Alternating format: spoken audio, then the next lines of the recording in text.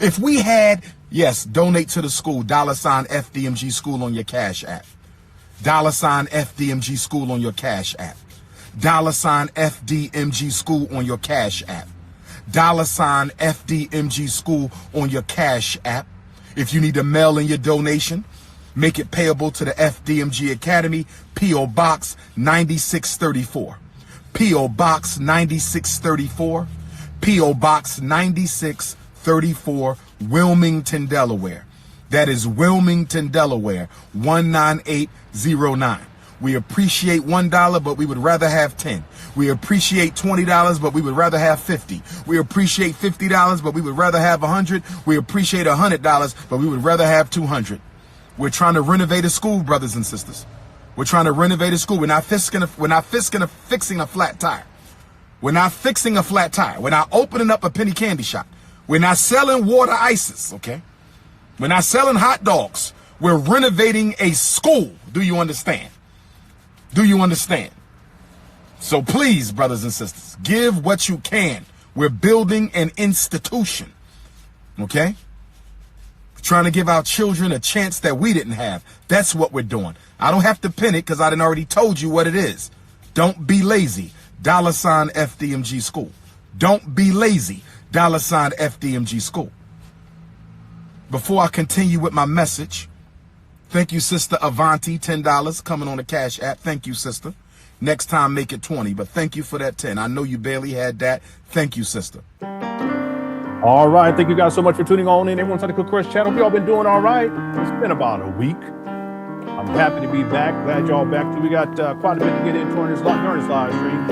Okay, let's get going here. Cook Crush chat. Love y'all. Peace. FDMG is coming. FDMG is coming. FDMG is coming. It's coming. Hold on. Yeah. Nah, I got this. I got this. FDMG is coming. FDMG is coming. FDMG is coming. It's coming. It's coming. It's coming. It's coming. It's coming. It's coming. It's coming. It's coming. Oh, it's coming. FDMG is coming. FDMG is coming. Thought his personality be twerking. It's twerking.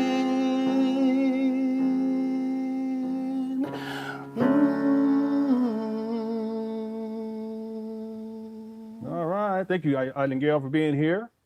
Billy McNeil, Cook Crush Chat is back. Let's go. Thank you so much. What's up, Maddie? How's it going, Sweet D? What's up, guys? Little Princess. Hope you're doing all right. Yeah, let's get going here. I forgot to turn off the refrigerator. Can you guys hear it? Let me know. Okay, give me 1 second. I also forgot to turn off the water dispenser. You guys may not be able to hear it, but I'm at least turn off this water dispenser because it always annoys me. Hope you guys been doing all right. We got quite a bit to get into during this live stream. I'm going to leave the refrigerator on. Just let me know if you guys can hear it. If you can hear it, then I'll turn it off. Okay. Thank you for your patience. So Umar, he's missing in action, but there is a video that's come online where he's being interviewed by Big Loon. And we're going to get into that particular video. It's actually part of a larger interview, but Big Loon, he's chopping it up, and then he's supposed to be releasing this second section of it where Umar is talking about FDMG. He's talking about, remember Umar was talking about how his bank accounts were frozen. He blamed me, he blamed Lenon, and this whole big fiasco last year in 2025. That's what I want to get into during this live stream, but it'd be towards maybe the middle part, the beginning part. I've put together a video. It's an edited video that shows what led up to that situation where Umar was talking about his bank accounts were frozen, and he specifically said that his bank account, his personal bank account, was frozen, and also the FDMG bank account was frozen. Okay, for some reason they're both frozen at the same time. So that's what we're going to be focusing on here today. So even though Umar, he's kind of been absent he's been very much offline. He hasn't done much live stream. He was supposed to be on the Breakfast Club. I think it was last week, if memory serves me correctly. Someone correct me if I'm wrong. But nothing has surfaced from the Breakfast Club. Maybe he was on there and they're still editing the video. We'll have to wait and see. Normally it doesn't take this long, but with Umar, he may have made that up in the first place, or maybe he decided not to do it for whatever reason.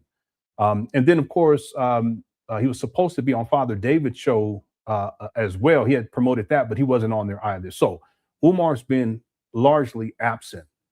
So what my focus is today is obviously to bring attention back onto Umar. That's the focus.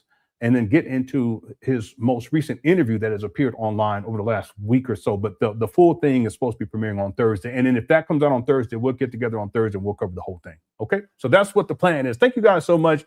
Everyone aside the cook for a chef. Thanks, Lane. What's new, Leonard? Thank you so much for being here, Lane. Yeah, there's I got to tell you guys, I went and I got myself a bike. It's a bike, like a trail bike. And I've been getting exercise in. Trying to get my sleeping pattern in order, and I've been doing a lot better with that, so that's really, really good. I've also cut out as much sugar as possible because I think that's because I like smoothies. I've been cutting that out as well, and been in a much better mindset, and I'm going to continue to build upon that moving forward. So that's the latest thing. Okay, you guys see me trying to, and I got headphones. They bought me some new shoes. I haven't done that in a long time. I kid you not. I threw out my old shoes. My mama gave them to me like it was probably, I kid you not. It was probably about 12 years ago. There's some Nikes. And I had those. They were my brother's, and he left them at her house. And she brought them to me and said, "Did you want them?" I said, "Whose are these?" He said, "Your brother. He won't pick them up." I said, "Yeah, I'll take them." So I finally threw them bad boys out there. When I picked them up, I was trying to put them on. When I first did my first bike ride, I tried to put them on, and they were so stiff. But I wore them anyway. But then I said, "Let me not do that." Okay, so I got me some new shoes. I got me some new earbuds as well. I have some already that I'm using right now, but I got some new ones off of Amazon for when I'm doing my bike riding. And I got all the gear, so I'm building it up and I've been enjoying that. Okay. I was going to go today, but I was too tired. It's like 4 miles. That's all I can do right now, but I'm expanded over time. Okay.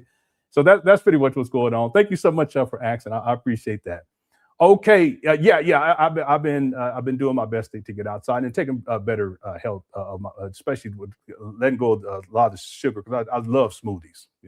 Anyway, okay, so we got a lot to get into during this live stream. I want to thank everyone again for tuning on in. I appreciate your presence here. I figure we'll probably go for about maybe an hour and a half, 2 hours today. And again, on Thursday, the next segment of this Umar Johnson interview is going to be released, and I'm planning on getting together with you guys on Thursday to cover that. Okay. So there is a poll question. There's already 853 votes. Were Umar Johnson, did I say that right? Yeah. Were Umar Johnson's bank accounts frozen in 2025? I could have rephrased this differently, so I apologize. 16% said yes. 20% said no, and 20% said I don't know. So that's what we're going to be focusing in on during this particular live stream. Okay, and if at any point you're enjoying this live stream, make sure you hit the like button. I appreciate that. Okay, and I said earlier, I'm not going to be addressing the fake check scandal. I already did a public address, did a long live stream to address that last year. So if you want to talk about that inside the chat room, you're welcome to do so. Just be respectful. And then the other thing is that if you send me a super chat to discuss that, I won't be able to read your super chat. So just save your super chat for something else, or just make those comments inside the chat. Okay, that's my policy moving forward. Actually, it's my policy going back to last week, and that's what that will be how it's going to be handled here on my platform. Okay. So thanks to everyone who sent me super chats earlier. I appreciate that. Let's see. Someone said, no, I'm not going to read that. Okay, Lewis said, I don't hear your refrigerator. Is that how I said it? Is that how I said it? The refrigerator. That's how I say it. I'll just say fridge. Okay, if you can't hear it, we all good, Lewis. Thank you. Okay. Mr. Controversy says, I'm only here to pocket watch. You've been doing that for years. It's been many years. Thank you so much. Thank you, Mr. Controversy, for that. Let's see. Yeah, I don't know what that is right there. I don't know what that is. What about the alleged C of O? It's been almost a month. Oh, the certificate of occupancy. Okay. Umar hasn't mentioned anything about that. I can't even remember the last time he was on. I think that was the last time he was online, right? When he was saying that, that he was going to be applying for the certificate of occupancy. I think he said on Monday, right? That was, anyone want to guess how long ago that was? I can find out. And let me go into my my folder here, because that was, yeah, that was, I want to say it was about maybe 2 weeks ago. Okay, that was on the 14th. Yeah, so it's been 2 weeks. It's been about 2 weeks. Yeah, he hasn't been, to the best of my knowledge, he hasn't been back online since that time. Furthermore, he hasn't, at least I've really been on his Instagram page. He hasn't made any announcements about that, because he said he was going to go on Monday. I thought that's what he said, if memory serves me correctly, which would have been the 16th. And I could be wrong, so don't quote me on that. That's what I thought he said. But you would think that by now he would have put in a certificate of occupancy based upon what he was saying. But I haven't heard anything. So again, smoke and mirrors with this guy. He lies all the time. Thank you for being a member for 3 moms. Okay, I'm not gonna do that. Yeah, Umar said they had to reschedule the Breakfast Club because of the heavy snow in New York City. Oh, okay, yeah, I didn't hear him say that, and I didn't see that on his Instagram page. I haven't been on there. Let me go look here. Yeah, so maybe that is the case. You know, but there's no telling with this guy. They may not even schedule him. Yeah, he lies so much you can never trust anything that he says. Somebody, so this boy, his Instagram page, what he be posting is crazy. I'm not even gonna read that. Umar, he wild. Let me stop. Okay. Beautiful Bernice, how's it going? It says, hi, in the chat room. I'm proud to be a member of the Cook. I think you're saying Cook Corrected. Yeah, you've been around for a long time, 57 months, and even before, if memory serves me correctly, you were around before. Yeah, you were around before I had super chats, before I was monetized. If memory serves me correct, and I could be wrong, because that was such a long time ago. But when I first started doing Umar videos, I wasn't even monetized. We didn't have CashApp. I didn't have a CashApp, and I had a PayPal, but I didn't promote it. And then also we didn't have super chats, because at that time YouTube didn't have that particular feature. You were around way back then. Yeah. So it's been a long journey. It's been a long journey, and I'll keep plugging away here steadily, but surely, if that makes sense. And thank you so much for your support and being around for these many years. I appreciate you, sis. Yeah, somebody said I remember those days. Yeah, those were those early days. You was here too. Yeah, how many of y'all was here back then? Hit the one. That was a long time ago. The show was all boring. You know, no laughter, nothing. I had a little PowerPoint presentation. I didn't really know much about Umar, at least not like the level of research that I have now. But that was like kind of the early stages of all this. And here we are all these years. Oh, so yeah, so there's quite a few of y'all were here from back in the day. Yeah. Umar said on Tuesday, because Monday was a racist. Yeah, that's something like that. Thank you, Jamboree. He did say something like that. It was ridiculous. Yeah. It wasn't this fun either. Yeah, and I didn't. The humor wasn't there for me either. That's something that I kind of developed. A big man had a big. He had a big influence on me. I'm not gonna say a negative influence, because we had a good time, but now it's more joyful, and I enjoy and I have a good time. I think that has a lot to do with the numbers that we do and the support that we've been able to build over these years. So I thank you guys so much. Yeah, we have to stay focused. I totally agree with that, lady. Yeah, I totally agree with that. Maddie's been around for a long time too. Thank you, Maddie. I can't even remember. Abu Zafi. Yeah, Malika, you've been around for a long time too. What's up, Joshua? Crystal, how's it going, Crystal? Hope you're doing all right. And then, of course, 100% real man. You've been around a long time. Smoke diggity dog. All right. Yeah. Umar canceled his book club because no one wanted to pay to get berated. No, Chastity, it was a bad idea in the first place. Okay, we're in 2026. A lot of Umar, his whole conceptualization of social media, it's antiquated, and even when it was, no, it's never been up to date. But what I mean by that is he's taken this model from the Black conscious space, where back in the day, people, you would do book clubs and people would get together and read. Like when I was in the Black conscious space, that was more like that. Like you got these different books you would read and you would discuss them with different people and all that kind of stuff. In some cases, you would get together at events and have discussions. So he's really adopted a lot of that stuff from way back in the day. I would say that for me, that was 1994. Yeah, 1994. 1994. But for him, whenever he truly got into the Black conscious space, he just adopts that, and he tries to apply that same approach to the internet. But social media doesn't work like that. See, people are more inclined to watch a video than read a book. They're more inclined to listen to an audio book than actually read a book, and then read a book, and get with Umar while he talks about, and it becomes about him anyway. So what's the point? He doesn't understand how social media it works, and he takes a lot of antiquated ideas and he tries to apply that to social media. And I told you guys before that it wasn't going to work, and I knew it wasn't going to work, and it hasn't worked. Why would someone pay to do a book club with Umar? And Umar, listen, I would propose that people, if they're willing to read a book, they're gonna want to make sure, and then they're paying for it to be part of this group. They're gonna want to make sure that everything's on the up and up, that Umar's consistent, that Umar's on time, that Umar's not canceling things, that, because they're not only are they're spending money to be part of this so-called group on social media, but they're also investing time into reading this material. So for Umar, because he's not consistent and he never follows through on things. Very rarely does he. I got to be fair, but very rarely does he follow through on things. People, they're not going to waste their time with that. Furthermore, most of the people who are looking at and they're on Umar's Instagram page, they're not there for information like that. That's not what they're there for. They're there for all of the shenanigans. And then when he posts about, you guys go and look, if he posts about Snow Bunny crisis, or he's talking about a celebrity in a derogatory way, that's when you start seeing engagement, at least some engagement. There's not a lot of comments for if you got 1 million followers, but relative to when he's talking about doing a book club, people ain't trying to do that. So I told people then that it wasn't going to work, and here we are. So he's canceled that particular book club, but that's because people weren't signing up, and they're not going to sign up for no foolishness like that. Not in 2026.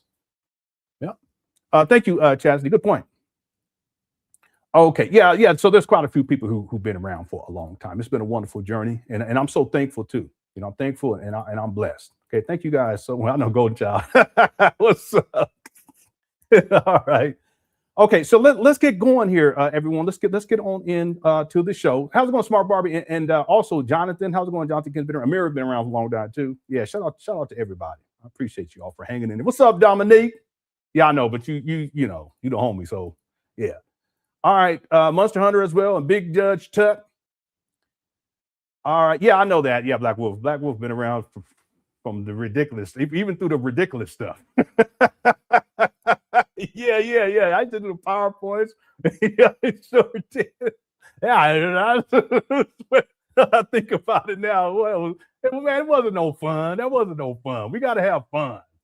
Okay, let me do the other super chats real quick. If we get to the show. I'm not reading that user 225. Come on. Remember.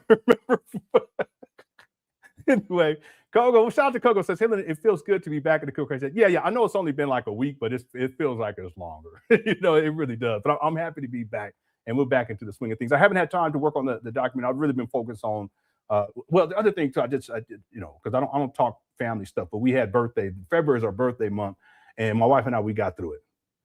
It was rough. We had one of my daughters had a big party. It wasn't as big as last year because I told her we can't do that. I told her last year, I said, after last year, I said, listen, next year we can't do that. We cannot do that. It was so many kids. I kid you not. It was like wall to wall kids in here. Okay. I kid you not, kids in the bathroom, sitting on the sink, sitting on the toilet, seats down, sitting on there, sitting on the ground, talking, and all. People all outside. It was crazy. This time it was still a lot of people, but not nearly as much, and it was good. It wore me and my wife out because we went all overboard with making sure that our children had wonderful birthdays. We've always been like that. I was thinking there was a time where we couldn't do stuff like that for birthdays. We still had birthdays, but we couldn't do stuff like that. And thank the Lord, we've been blessed to where we can do these types of things, but we were just so tired. So that's the other thing that we've been dealing with this whole last month, but now we're done. So we're happy about that. Okay, until the next round of birthdays come through. Thanks, Coco. Thanks for all your work too, brother. I appreciate you. Okay. Listen, I can't read that. Some of y'all, okay, I told you I'm not gonna be reading stupid chats like that one. Thank you, Coco. Black Wolf says, Lenon, I know you're not speaking of her, but can Umar Johnson, could you just speak a little about, did you know the check was fake all along, bro? That's it. No, I didn't know. And I talked about that inside of, and it's not a good look. It reflects very poorly on me as someone, because integrity is important. And then my platform, it was a big mistake on my part. And I should have caught it.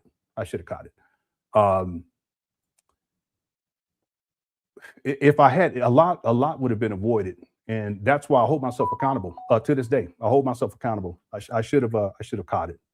And I talked about that inside of the. I'm sorry. Wow. Yeah, we had ordered a whole bunch of pizzas and stuff. We ordered because the kids that was here, they wanted a particular type of pizza. We got that, and then there's something called, it's not Papa John's, it's Papa something or yeah, Papa something. They have vegan pizzas, but when you order it, they don't bake it. They deliver it to you, and then you got to put it in the oven at wherever you're at. Or if you order it out of their store, I think it's Papa Murphy. They don't bake it. You just get it, and then they put all the toppings on. You got to bring it home and bake it. So we got 2 of those. And my wife, they gave her a refund because it was messed up. So now she wants to use it. I said,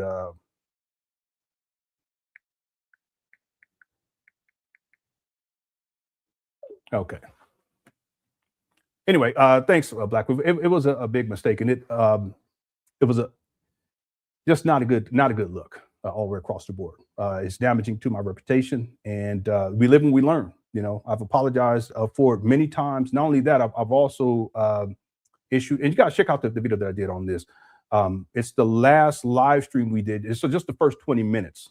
Okay, I wrote everything out. I took time to really think about it and to address that particular issue. But again, moving forward, I won't be addressing any of that, and the focus is on Umar. Okay, again, if I could take it back, I sure would. And then I feel bad because I also, you know, there's other people that, anyway, yeah. It is what it is. Live and you learn. Okay. Thank you, Black Wolf.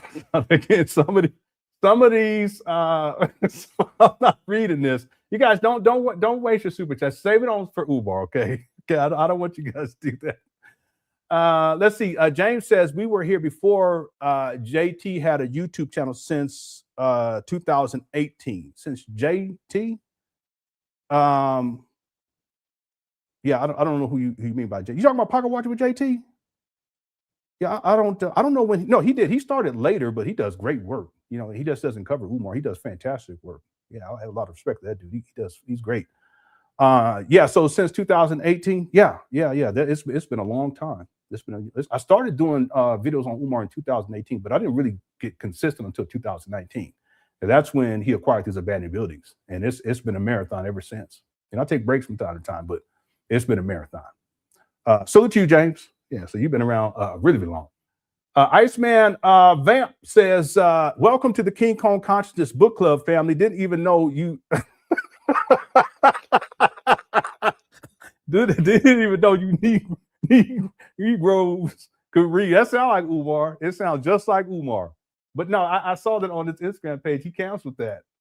Let me read you guys what he said. And I don't feel bad for him. It's just he doesn't understand how social media works, and he's antiquated. And if he wasn't such a con man and a scammer, I could help him out and show him what he could do. He wouldn't have to be doing all this FDMG school scamming stuff.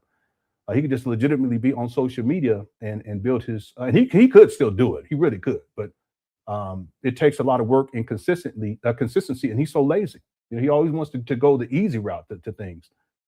So let me see. I won't pull it up, but let me read you because I saw that. I think this was a couple of days ago. Yeah, I don't even see it on here anymore. Am I right about that? Maybe it was a while ago. I thought it was a couple of days ago. Oh, here it is right here.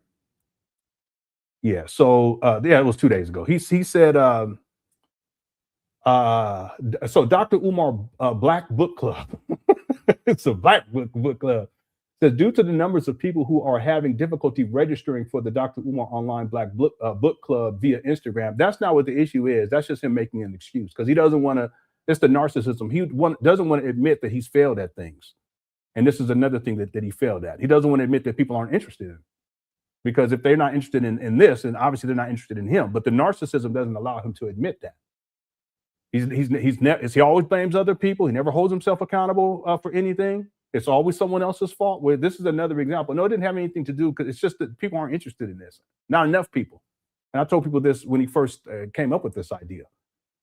So he's saying that they're having difficulty registering for the Dr. Umar Online Black Book Club via Instagram. I want to move the book club to another platform that has a paywall and go live and a go live feature. He could have done that from his own website.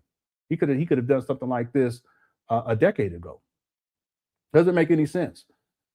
If you know of another social media or low-cost streaming platform that would be ideal for the book club, please do let us know. I don't know who us is, but again, Umar, this is something that you should have figured out yourself. Or what you do is you contact someone who's professional who can help you to build something like this. And there have been people in the past that offer free services to get them started with something like this. Brother Marion, rest in peace, was going to do FDMG, the FDMG website. The closest thing that Umar ever had to an FDMG website, it was called, and I have screenshots of it, it was called either I think it was umarjohnsonschool.com or drumarjohnsonschool.com. That's the closest thing that he's had to an FDMG website. But that could have been done years ago, and that could have been the platform that he uses not only to promote this project, give updates. I've already talked about this, a weekly update, also timeline, what's taking place that week, what's going to be taking place over the next month, how much money's been raised, how much more money is needed, board of directors, a mission statement. What's the FDMG mission statement after all of these years? In 2010, he said the school was going to open September 11, 2013. What's the mission statement? All that could have been on a website, and he could have been building that over time. But he doesn't want that type of help. He wants money. Okay. Anyway, so this is just Umar coming up with more excuses here, and then he's going to ask people to help him to find another, I guess, venue, online media venue. I don't know. Yeah. But I already told people that was going to fail, and here we are. We got 1,500 people here in the building already. If you're enjoying the show, make sure you hit that like button. Our goal is 600 likes. And there is a poll question: were Umar Johnson's bank accounts frozen in 2025? We got 1,209 votes so far. 18% said yes, 61% said no, 22% said I don't know.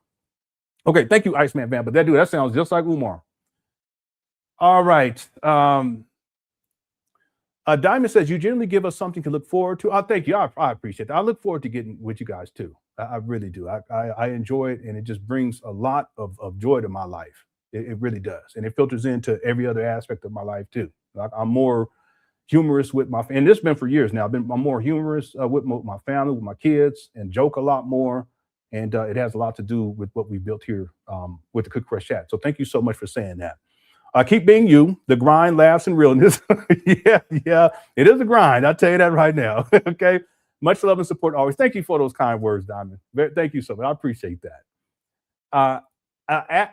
Ace Nation 914 says my birthday was the 28th. Okay, I hope you had a good break because I did. Okay, let's sing happy birthday to Ace Nation. Everyone inside the Cook Crush Chat, happy birthday to you. Happy birthday to you. Y'all need to be singing it too. Come on. Happy birthday, Ace Nation. Happy birthday to you. All right, and many more. Okay. All right.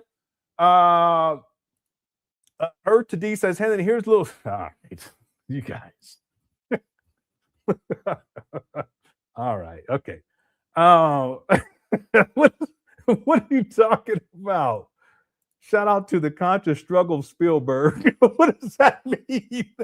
What does that mean? I don't know what that means. You crazy, Dubai. Sagonito's in the house, has been here since Panthro was running the streets. Yeah, shout out to the homie. Hope he good. Yeah, I hope he good too. He probably fine. Yeah, he was out there in them streets. Yeah, that was my favorite cat was Panthro. Yeah, he probably was my favorite animal, to be honest with you. At least in my adulthood, he was probably my favorite animal. Yeah, we used to kick it all the time. He was real cool. But then he got out in them streets. He would never come home. He would disappear for like 3 or 4 months. Then he shows up. Yeah. Shout out to Stragonito. Thanks for being a member for 56 months and for all your support to all these. I appreciate you. All right. Sweet D says, thanks for all you do. I'm glad the YouTube algorithm led me to your channel. I was not aware of the chaos the Minister Umar Johnson was creating prior to last year. Yeah, it's a lot. There's a whole history of it. And the documentary covers a lot of it, especially the historical, the stuff that's documented online, the historical stuff. Umar has a long history of creating chaos, even back in the days with the UNIA days. 2000, he says I heard him say 1994, 1996, and 1997. Ain't no telling with this guy. The point is that by the time we get to 2005, he puts in his letter of resignation. It's not online anymore, too, by the way. It got taken down like over the last 2 months, but I have screenshots of all of it. But he was causing chaos in the UNIA. So nothing's changed with this guy. It's just he's been on this path for decades now of just creating chaos, and not just in organizations, but also in people's lives. So there's a long history with this guy, a long history. And a lot of it, that's what's archived online, that will be inside the documentary. I've already gone through the timeline. We're in 2011, I think, 2012 now. Yeah, 2012. Thanks, Sweet D, for being a member. Kogo says, Lenon, lots of people here in the Cook Crush Chat have had your back these past few days. One thing that's for sure, a lot of people love you. Yeah, and I appreciate that. I haven't been online all that much, and I've just been focusing on just being at peace with things and forgiving myself, taking better care of myself with the mentals, but then also with the physicals. That's two things, a big deal. I even set my music equipment stuff back up. I put all that away months ago, and I have it all set back up. If I remember, I'll take a picture and post it on my community wall. And that's part of me just doing something that I enjoy, for the happiness part of it, the mentals, So I want to thank everyone for all of your support, and I really do appreciate it.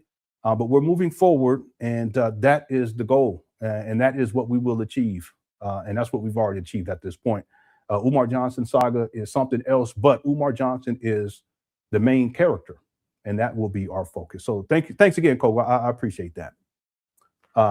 I even I didn't bring it over here, but I took out this little thing. It's a stand for my flute that and I even got the flute out. It's somewhere. I ain't played that in maybe a couple of years. But this is all stuff that I need to do just to stay positive, and I have been, so I'm good. But also just to maintain a positive mental state, because it was rough. Okay, but thank you guys for all of your support. I appreciate it. All right, thanks, Kogo. Black Wolf says, Are we surprised he counseled it? Y'all Negroes gonna be taking a test and studying. People laugh, they ask. Yeah, I'm sure there are people who looked at it like it was ridiculous, because Umar tried to act like it was a big deal, and you're gonna be taking tests, and if you don't pass the test the first time, then we're gonna, you're gonna get kicked out. People don't want to hear all that. Imagine studying Umar's book for hours. Yeah. It was a bad idea. And I told people it was a bad idea then, and it's a bad idea now. But that was just Umar. He's trying to find ways to get money out of people. The school scam, people ain't sending him money like they used to. And he knows that. Thanks, Black Wolf. Okay, Blackmore, I ain't gonna read that.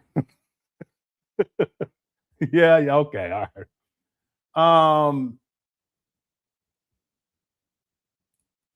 So Daniel Kai says, I've been around for well over a decade, back in the Borg Agenda days. That was a documentary series I did way long time ago. Will it hurt to be a drone? Yeah. Take care, man. You are fantastic. Thank you. Yeah, that was back in the conspiracy theory days. I did a documentary called The Borg Agenda, and the idea was the overdependency on technology, and for me, it was like moving away from spirituality or nature. And so that's what the Borg Agenda, that documentary was all about. Yeah, it's a long time ago. That's when I was young. Okay, thank you for the super chat as well. I appreciate it. Let's see here.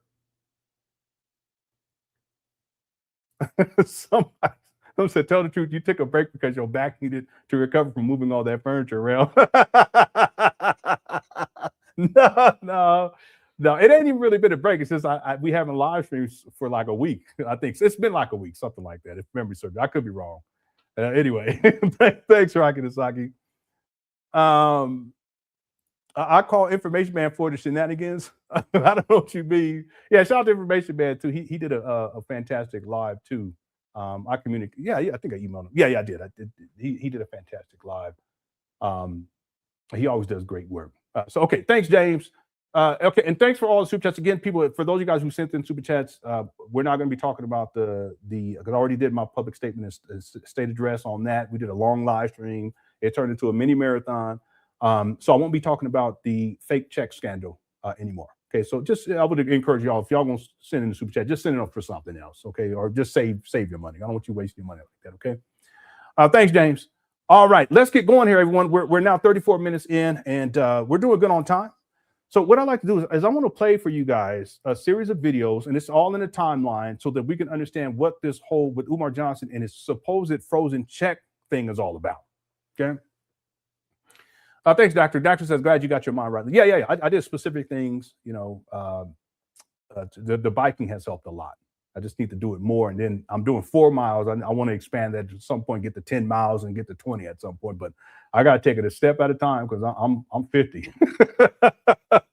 I used to jog. That was my thing. I used to like jogging, but I can't do that. I mean, I guess I could, but I would rather bike instead. At least I could try. All right. It wouldn't be good. All right. Thanks, Daxter. Afro Punks says, hey, Lenon, today's my birthday. I turned 34. Congratulations. Can you play the video of them working outside of FDMG and sing over for your birthday? I don't want to, but because it's your birthday, let's go ahead and do that. Okay. So while I find let's sing happy birthday, I'm only doing it because it's your birthday. If it wasn't your birthday, I wouldn't do it. Okay, so let's sing happy birthday to Afro Punk. Happy birthday to you. Happy birthday to you. Happy birthday, dear Afro Punk. Happy birthday to you. All right, there you go. Okay, and I'm only going to do this because it's your birthday. All right. All right, here we go right here. So this is from 2019, and this is what was going on at these trap battles back then. Here you go.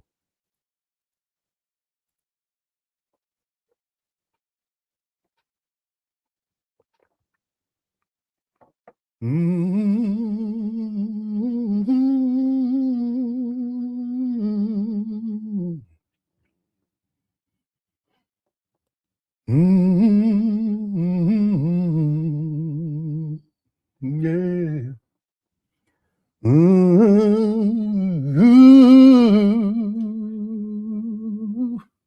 Yes, Lord. We working on Monday. We gonna cut it down.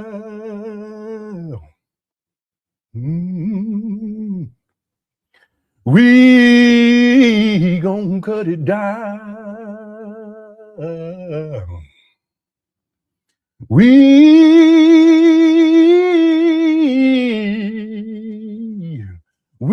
gonna cut it down. Whatever it is. Whatever it is.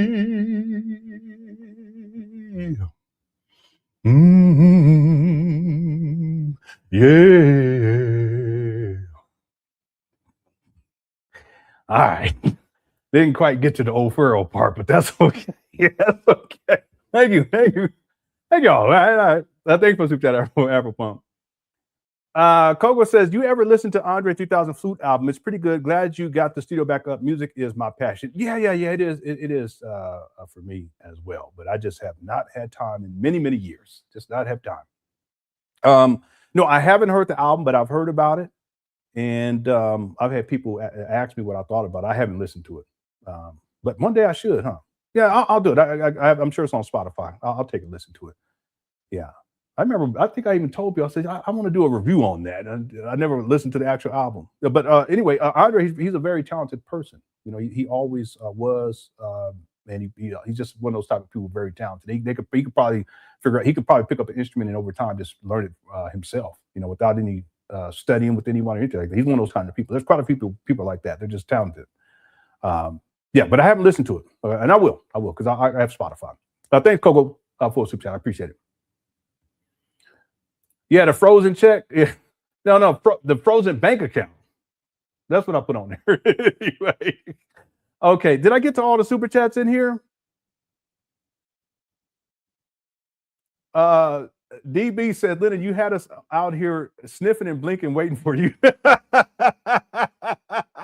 Glad to see you doing well. Protect your peace. Yeah, thank you so much. Yeah, that's huge. I did a video about protecting your peace many, many years ago.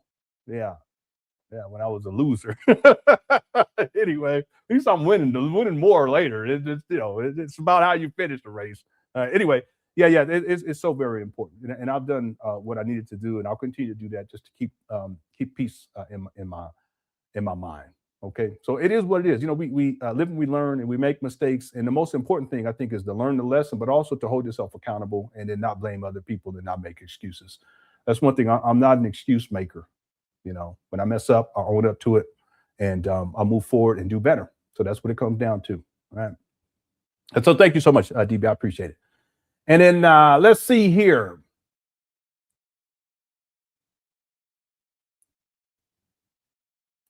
Malika says, I've been here since the MJ Beat It video breakdown. I lost my dad to cancer recently. Oh, I'm so sorry to hear this. And been missing in action. Okay. In the chat, but still watch the lives. You really helped me move through my grief. Thank you. You're so welcome. And I'm so sorry to hear that. You know, I really am. So God bless you and the family, and your family, and quick healing, but also take your time with it. You know, if there's anything that we can do as a community here in the chat room, let me know. And we'll do whatever we can. Okay, and I mean that sincerely. That's the thing. As we get older, we have to deal with these types of things more and more. And the older you get, the more you have to deal with it. And then when we're younger, we tend not to think about, you know, how life for all of us. We're going to get to that point where it's time to check out. And when we're younger, we don't really think about that. We have the sense of invincibility. But it's important to recognize, just so that we can value our life and then the people that we have in our life more while they're here. And then the older we get, the more experiences we have of losing people. And it doesn't get easy. It doesn't get any easier. I have an uncle. He's the oldest on my mama's side. He's the oldest. And he's because he lived in areas in San Diego where there's a lot of stuff going on and people getting killed and all this kind of stuff. So he's seen a lot of that. And it's not just people his age now, but also their children, and in some cases their children's children. You know, because of the I used to work in that area too, back in the day after the first time I went to college. So as he's gotten older, he has to deal with it more and more, and that's the same for all of us. The older we get, the more we have to deal with loss. And I want to wish you healing for you and your family. Again, if there's anything that we could do, please email me, let me know. Okay, and I'll keep you and your family in my prayers. That's another thing I got to say, that recent events, it's been a test of faith, and I've been building my faith up more and more since. You know, and that's one of the big lessons right there, you know. So God bless you and your family, Malika. All right. And thank you so much for the super chat as well. Yeah. Yeah. Okay. TJ says, I thought slavery was over 3 times in my Umar verse. Yeah, voice. Yeah, he had those guys out there working like that. And it's a travesty. That was in 2019, not long after he acquired these abandoned buildings. That just goes to show you he wasn't serious from the beginning. He didn't have a plan either. See, in February, when Umar purchased these abandoned buildings, he didn't know what he was going to do next. He just had to do something, you know, to kind of quiet people. But he didn't have a plan after that. And he still doesn't have a plan to this day. Over 7 years later. Crazy. Thanks, TJ. How's it going? Miranda says, hey, Lenon, quick chat. OMG, I'm wheezing. Saying, yeah, that's we got to get back. That's what it reminded me when I played it. I don't know, it was about a year ago, or maybe a little over a year ago. I played it, and I was just thinking to myself, this is like an old Negro spirituals needs to go to this. And that's where the song came. I just made it up. It's called We Gonna Cut It Down.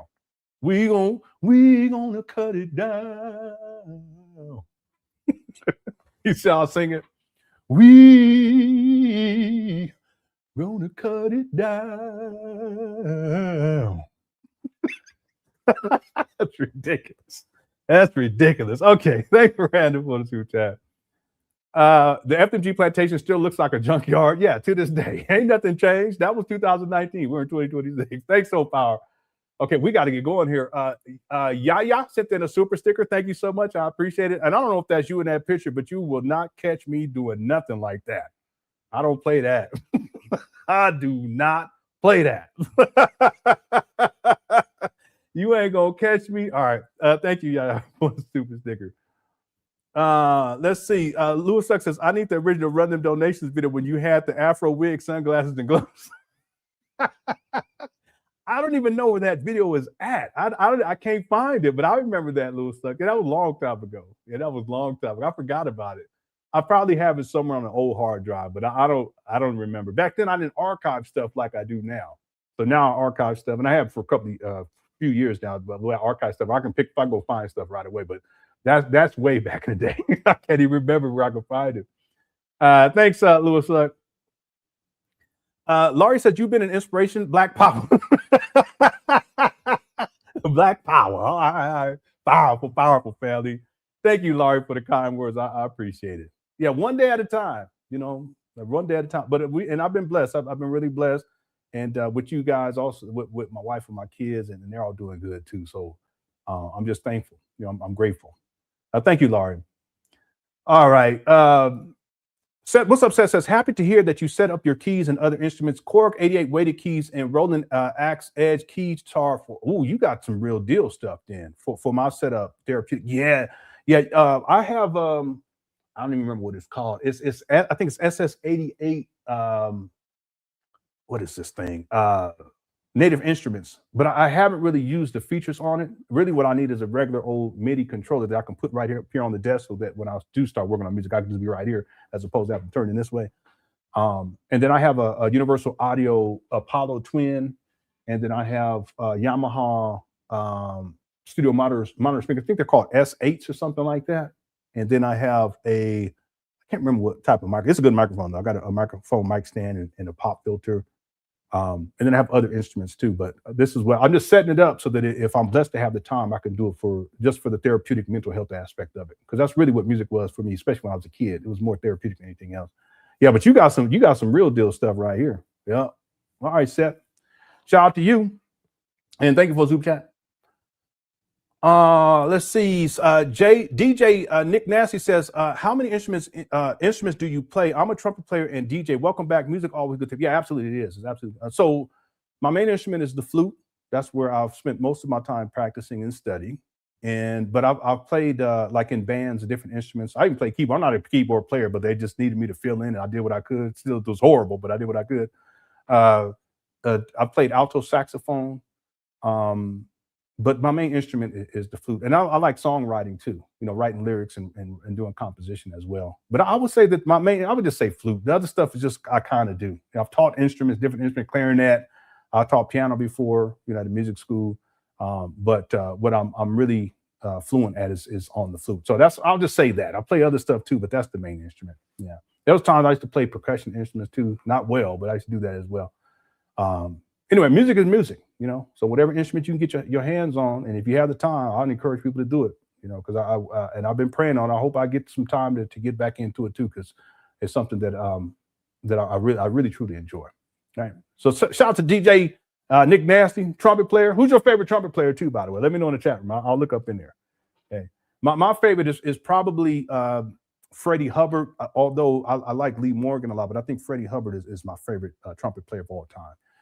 Just as a trumpet player, but then you got other people like Miles, Wynton Marsalis too is someone to consider as well. But Freddie Hubbard, that's my guy. All right. Thanks, DJ. And then Miss Vernica says, hey, Lenon, I just want to let you know I'm in the building and salute to the Cookie Crush Chat Undefeated. Yeah, thank you so much. Welcome. And thank you for being in the building. Everyone else too inside the Cookie Crush Chat. Thank you guys so much. Yeah, I appreciate you. I really do. I really do. Someone said, Wayne Shorter, that he's a tenor player. And he's one of my favorites of all time. He did an album with Milton Nascimento, which is a classic that a lot of people haven't heard. It's called Native Dancer. And that's a really, really good, it's a masterpiece. Yeah, Branford Marsalis. Yeah, I used to listen to his album when I was in college the first time. Yeah. It was the one he's known for. I can't even remember what it was called, but it was fantastic. Okay. Yeah. He's that dude. He's a genius. Yeah. That dude right there. He's a genius. Yeah. Someone said that Monstera deliciosa is looking healthy. Who is the plant parent? Well, the plant parent. That's my wife. She's the plant parent. I take care of the plants too. I tend to water them and stuff. But when they need to get fixed up and stuff, because that's what we did with this one. Because it was all spread this way, and it was getting on stuff because it can go crazy. So we did some research and she found some stuff where there's 3 rods we put in there, and then we can kind of mount it, and so then it sticks up straight like that, and it looks healthier once we did that, as opposed to it being flat like that. So Yeah, we did that. We did this before the party because we were trying to save space because it grows out, you know, and it's crazy. And then we got other plants back here. We got plants over there as well. I'm a plant dad though. I enjoy that kind of stuff. But in terms of because my wife, she's real careful with them. You know, I'll feed them and stuff. And sometimes I'll look out and say, yeah, you need some water. I'll say it out loud. You need some water. I'll go get some water. But my wife, she'll be like, okay, let's fix this. We're going to fix it. I won't be doing all that. That's my wife though, boy. She boy. Yeah, anyway, yeah. So we have a lot of plants in the house. And then I got plants for my son inside his room. And I got him another plant. So he takes care of those. It just kind of trains him to kind of take care of things. Yeah. All right. Thank you, Laurie. Thanks for noticing too. I appreciate that. Yeah, somebody says, Kiara says I have a lot of plants. Yeah, and if I could, I would have a whole lot more too. But we got so many kids and we got a dog, so there's only so much we can do. All right.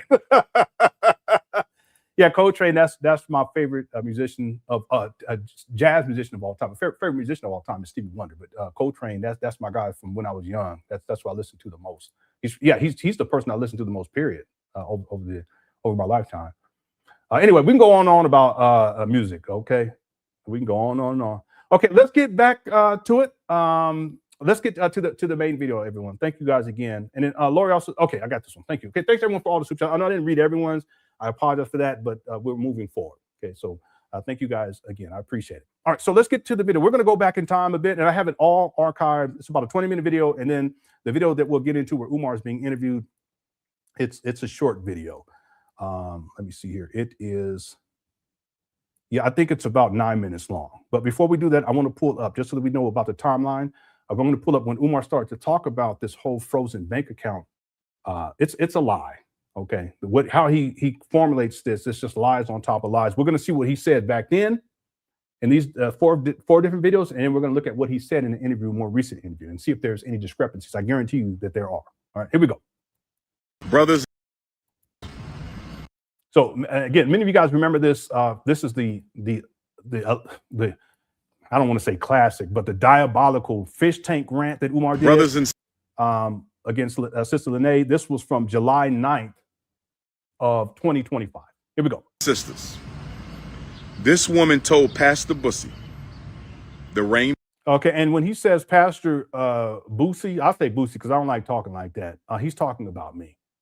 All right, and I can provide the receipt on that because he actually posted a picture of my wife. Anyone remember that hit the one? He posted a picture of my wife on his Instagram page, and then he put Pastor Bussy, that's what I'm going to call it, and then docs my wife's email address. So when he says Pastor Bussy, he's talking about me. Hit the one. And my wife did receive emails from Umar Johnson supporters, but he has a history of doing that kind of stuff. And that's when I decided that, okay, you want to play games like that for that whole month or the rest of that month. I uploaded a video on Umar each day, or at least I tried to. Yeah, no, I did. I did. I was able to do each day. But that's the kind of shenanigans Umar he's involved in. There's no good reason for him to do something like that. It was more of an act of intimidation. He was crashing out because he was being exposed by Sister Lene. And that's the way that he decided, I guess, to get at me. But that type of stuff don't work with me. First of all, it shows you your character, what type of person you are, and how you're not a man, because women and children should be off. You shouldn't be doing that, period. But then the other thing is that it goes to show you that Umar has a history of trying to intimidate people, and he'll go after whatever he can or tell his followers to do so. And then he tries to weaponize his followers against the people that he doesn't like. So let me see here. Yeah, I can't put this up here, but let me see. Yeah, give me 1 second here. Oh, wait, I know what I can do. I'll do it this way. Give me 1 second. Yeah, I'm not used to using this particular program. Let me just do it. I'll do it in Publisher. It'll be easier.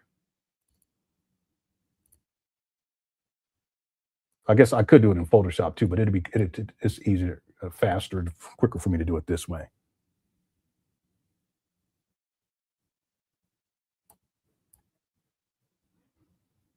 All right.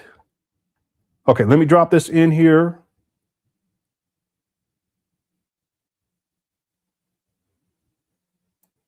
And the reason why he says pastor is because I have a character who's a pastor. You guys have seen me do skits on that years ago. So you guys remember that? Some of you guys may not even know about that. But this was years ago. A pastor, and he had a podium and all that stuff. He had it wasn't even a pastor's outfit costume, but I just act like it was. Some of you guys may remember that. But that's why he's referring to me as that. But let me see here.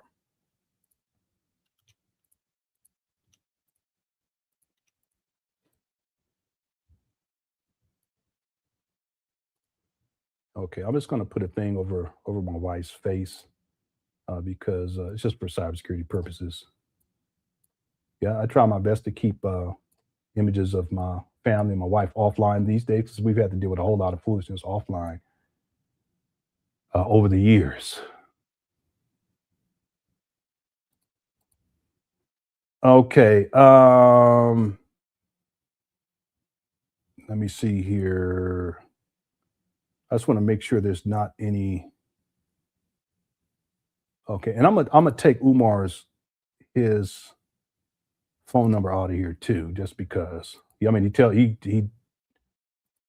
he gives it out all the time, but just to be anyway. Okay, so let me save this as a JPEG and I'll pull it up. Let me just read some of them. Yeah, hold on one second. Just trying to make sure.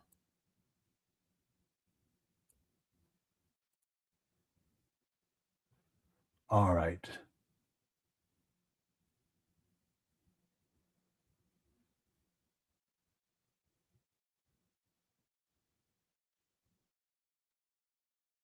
Okay.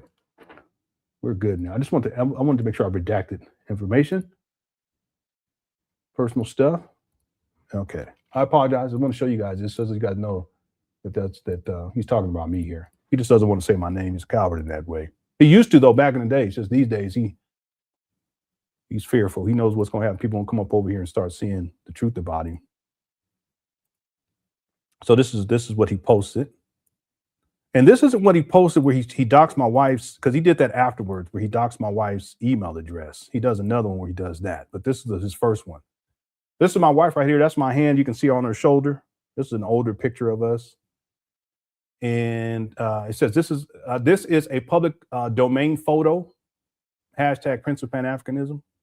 And then see how he says Pastor Boosie wife. Okay, he's talking about me. He says, he gives a city that I live near. He puts it here. Africans help me locate a phone number or email for Pastor Boosie's wife. That would be my wife. His mother frequents the World Beats Cultural Center. And the World Beat Cultural Center is in San Diego. I'm from San Diego. And then my San Diego Africans are working on a number and email for her as well. So he's saying they're looking for a phone number and email for my mama as well. Yeah, Umar, you can talk all that talk you want to, but you don't want no smoke. Eastside Power Rule. You just have no idea. Again, I present myself a certain way, and that's how I am. And I've always been laid back and stuff. But real talk, I come from a background where family members was really in them streets.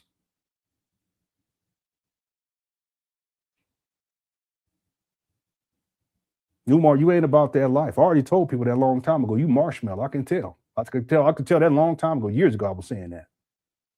But my family, they don't play like that. They never ever played like that, and they still don't play like that. So you can do all this whatever you want to do online, but you ain't stepping to nobody. Real talk. He says, I want a respectful conversation with his wife and mother about his zesty addiction to the Prince of Pan Africanism. I'm still searching for an attorney and it gives a city to take, or a state to take my slander and defamation case. Any leads, please text, and he gives his phone number. And then he says she is not being doxxed. Well, what he ends up doing is he releases on his Instagram page, he shares my wife's email address and told his followers to contact my wife. He's done that in the past too, where he's told people to contact, give my home address and all this other stuff. And she did receive emails. I remember I told her, I said, listen, don't read anything. I said, we'll set up a folder for you and just take that and just drop it into that folder and we'll leave it right there. Don't even worry about it. Just in case if later on anything legal pops up, we have this as reference, just like I have all the other documentation of Umar threatening violence, Umar telling about the pull-up teams going to pull up on me and talking about giving out my personal information and my home address and telling his followers to come and see me. And we're going to get a ski mask club and we're going to come up with ski and all this other stuff that he's done over the years. I have all of that archived and documented. So if Umar ever wants to go there, that all those receipts will be pulled. Okay, including from 2025 when he was doing this kind of stuff. Right. So that's why when Umar says Pastor Boosie, he's talking Abusi, that's who he's talking about in this video. All right, let's get going. Here we go. And we got almost 1,700 people in the building. If y'all hit that like button if you're enjoying the show, here we go. Brothers and sisters, this woman told Pastor Boosie, the Rainbow Bunny, the YouTubian struggle streamer, she told Pastor Boosie that I went down on her. Brothers and sisters, I'm willing to take a lie detector test. Brothers and sisters. Yeah, that's what he said, Joshua. I ain't repeating that though. That's what Umar said. I said, what in the world? We ain't gonna get into that right now though. But yeah, you're right. Let's go. I'm willing to take a lie detector test. Brothers and sisters, I'm willing to take a lie detector test. When that woman, after gummy bearing my Shango stick, that woman took off her underwear, and I'm telling you, brothers and sisters, and I don't mean no disrespect to feminine energy. I don't mean no disrespect to feminine energy. I don't mean no disrespect to feminine energy. When she took her underwear off, brothers and sisters, she smelled like something crawled up inside of her and died. She smelled like yeah, this is him. He's talking about Sister Lene. He's making up all these horrible things to say about anybody. But he's supposed to be a school psychologist. He's supposed to be this Pan Africanist. He's supposed to be this great black leader and the school psychologist. But look at how he's talking. An old fish tank. You ever smell a fish tank that somebody ain't cleaned in like 2 years? Yeah, his nephew talked about how his mama used to have fish tanks, and I think this is Umar. He's kind of just pulling from childhood experiences here. He's an interesting case study. But the other thing is that this is his way of trying to disparage a woman that took care of his mama and also a woman that he was intimate with. Okay, and a lot of people, I'm gonna tell you guys, there's a lot of people, they did not like Umar talking like this about a woman. A lot of women that used to support Umar, this is all they need to hear to recognize that he's just thoroughly inappropriate, sinister, mean-spirited, conniving. But that's Umar. And this video goes on. I just do a clip of this, but this video is long. He just keeps going on and on and on. They got goldfish in there. They got all kind of fish, and it ain't been cleaned in years.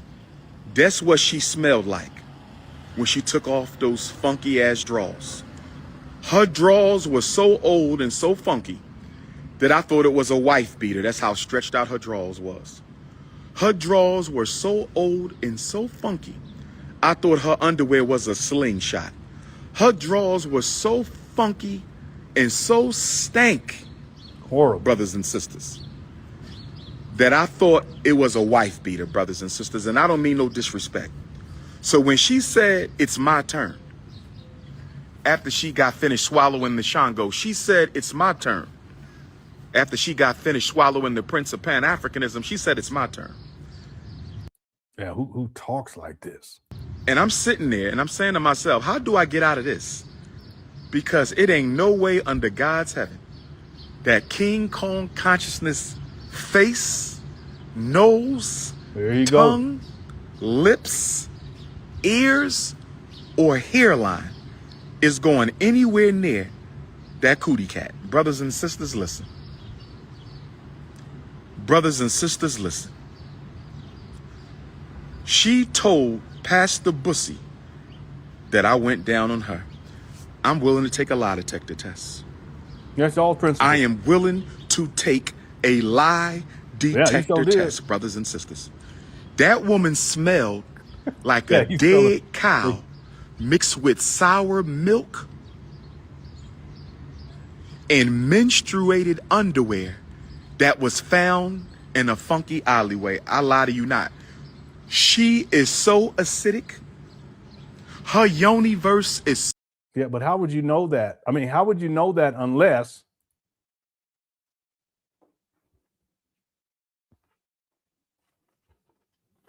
we're all adults here? Come on. so acidic. She needs a baptism. She needs a deep cleanse. She needs an exorcism. I think Look at this guy. she Man. got demons living in that bat cave. I think she got demons living in that bat cave, brothers and sisters. And she thought that the world's most requested scholar was going to go down on her. Oh, no. My women got to be fresh and clean. Yeah, notice how he says my women. It's not as if he's in a committed relationship, even though he's trying to tell you all black queens forever, it's nobody's never. Or whatever, however he says, nobody's never, black queens, whatever. My women got to smell like fresh peaches, fresh daffodils. There you go. My women got to smell like fresh roses. That's right, James. Back to the main business at hand. Shout out to James. Thank you, sir. Brandon says he has time to dox people, but never has time for his progeny. What kind of man? Yeah, that's a good point. I mean, even Umar being online is amazing. He got kids. He's not even in his children's lives. But he got time to dox people and make threats, and out there doing what he do, but he ain't got no time for his kids. He admitted that. It's in a documentary. I have it in the timeline. This guy, he's a deadbeat to the extreme. And yet he's always telling black men what we need to be doing with black women and with our kids and, in relationships. He ain't got no business talking about none of that, period. He don't take care of none of his kids. I never heard him talk about being in a long-standing relationship with a woman. Not one time in all of my research.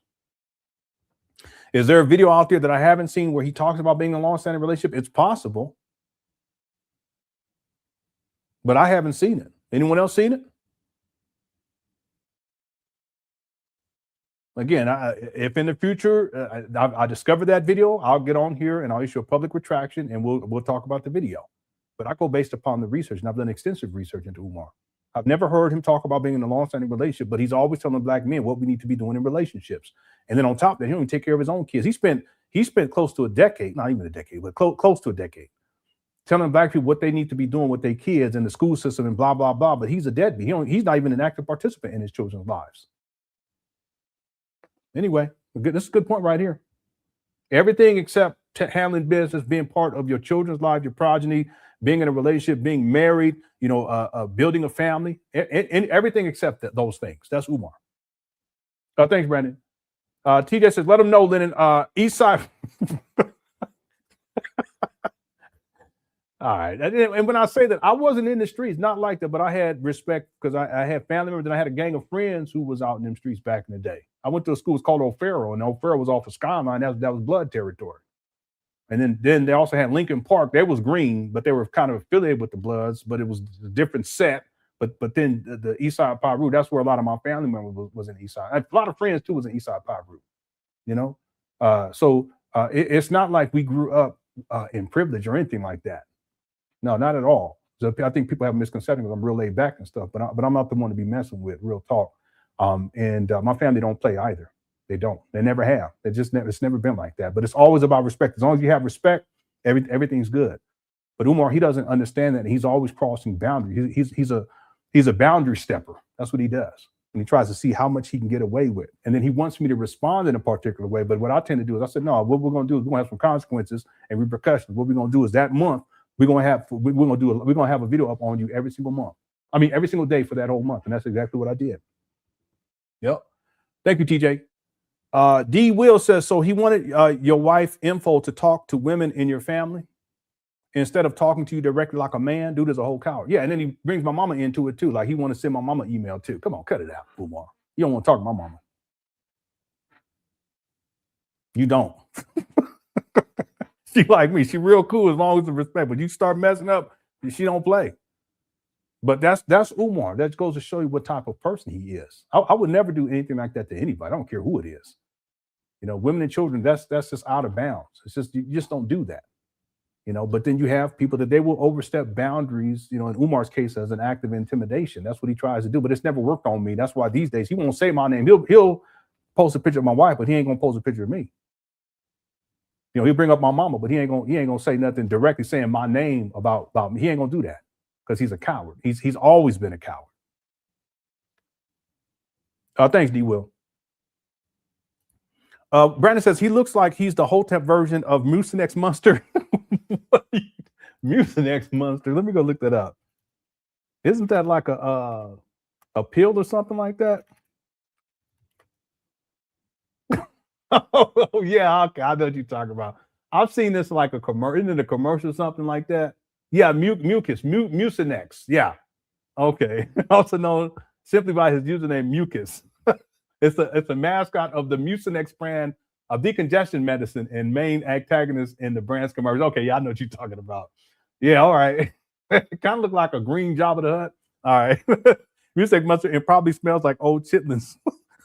but it's dissing women. That's Umar. But that's his way to I think for Umar, that was his way of disparaging her on a base level.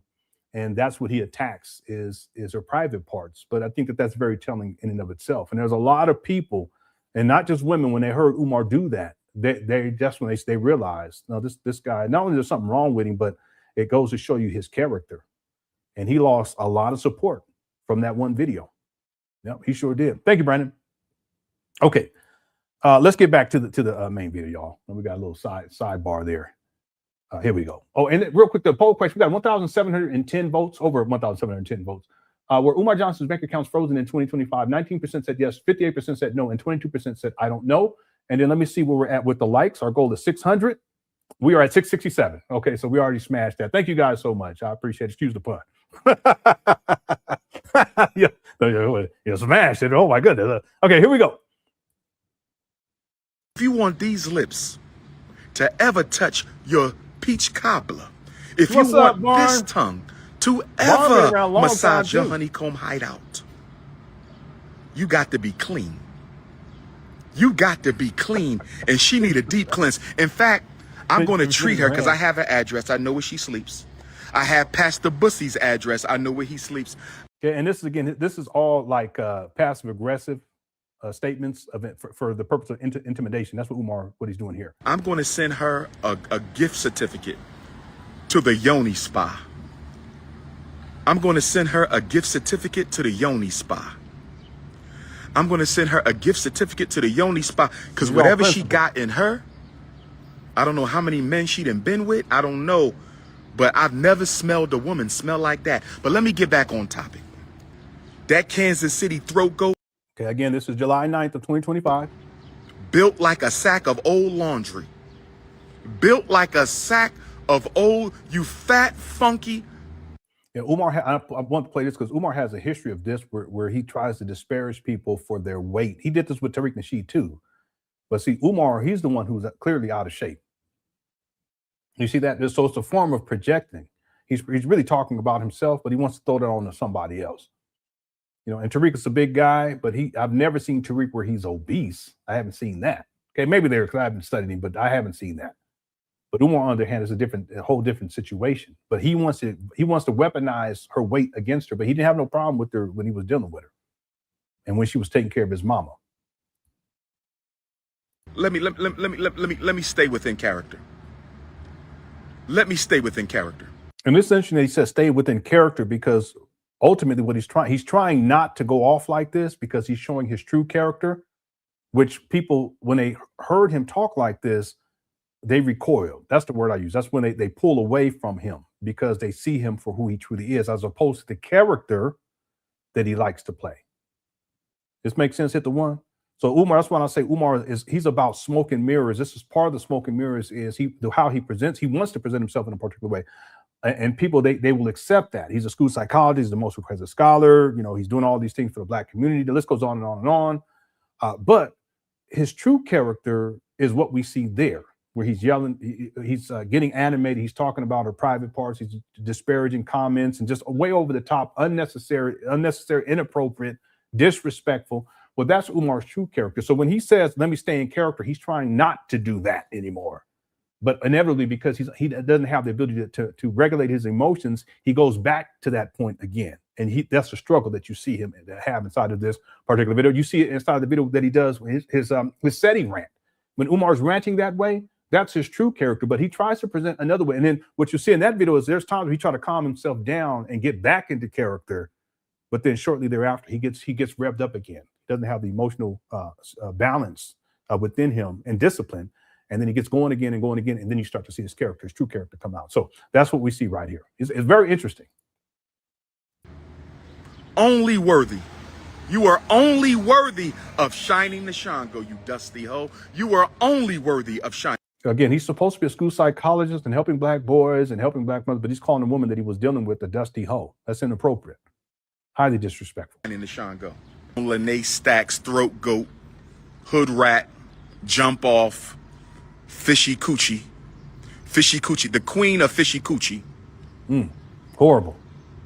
I believe she may have taken information regarding the bank account of FDMG and my personal.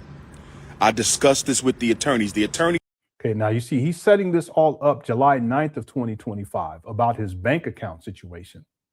Okay, just keep in mind, it's July 9th of 2025. He's setting all this up way in advance. He's told me that it would be in my advantage if Siobhan Stone, throat goat, or Pastor Bussy tries to access my personal account. Okay, so now he's putting me into it as well, as if I attempted to access his bank accounts. I can tell you guys, no, that did not happen. He's lying, and it is extremely unlikely that, again, I gotta say this, that it's extremely unlikely that Lene Stacks tried to hack his bank accounts either. But you see how he's setting this up way in advance. July 9th of 2025. For the school's account, because that is a federal crime.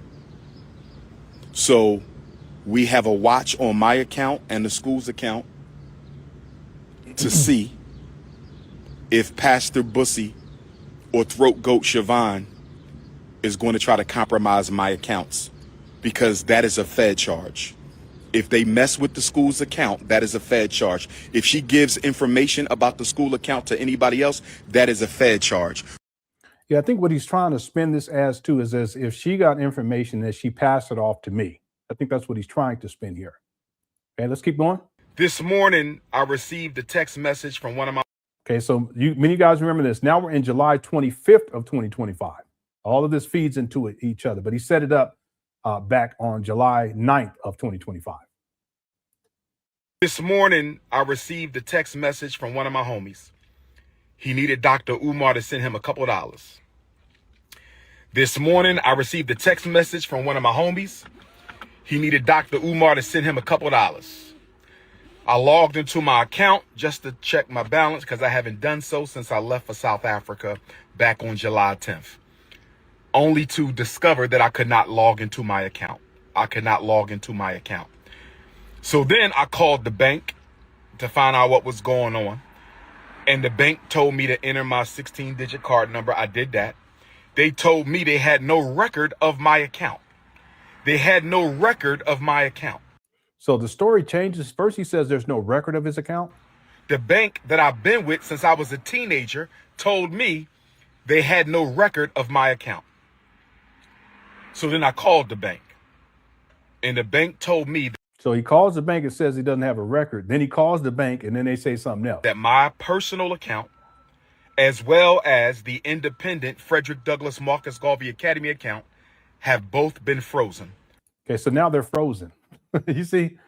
So already there's problems. But the other thing, you notice he says independent account because he wants to put it out there as if the FDMG account is independent of his personal account.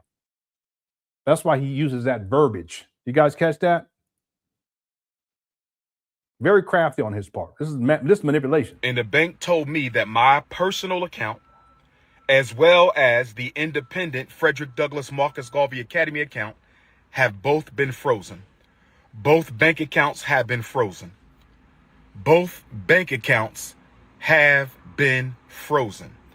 And I was told that there is an investigation into my personal account as well as the school account. I asked them, was this due to suspicion of any fraud on my part? I was told that it was not due to suspicion of any fraud on my part. See, who would ask their bank that particular question? It's ridiculous. But I was told that it was due to suspicion of fraudulent activity. I was told that someone has been trying to gain access to my personal account and the FDMG account. So you see how he set this up back on the 9th of July. I just want to make that point here. He's suggesting that Lenon hacked his account and that I hacked his account, but he's setting all that up in advance. They had no record of my account, as well as the independent Frederick Douglass Marcus Garvey Academy account have both been frozen. Both bank accounts have been frozen. Both bank accounts have been frozen. And I was told that there is an investigation into my personal account as well as the school account. I asked them, was this due to suspicion of any fraud on my part? I was told that it was not due to suspicion of any fraud on my part, but I was told that it was due to suspicion of fraudulent activity. I was told that someone has been trying to gain access to my personal account and the FDMG account. I was told that someone has been trying to gain access to my personal account and the FDMG account.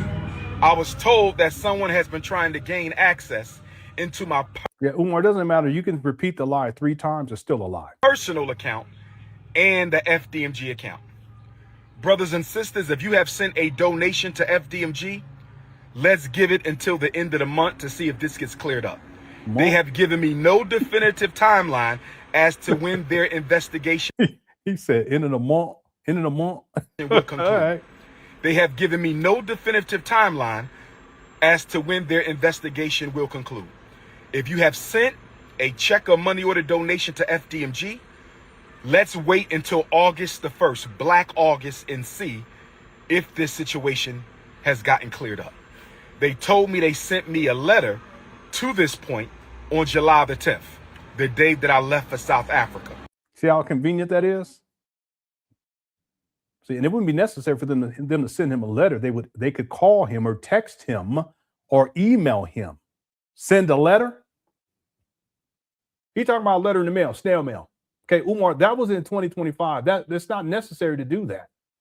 If it's an urgent situation where your account is supposedly being hacked, the bank ain't gonna waste time. Okay, well, let's go ahead and we're gonna send this letter out to him. Let's go get it's really automated, but let's go ahead and send this out and it'll get to him in a couple of days. That's not how that works. The story doesn't even make any sense. I was told that the timeline of suspicious activity was June 25th to July the 10th. I was told that the timeline for suspicious activity was between June 25th, that's when Medea went public.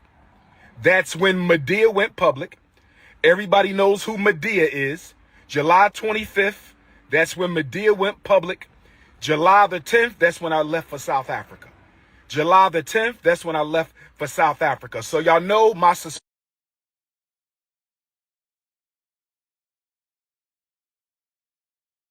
Yeah, I don't think he meant to say July 25th there. That's when he did this video. Maybe, or either that or I have my dates wrong. Let me go check. I believe Medea and Pastor Bussy were fraudulently trying to get into my account.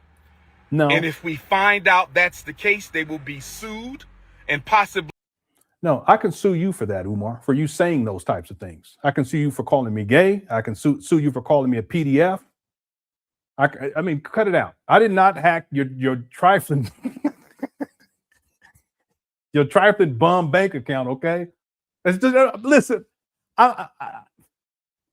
Let's say in some sort of a virtual world sci-fi, I'm a hacker and I hack bank. Let me not even say that, because then someone will clip it and they'll put it up there and they'll say, "Yeah, we're gonna get him arrested."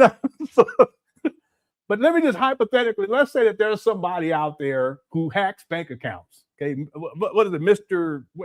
Robot or whatever this guy's name is from the show? He be hacking.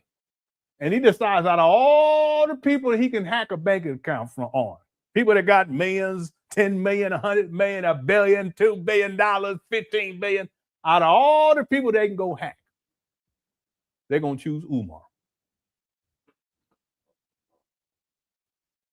Come on, stop.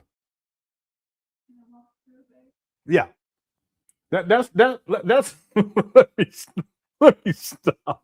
Let me stop. It just don't make no sense. This plant does look good. I should have moved that cup over there. I apologize. I'm real meticulous about that. See that little red cup back here? All right. Anyway, who would do that? Would nobody do that? Is it Mr. I can't remember what the show. I used to watch that show, the first season at least. Anyway, I just wanted, for the record, I did not hack Umar's bank account. Umar, he's so stupid.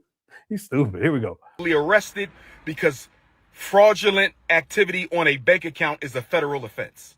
Fraudulent activity on a bank account is federal offense. Fraudulent activity on a bank account is a federal offense. Again, June 25th to July 10th is the period of suspicious activity. That is from the time Medea went public and I left for South Africa. Between the time Medea went public and I went for South Africa. So brothers and sisters. Yeah, he was in South Africa on the 17th. So yeah, I think he got his dates mixed. He was in on the 13th as well.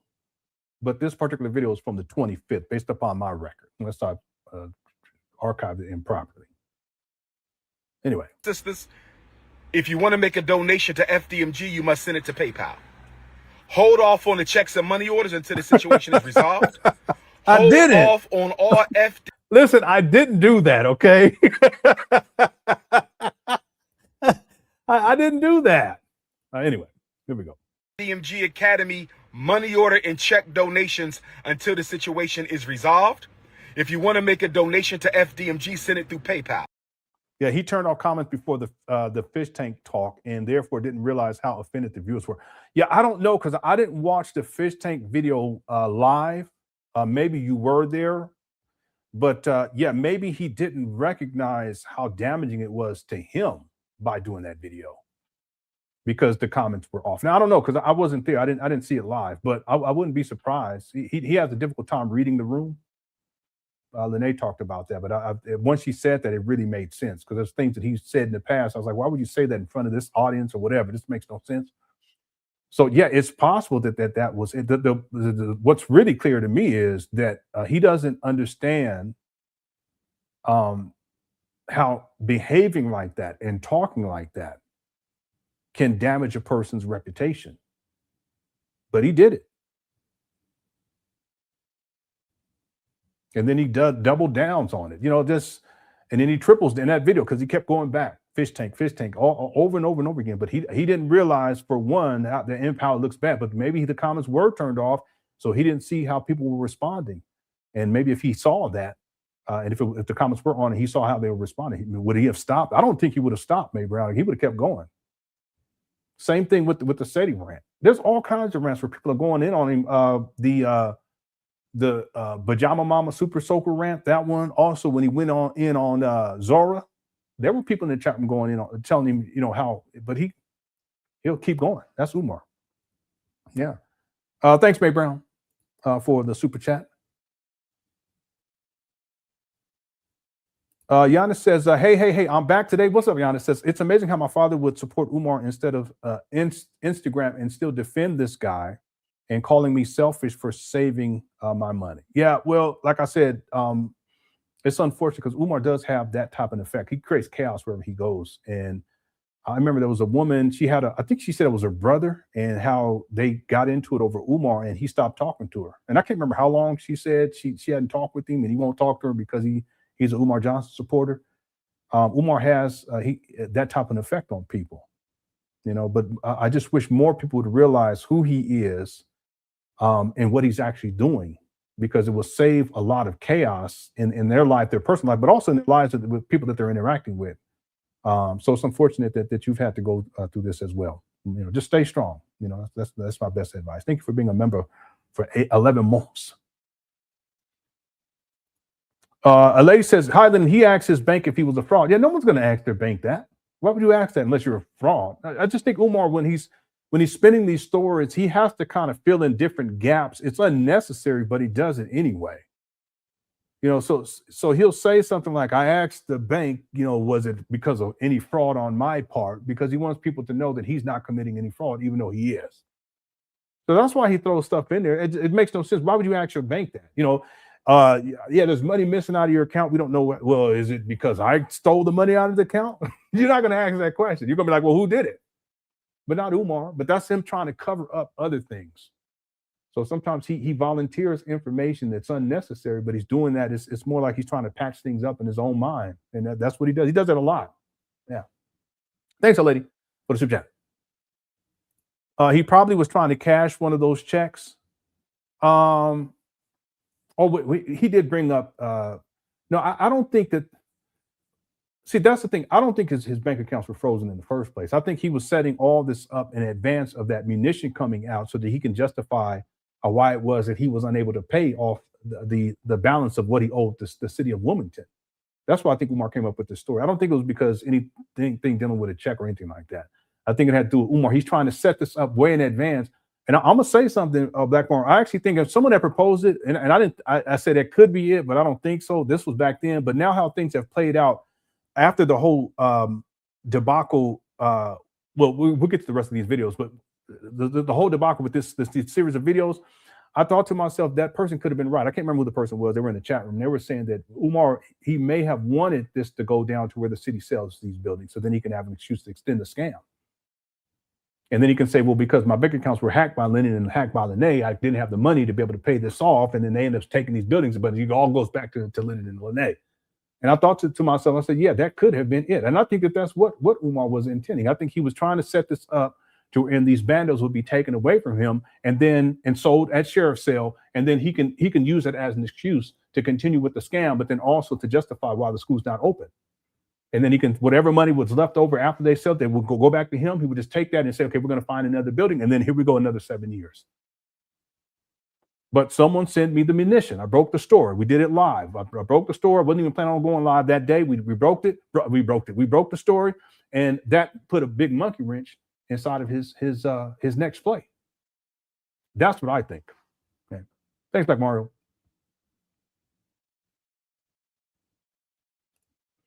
Heartbreaker from the Bronx says, my recorded DJ sets are drowning your bull.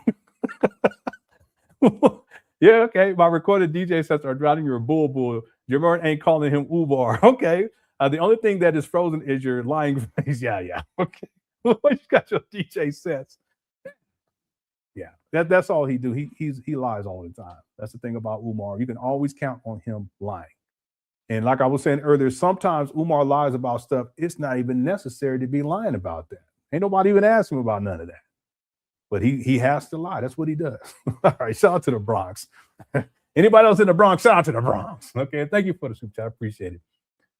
All right. TJ says, man, I wish I would disown family over Umar. Yeah, but that has happened. He has that top and effect. There's a term I keep trying to remember. I'm trying to remember it earlier. There's a term. It's the opposite of galvanizing. There's a term. It's where, people, they either rock with him real hard or they see him as a fraud. And that's just, and I know there's in between, but that's mainly how this works. There's a term for it. I just can't remember right now. But he has that effect, and he has that effect on people's families too. You guys probably know what term I'm talking about. I just can't think of it right now. Yeah, there it is. That's it. Yeah, thank you. He's polarizing. He's a polarizing figure. He wants that to be polarizing too. Sometimes he'll take a position just for the drama because he knows it's polarizing. Yeah, that's exactly. Yeah, he's a psycho too. And that's part of it. Yeah. Shunning. That's what JW. Yeah. I know exactly what you're talking about. A lot of shunning in the JWs. Polarizing. Yep. Thank you guys. Yeah, I always forget that word. That word. And there's another one. Umar. He's it's a personality disorder. I always forget those two words for some reason. I don't know why too. Thank you, everyone, for what's up, Swagonito? It's a fake. Yeah, thank you. This is one of the best episodes of Star Trek in period. But Star Trek Generation, it's a series. This is Captain Sisko right here, and there's this one where this is a Romulan. Yeah, it was a Romulan. It was a whole big thing. It was fantastic. The whole idea in this it was best episode in my opinion. But at a certain point, they realized that this program that was created by this one guy to give the illusion that the Dominion, they were going to attack they were going to attack the Romulans, and they put together this whole thing, and then they figure out that it's a fake. And man, that episode was great. It's my favorite episode. Yeah, it is. It is my favorite episode. It's the best episode in my opinion in Star Trek. Okay, thank you again, everyone, for that polarize. Yeah, histrionics. Yeah, that's the two things. I always forget that, histrionics and polarizing. Yeah. In my opinion, in terms of as a series, Deep Space Nine is the best series in the Star Trek franchise. It could be argued that it's the best. Well, no, it could be. It could be argued it's the best series in sci-fi. And one of the reasons why is because it's episodic. It's like one episode leads into the next. And so it takes on this whole dramatic effect by the time you get into the fifth and sixth season. Whereas if you go back to the original Star Trek, the next episode would be something totally related to that one. And the next episode, no relationship all the way straight through, right? Same thing with Next Generation. There were episodes that would kind of connect back to other episodes, but in general, it wasn't like each episode leads into the next. Well, Star Trek Deep Space Nine did that. Fantastic. Yeah. I'm a Trekkie. I'm a sci-fi guy. But I love Next Generation though. Yeah. It is my favorite series from time to time because I go back between the two, between Star Trek Next Generation and Star Trek Deep Space Nine. But in terms of epic, Star Trek Deep Space Nine, that's the thing. All right. Okay, let's get back going here, everybody. Louis Sucko says, I could see the child support court filing about one of his aliases and freezing his account if it's even in his name. Yeah, that could happen too. But the thing is that he has so many entries on his docket. You know, the other thing is Umar may not even have a personal account. Real talk. He may just have the FDMG account. And because it's a nonprofit, it's not subject to wage garnishment. You know what I'm saying? Ain't no telling what's going on behind the scenes with this guy. But the thing is, he's had so many entries on his child support docket. Altogether, there's 4 women who attempted to put him on child support. 3 of them were successful. That's just in Philadelphia alone.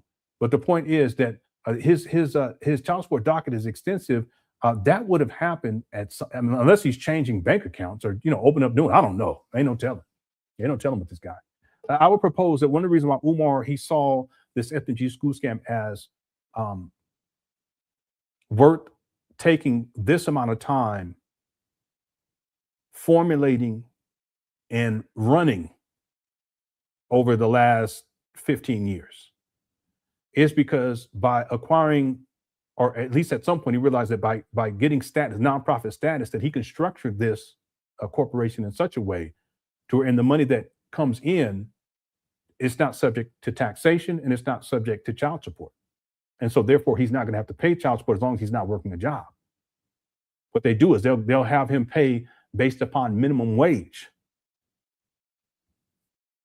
So I think that that's one of the reasons why he's run this school scam for this long is because what it puts him in a position where he either doesn't pay child support, or when he does, it's the bare minimum that he would have to pay. And then he still uses the money from FDMG for himself. He doesn't have a job. That's diabolical. But it gets him out of paying child support at times. But then also when they bring him into court, he's been arrested, according to his nephew. He's been arrested for non-payment. He's had bench warrants. He's had his driver's license revoked several times. Right? That doesn't happen if you're paying child support on time. That only happens if you have a history of not paying child support. At a certain point, the court orders, okay, well, this is the consequence of that. So the point I'm getting at is that Umar, he structured this in such a way to where he's not working a job, so the court can't automatically just say, okay, we're going to garnish his wages here. That's why when you see his child support docket, you'll see generic order, generic order, generic order. Well, that's because they can't find his employment. Meanwhile, he's collecting money under this corporation, a nonprofit of FDMG. Is not subject to taxation. Child support can't go after it because it's separate from him. And then he's telling people on his IRS filings that he's not paying himself through this corporation, but he's using the money for himself through this corporation. Diabolical. Okay. Thanks, what's up? Ms. Controversy says, come on, Leonard, we almost to our goal. Hell, I need a loan. I need a loan, my brother. I'm trying to start this vegan strip club. Listen, I wouldn't be surprised if Umar, because he was talking about a vegan sports bar, you know, because he was dealing with strippers anyway. Let me stop. I don't even want to go there. Oh, that's too far. If you need something, let me know. But I ain't gonna. I can't do that about the city doesn't put no vegan strip club. What does that mean anyway? I don't know. Thank you for this controversy. That's wild. That's wild. That's too far. All right. Okay, let's get back to the main video, everyone. We're about halfway through it. Here we go. Shout out to everyone inside the Cookie Crush chat. We got 758 likes. Let's set a goal for 800. Okay, we're gonna set the goal for 800. The poll question: 1,962 votes. Were Umar Johnson's bank accounts frozen in 2025? 19% said yes. 58% said no, and 23% said I don't know. Make sure you get your vote in during this live stream. Yeah, people in the chat room. Okay, let's go. Right? PayPal.me/FDMG Academy. PayPal.me/FDMG Academy. PayPal.me/FDMG Academy. If you want to make a donation to the school, hold off on checks and money orders until we find out what the hell is going on. The bank is investigating the fraudulent attempts on our account. If I find out Medea and Pastor Bussy had anything to do with this, I was told that they can be arrested for federal offense. See this? Boy. I was told they can be arrested for federal offense. I was told they can be arrested for federal offense. Now, with that being said, brothers and sisters, Dr. Umar has access to no money right now. Yeah, and this is ridiculous too. He should have cash on hand because he collected millions of dollars at this point. He should have credit cards if he need to use them. You know what I'm saying? If you, and again, I don't believe that this is the case. I don't think that what he's proposing here is true.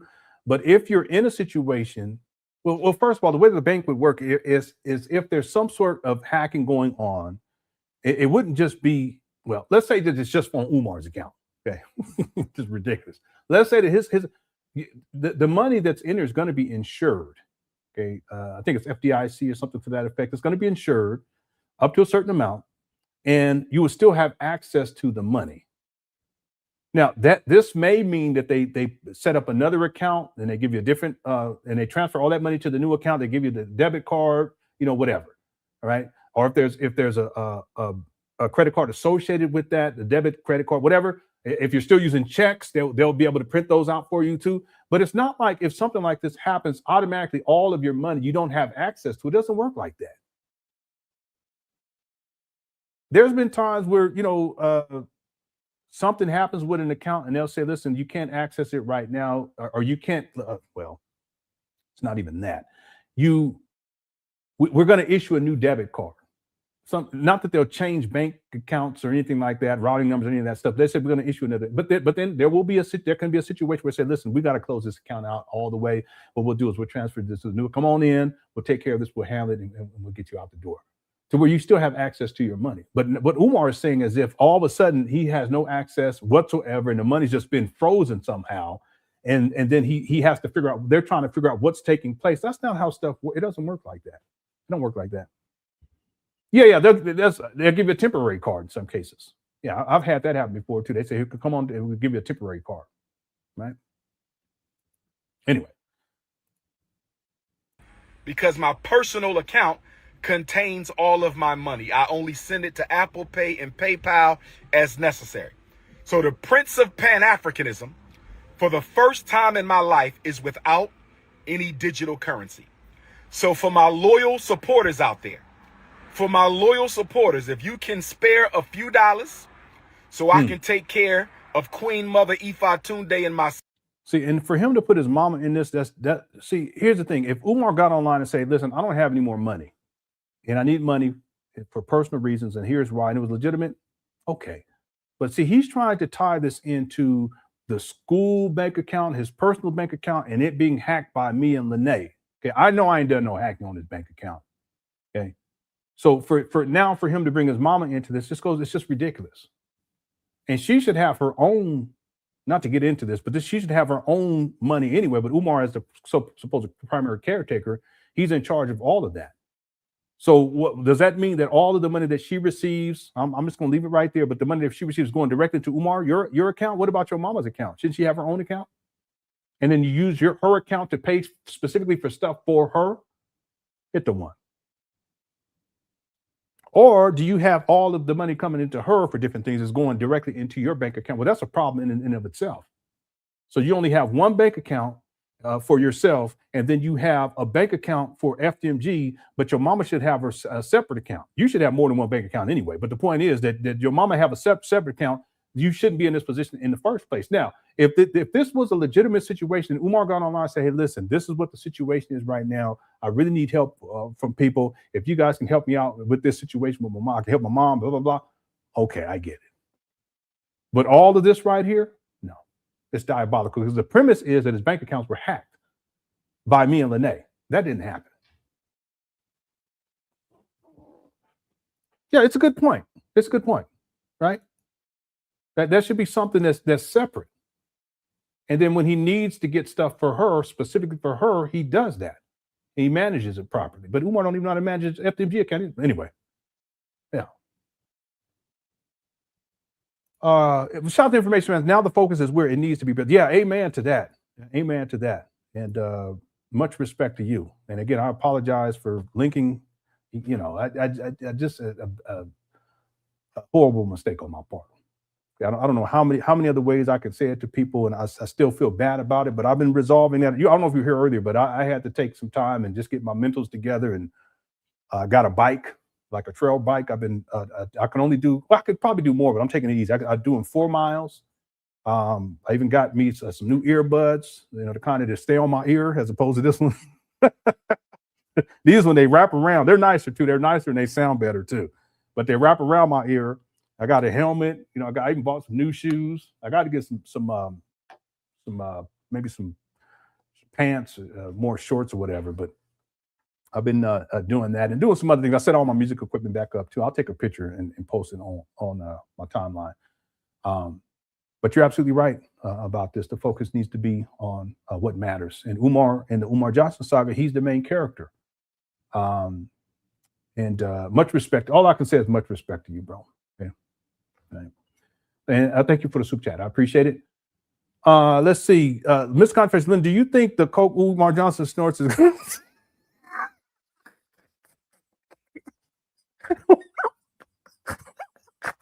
man, you be going too far. You be going too far. I don't know nothing about that. That's all. I don't know nothing about that. No comment. I'll plead the fifth. I said I'll plead the fifth this month. All right. That's crazy. Glutton free. Is it glutton free meth? I don't know. I'm sorry. I don't know why that's so funny. Because I know what you're talking about with the glutton free. All right. That's crazy. Thank you for the super chat. Boy, this chat room is wild. Dowding says, calling himself a prince, but begging a pop. Yeah. Begging a pop. Yeah. You guys know in my research, I figured this out. When Umar started, it wasn't until 2012 where Umar, well, no, there was a little bit in 2011, but full force in 2012 where Umar started coming up with these self-appointed titles. And it was mainly on his Facebook page, you know, the Prince of this and the Pan Africanism and all this stuff. It'd be the next segment of the documentary, but that's all self-appointed, and it comes off of the timeline of him being in Hidden Colors in 2011. That went to Umar's head. So by the time he gets into 2012, he starts giving himself all these self-appointed titles and going way off the deep end. Way off the deep end. Yep. Thanks, Dominique, and shout out to Domo. Okay, let's get back to it. We're doing good on time, too. Here we go. Until my bank account is frozen or canceled so I can get my money back and open up a new account. See, that doesn't make any sense. It's going to be frozen or canceled. He's all over the place. Please hit my Apple Pay or hit my PayPal. My personal PayPal account is Umar the Psychologist at yahoo.com. So that's paypal.me/Umar the Psychologist. PayPal.me/Umar the Psychologist. PayPal.me/UmarThePsychologist. PayPal.me/Umar the Psychologist. Or hit my Apple Pay using my cell number 215-989-9858. 215-989-9858. I've never asked the people for $1. I have never asked the people for $1 in my life. I have never asked the people. Okay, that's not true either, because he's asked for personal money to his personal PayPal back in the day. And I can't remember if he had a personal PayPal, Cash App. Someone let me know in the chat room. I can't remember, but for sure he had one for, what's up, Amir? He did have one for PayPal that he asked for money for $1 in my life. I've only asked you to donate to the FDMG Academy for boys. I don't have any sons. I have 2 daughters. So the FDMG campaign is a selfless project, mission, and service to provide our boys with the education that they deserve. But right now, I don't have any money because my account was frozen by my bank. Okay, he did? Because someone has been trying to hack into my account, hack into FDMG Academy account. Yeah, so the FDMG Academy account is frozen. My personal account is also frozen. That means we're going to lapse on our utility bills. We're going to lapse on our internet bill. We're going to lapse on a lot of our bills at FDMG. The bank is not giving me a timeline as to when this situation is going to be resolved. If I don't have Cash App, nor does FDMG have Cash App. I do not have a Cash App. I only have Apple Pay and PayPal. If you can spare a few dollars, send it to my Apple Pay, 215-989-9858. 215-989-9858. Yeah, that's what I think. Yeah, he ran out of money. That's what I think. Yeah. But he has to concoct this huge story to try to figure out a way to get more money out of people. And the story doesn't make any sense. Not at all. Thank you, Ms. Honey, for the super chat. I could be wrong, but aren't PayPal and Apple Pay linked to a bank account? Yeah, your PayPal most definitely. I think he also talks about that in one of these videos. So the story doesn't make sense. You know what because he only talks about the FDMG account, and then he talks about his personal bank account. That's the only 2 accounts that he speaks about. But if that's the case, how is he getting money through PayPal? Doesn't make any sense. Now, could a bank account be frozen and then a PayPal account is still maintained? Maybe, but I don't. The idea of it being frozen is ridiculous. That's not how it works in the first place. Later on, he says that he was able to get the money out of that bank account or bank accounts, and then he opened up a new one. That's what he said. Anyway, and none of it makes sense. None of it makes sense. But that's because he's a liar. All right. Thank you, your kids. Thanks, Miss Honey. Here we go. Or my PayPal. PayPal.me/Umar the Psychologist. Although Leo season is off to a rocky start, brothers and sisters, we will overcome. Shout out to all my donors. Newark, New Jersey, I'ma see you. Nat Turner, I'ma see you. Mobile, Alabama, I'ma see you. New Orleans, Louisiana, Hurricane Katrina, I'ma see you. Kenya, January, I'ma see you. FDMG is coming. We just got to lay down on floors, brothers and sisters. Lay down on floors, and we applying for a certificate of occupancy. I don't have any money in my pocket because my account is frozen. If you could send a few dollars to Dr. Umar for Apple Pay or PayPal, I would greatly appreciate it. To the haters. Okay, and we're almost done with this. This section, this is August 4th of 2025. The instigators, the defamers. That's all I'm going to say. To the haters, instigators, and defamers, that's all I'm going to say. To the haters, instigators, and defamers, that's all we going to say. That's all we ain't got no more words. We ain't got no more words, brothers and sisters. I'm at the Frederick Douglass Marcus Garvey Academy. The accounts are still frozen. We looking into it. The accounts are still frozen, brothers and sisters. Okay, that's ridiculous. Sisters, we're supposed to hear back Friday. We're supposed to hear back Friday. That sounds like Monday to me. The bank is giving us the runaround. We ain't got our check back. So we're about to operate attorneys. Okay, so this is Umar now. He's suggesting that he's gonna get attorneys to go after the bank. Attorneys is about to get involved because we were told that when your account gets canceled, you're supposed to get your refund check for the amount that was in the account. We have not received that yet. So there's some funny business going on right now, brothers and sisters. There's some funny business going on right now, brothers and sisters, but we're going to take care of all that. Stay patient. Stay positive. Stay patient. Stay positive. They messing with our bills. They messing with our automatic payments. They messing up a lot of stuff with this frozen account. They froze me and they froze the school. They froze me and they froze the school. But that's all right. That's all right. We're going to stay patient. We're going to stay positive, and we're going to see what they say on Friday, no later than Monday.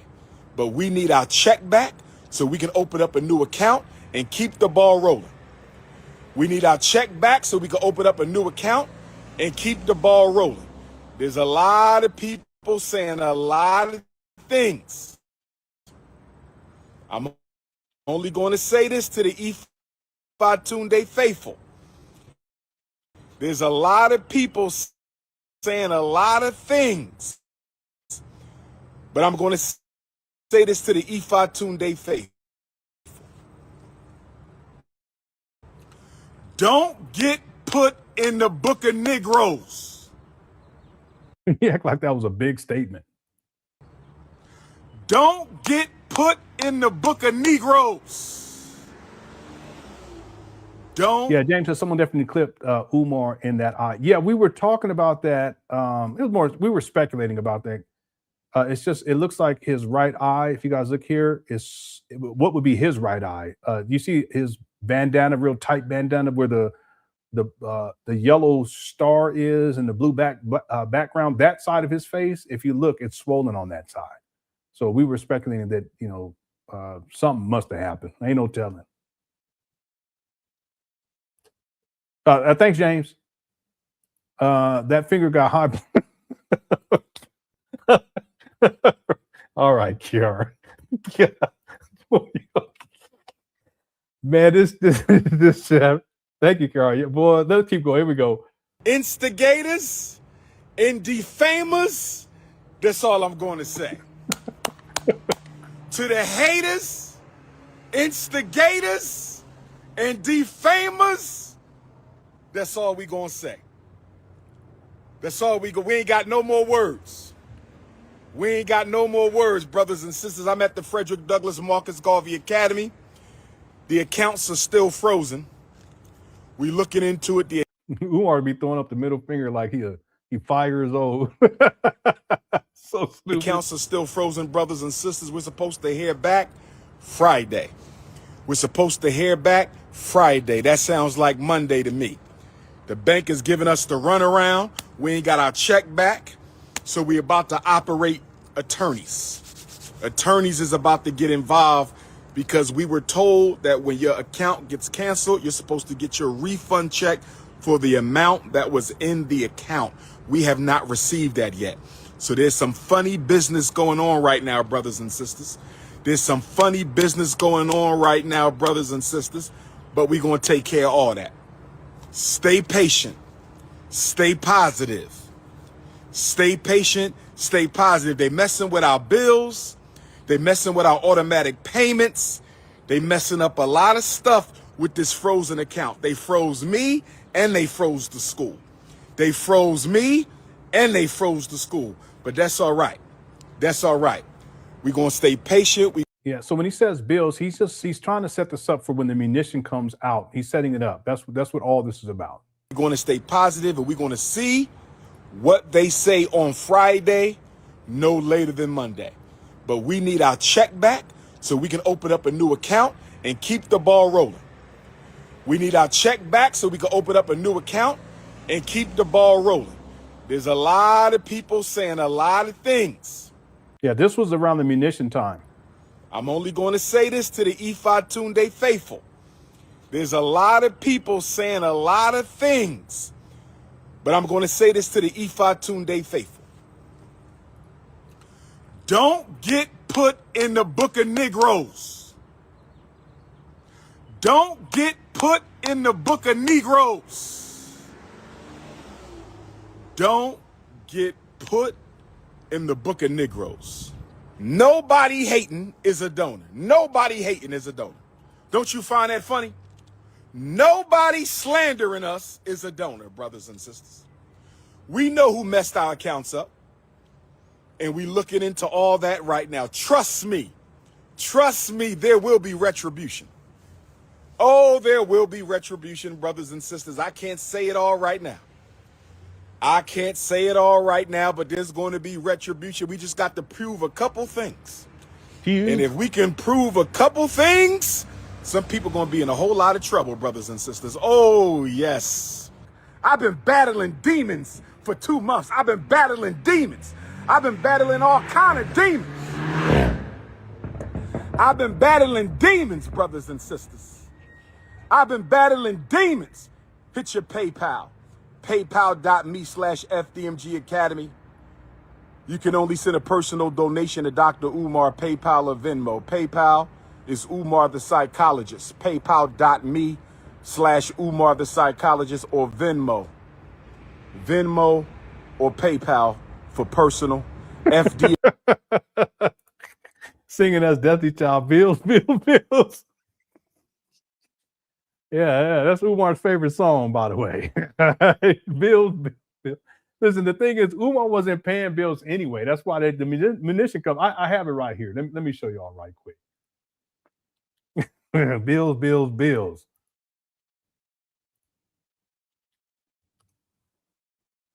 Here we go.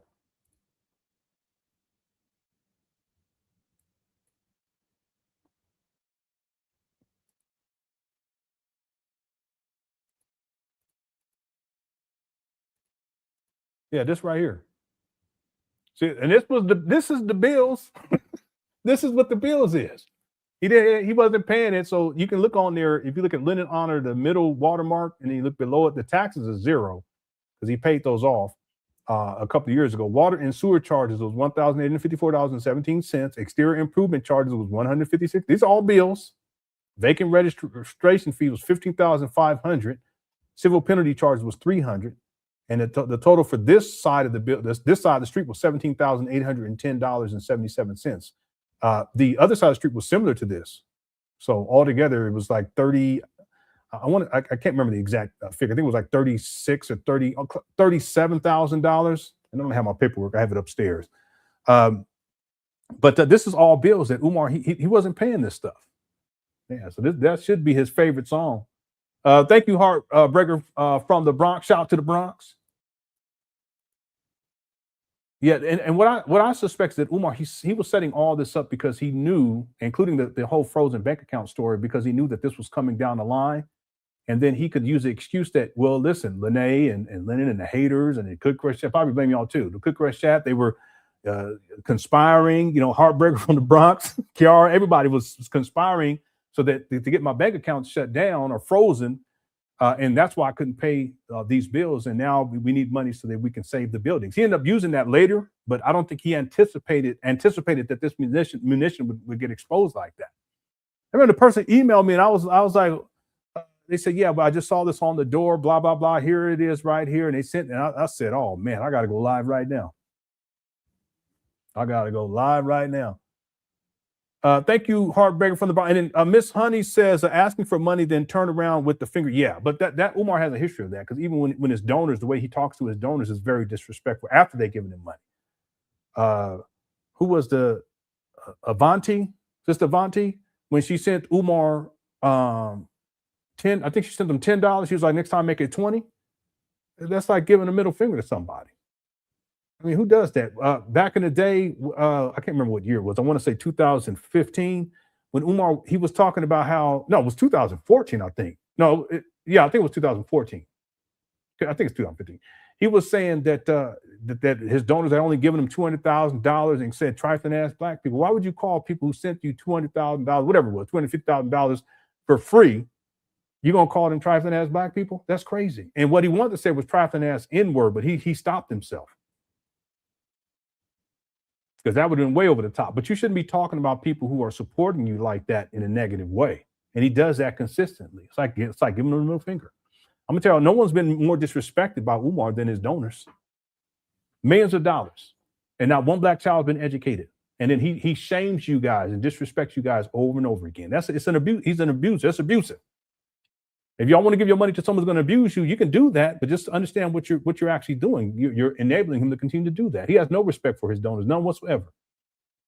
Thank you, Miss Honey. The Unknown says they're building up the cases on him. Listen, I have enough research on hand that if an agency contacted me and said, hey, can you provide such and such, and I would provide, that would be more than enough.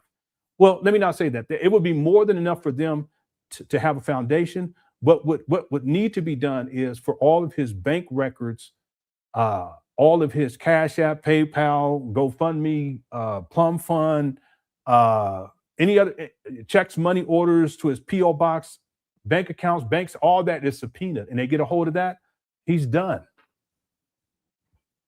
And Umar knows that. He's done.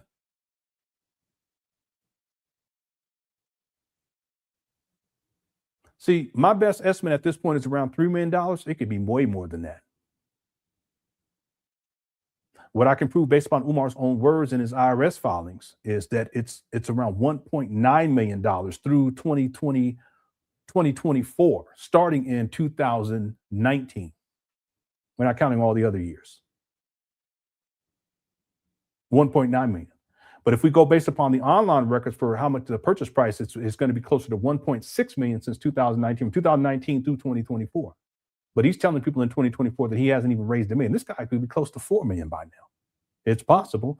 But the only way that would become public record is if a case is brought forth and they subpoena all that information, and then that comes out all out in court. And Umar, he would be done. He would be done. Because no one's going to send him any money. They're not going to send him any money anymore because he's been lying about how much money, and I already know that. He's been lying about how much money he's received. Thank you, The Unknown. We're going to see. Patience. It's a marathon. Yep. And then David says, it's sad to see black podcasters interviewing Umar, the lack of courage to call him out on his BS. And yeah, and I would propose, because I'm not going to say all of them, I would propose that as an estimate, off the top of my head, 75% to 80% of them know that Umar, he's a scoundrel. They know he's a con man. They know that. But they're going to still have him on because they're going to get more views by having Umar on than any other thing that they do. You know, that's just the reality of the situation. Are these people supportive of Umar to where they're donating to Umar consistently for this FDMG school scam? No. You think DJ Envy is donating to Umar once a month for this FDMG school scam? No. You think Charlemagne is? No. You think that they believe that Umar is going to open up a school? No. He was on there a decade ago talking about, no, it wasn't a decade. It was almost a decade ago. Talking about how he had raised $500,000. Let me stop. Let me take that back for a second because I'm going off the top of my head and I'm going to verify that right now. When was that first Breakfast Club interview? Yeah, it was 2016. It was a decade ago, almost a decade ago. It'll be a decade ago in about 4 months. 4 months and a week. But he was telling them, if memory serves me correctly, that he had already raised $500,000. Let me go pull up my what you call it.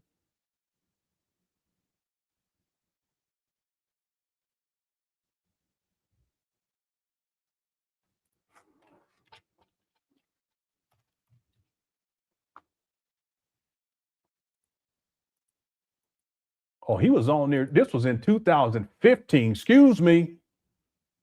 January 19, 2015, 11 years ago.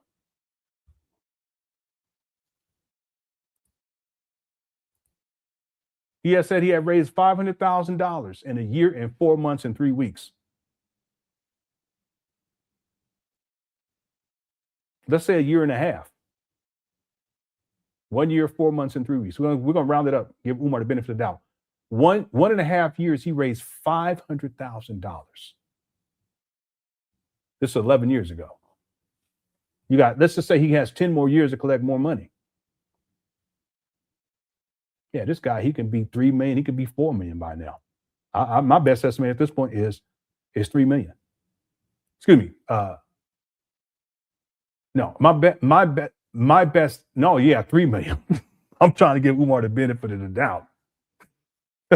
That's my best. But listen, on the Breakfast Club, this was on August 31st of 2015. My goodness. Umar stated that he had raised $500,000, which has been a year, 4 months, and 3 weeks since he started raising money for the St. Paul school scam. And here we are now, over a decade later, and he's telling people in 2024 that he hasn't raised $1 million. Anyway, yeah, it is sad that they had him on, and they know that this guy, he's a fraudster. Thank you, Xavier. Yeah, someone said 4.5. I mean, it's possible. It's possible. My best estimate is 3, and that's being very gracious with Umar. By the way, I talked about this earlier, and this is the munition right here, but I talked about this earlier. This is when Umar doxed my wife, her email address. It says, please email Pastor Boosie's wife. Ask her why is she allowing her husband to make videos about another man all day, every day. Okay, and it's not all day, every day. People, there's no need to exaggerate. Okay? I get on here when I can, right? And if I have more time to do it, I would do it, right? But there's no need to exaggerate or paint false narratives. It's just not necessary. And then if you look at the bottom, it says flag his page, flag his page. And again, you're not supposed to do that either on social media to try to weaponize your audience to go and flag another page, because that goes against guidelines. But anyway, and then and I have it redacted there, that red box down there, that's where he posts my wife's email address. So if Umar wanted to go to court, listen, I have all of this archived. I have it archived by date, and there's all kinds of things he's done over the years. But my wife, she did receive emails from Umar Johnson followers talking crazy, and I have all of that archived. I told her, don't read it when you get it. If you get any of this, I told her in advance, let me know. And then she let me know, and I went and I looked at it, and I said, okay, well, I'm gonna set up this folder. I'm gonna put it in this folder. Don't look at it, because I don't want to stress out about none of that stuff. That goes to show you what type of person Umar is. And he'll do that online, but he ain't gonna step to a real man in the real world, real talk. He's a coward. I'm gonna leave it right there. Let's go. That's y'all's principle. It's the Academy on PayPal. They froze my Apple Pay, brothers and sisters. The Apple Pay said you got to have an account or we got to shut it down. Apple Pay said you got to have an account or we got to shut it down. Apple Pay said you got to have an account or we got to shut it down. So they froze the Apple Pay, brothers and sisters. They trying to destroy the prince. They froze my account, froze my Apple Pay. So you got to do paypal.me/Umar the psychologist, or you got to hit up the Venmo. Special announcement. Okay, and then we're in, and we got like less than a minute left on this, then we'll get to the main video. This is August 12th of 2025. FDMG Academy bank accounts are still frozen. FDMG Academy bank accounts are still frozen. Dr. Umar personal bank account is still frozen. Dr. Umar personal bank account is still frozen. Brothers and sisters, we are fighting this war against FDMG and Dr. Umar Ifatunde. We are fighting this war against FDMG and Dr. Umar Ifatunde. I bet you Umar be chewing on that wood neck. even in his mama closet. He be chewing on it, and you can hear him. See, that's why he don't wear a gold chain. He get wood, because you could get more done on it. Y'all remember them candies? It'd be like a little wristband candy. You eat the candy off them. That's what Umar done with his wood. Let me stop. Let's go. We were supposed to get a refund within 4 days of our accounts being shut down. A refund? What in the world? We were supposed to get a refund within 4 days of our accounts being shut down. Wood is good. We still haven't got our refund.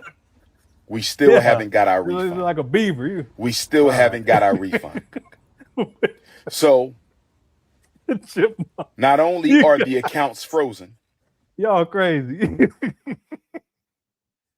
All right, and then Umar, let me get out of this chat room. I'm getting so yeah. It was a candy necklace, but it called something. They had bracelets too. Y'all remember what I'm talking about? He be sharpening his teeth and shit. Umar, what you doing? He told him, leave me alone right now. I'm busy. I wish I knew what them things were called back in the day. It's for old people know what I'm talking about. The young people don't know what we talking about. All right. So then he posts this on the 18th that the FDMG Academy bank account is still frozen. It's still frozen. And then finally it gets yeah, I know. Y'all hilarious. But it is, that's good crush chat. It's all good. We got over 1,600 people in the building too. We got 832 likes. Let's go for 900. I don't mean to be greedy, but we can do it. And then on the August 28, 2025, he posted this right here. FDMG Academy, donate today, family. FDMG funds are unfrozen. Unfrozen. New FDMG Academy account opened, and then he has a PO box there as well. So this is the 28th of August, and this whole thing, he first mentions it in July 9th of 2025. So between July 9th and August 4th, allegedly his bank accounts were frozen. That's ridiculous. It's not going to take that long to resolve anything like that. Was it called Smarties? Yeah, something like that. Yeah, I know that. Is that true though? It's 3 presidents later since Umar. Yeah, since he was on the first Breakfast Club. Yeah, that's what it was. Yeah. I used to love. I mean, candy back in the day, they had some real candy. Nowadays, they got just they still got some of the old stuff, but the kind of candy we had back in the day, that was real candy. Like Now Laters and Lemonhead and Boston baked beans. Y'all remember Boston baked beans? Sometimes you get ones that were like kind of rotten, but you eat it anyway. Yeah, it was called Smarties. Yeah, that was real. That's the real. Are we Gen X? I don't even know all that stuff. My kids be talking about that. They be that Gen X. I don't know none of that. Yeah, jujube. I didn't like jujubes that stick to your teeth. You know what I'm saying? And you try to chew it. It's hard to chew. I liked them, but I didn't like eating them. Yeah, back then it was sugar times 3,000. Yeah, Red Hots. Yep. Candy corn. Yeah. I remember candy cigarettes too. I didn't like them, but I used to eat them anyway because they probably don't sell those anymore. Yeah, Boston baked beans. Yep. That's the real stuff. Skittles. Yep. Now Later, Jolly Ranchers. Yeah, it's really Now Laters and Jolly Ranchers kind of like in the same category. Yeah, Mike and Ike's. I remember that too. Yeah, Sour Patch. They still got those. Yeah, what's up, HB? Yeah, I used to love Deshaun. I used to love me some Boston baked. Chico sticks. I used to love me some Chico sticks, y'all. I remember those too. But you remember that there was something that you put in your mouth and it pops. I remember those too. I used to love those. Yeah, they use real sugar. That's why our whole generation, we all screwed up. Yeah, Mary J. Yep, Chico sticks. Yep. All right. Yeah, I remember bottle caps too. Yep, I remember that. Yep. Jolly Joes. Yep. Some of the stuff they still have, but I remember Tootsie Rolls as well. They also had the candy that you have to. You get to the center of it. There was 2. There was it was a lollipop. Where you got to get to the center, and the center of it was like a Tootsie Roll. But then they also had these Jawbreakers. Y'all remember Jawbreakers? Yep. Oh, they still sell them? Yeah, I used to love that was probably one of my favorites, Lemonheads. Yep. Okay, anyway, let's get back on. I remember Ring Pops.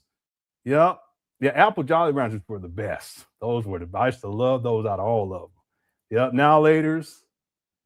Yep. I remember candy lipsticks too. Yep. I remember that. I remember shoestrings. Well, we can go on forever. Butterscotch. I love butterscotch too. Yep. All right, let me get out this chat room. We're just reminiscing. Reminisce on the love we had. Yeah. I see a whole people saying. I remember Bit O' Honey. Yep. I used to like those too. Yeah, Pop Rocks. That's what it was. Yeah. Whenever you get to Pop Rocks. Everybody remember Pop Rocks. That was like the special thing you. Okay, let me get out this chat room. That was a special thing. You get the Pop Rocks, boy. You'd be so happy. Okay, let's finish this video. Wait, we already finished it. Did we finish it? Yeah, we finished it. Okay, let's get to the main video now. So this is a interview that Umar did on Big Loon. The thing is that he's supposed to be releasing the full version of this segment on Thursday. And if he does, we'll get together on Thursday to cover that in full. We'll just get right into that video. Let me see, which one is this? Is it this one? Yeah, I think it's this one right here. No, it's not. That's not it. Hold on one second. Oh, wait, I know where it's at. It's on my desktop. And then also, let me give you guys an update on where we're at with the poll question as well. 2,219 votes. Were Umar Johnson's bank accounts frozen in 2013? 20% said yes. 57% said no. 23% said I don't know. Okay, so overwhelmingly, people are saying no. I don't think that they were. Yeah, the story doesn't make any sense. Okay, so this is on my desktop for today. And here it is right here. Okay, so this is from Big Loon. Shout out to him and Fair Use. We'll start, and it's only like 9 minutes. But what I would like to do is we've already went over this whole scenario about Umar and his frozen bank account situation from 2025. Let's see if we can find any discrepancies between what he said in 2025 and then what he said in and around February 18th of 2026 in this interview. All right, here we go. You get free with that. Do you think white supremacy allows Dr. Umar Johnson? No, they're watching. Sure. Let's talk about FDMG. Yeah, he has a really nice setup, and the video quality is great. So he's probably using at least a 4K camera. Really good production value here. Sure. Before we get to FDMG, you did come out at one point and say that your accounts were frozen, business and personal. What was the update on that? And explain to the audience a little bit. Here he go. Here we go. This guy, Umar, he's something else. Explain to the audience a little bit what happened, your response to it, and where it stands now. Well, we got debanked. No. Cut it out. But the bank kept giving us the runaround. First, they said we just looking into your account. I guess they wanted to see if I was mismanaging money. No, he didn't say nothing. He didn't say nothing that hit the one. He didn't say none of that in the videos that we already played. And I went through them and I said, okay, I only took segments, hit the one. I took, somebody said he looked like a werewolf. Yeah.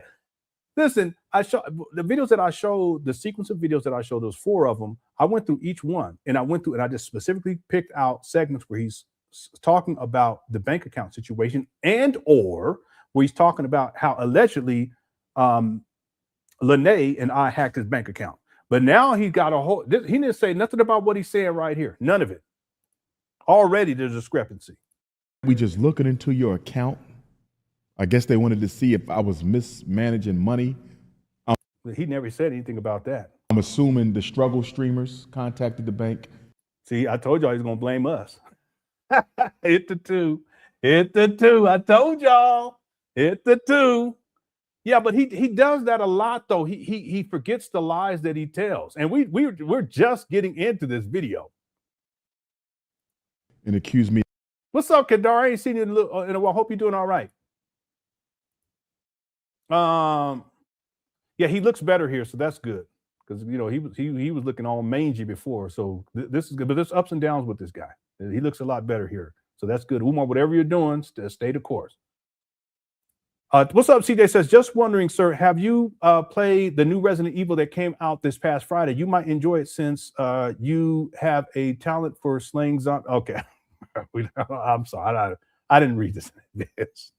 No, I haven't played the new Resident Evil. I haven't had time to play no video games in a long time, including the game I've been playing and I was really into was Starfield.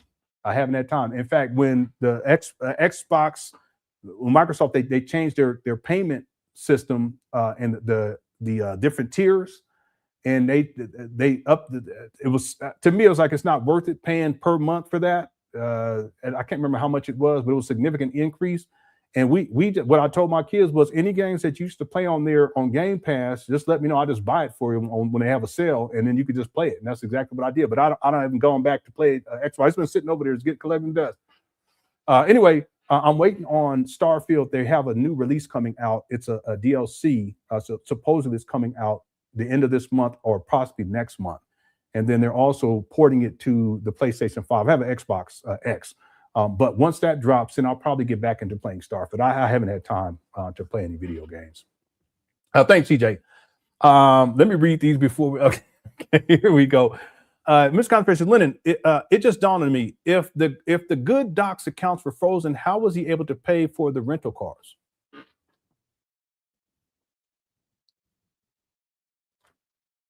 There you go. The story doesn't make any sense. I mean, when he's telling these stories, he's sitting in a rental car. So how is he paying for hit the one? How is he paying for the rental cars then if all of his bank accounts are frozen? That's he said he two accounts, and he said he don't have access to any digital currency. So how is he paying for these rental cars? With cash? I don't know. Y'all tell me.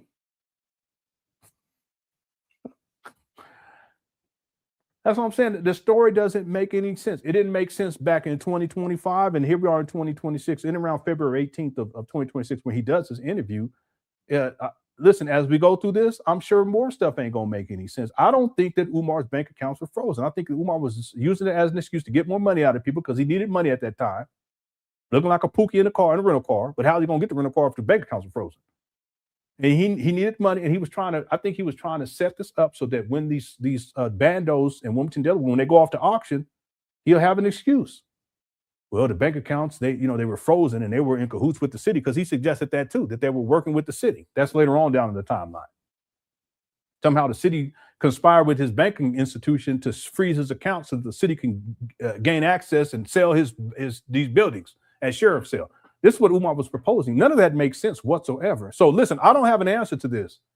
All I can say is that none of it makes sense. It didn't make sense in 2025. It don't make sense in 2026. Okay, good point there. Thanks, Ms. Controversy. Sometimes I wonder if Umar really thinks these things through enough. Because sometimes he lies and it kind of makes sense, but then you're like, but then other times he be lying, he be like, that don't make no sense. Yeah, how does he pay for the rental cars? Not to go back real quick. Brothers and okay, he's sitting outside in this one. This is the fish tank thing. But look at this. He's in a rental car.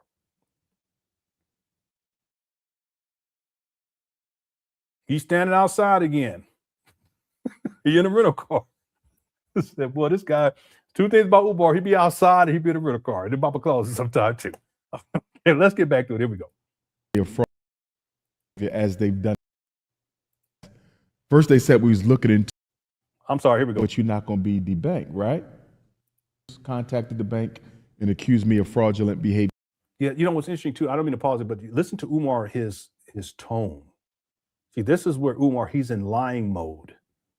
He's been asked about this, and his voice, and then this happened, and such, and then the butterfly flew on my nose, and then all of a sudden, I couldn't help it, but I took a shit. This is Umar in that storytelling mode. As they've done in the past. First, they said we was looking into your account, but you're not going to be debanked, right? And then the next thing you know, I get a letter in the mail saying I'm debanked. So I call them. I say, y'all told me y'all just looking into the account. Yeah, well. No, he didn't say that he got a letter in the mail that he was debanked. He never said that.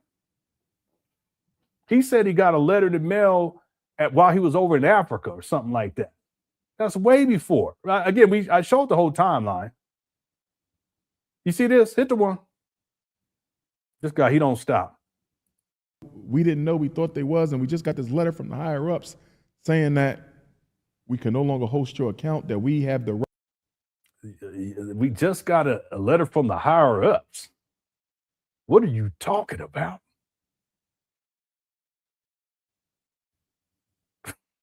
What is this guy talking about?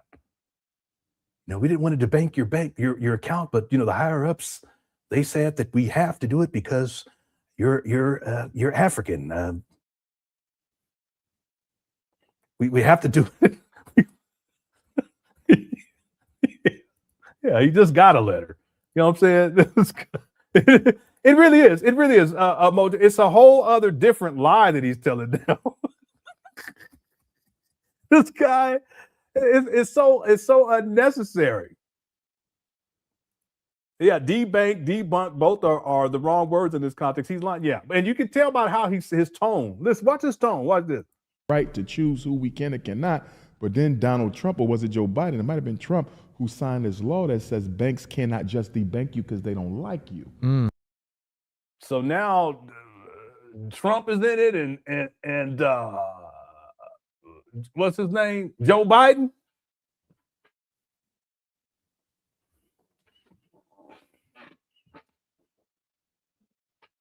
How do we get to that? Okay, let me ask y'all a question real quick, y'all. I think it's a fair question. Do y'all think that I'm talking about last year in 2025, y'all think that in 2025, if Joe Biden and Donald Trump had anything to do with this, whether it's directly or indirectly, do y'all think that Umar would have brought that up back in 2025? Come on now.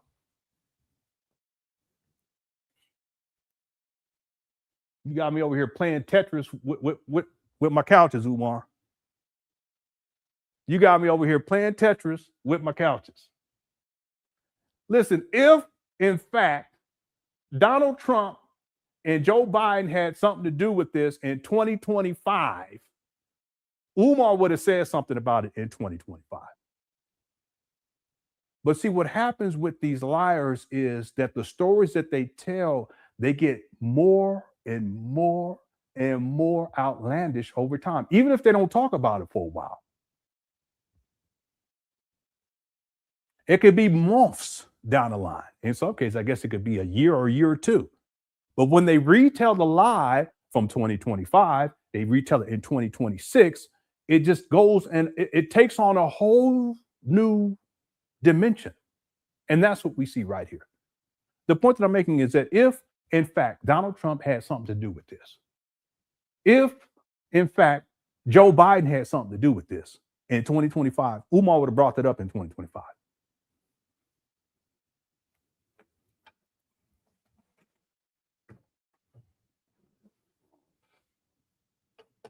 So now Joe Biden is involved in Donald Trump. Let's keep going. You follow what I'm saying? But we with a black bank now, so I'm going to let it be. But I think I did.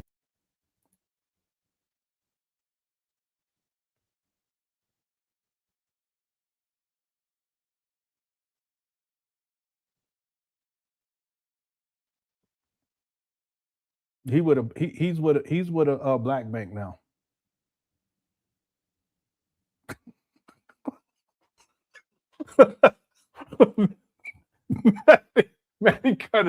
Matty cut it out. Y'all always clouded me. That's okay. So let it act like he didn't have a leg cramp from sitting so long.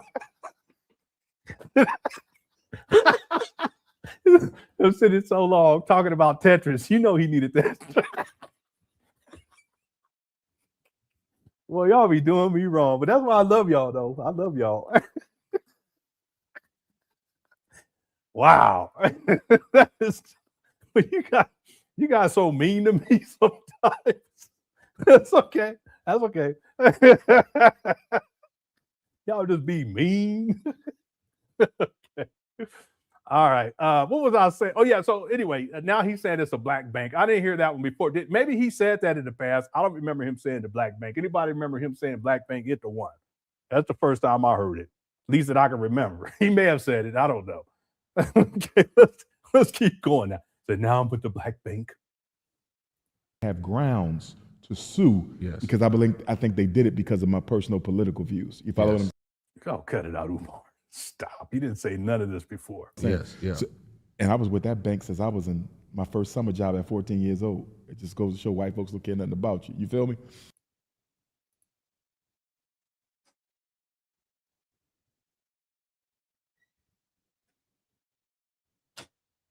How is it possible that you work more when you was 14 than you did when you 50?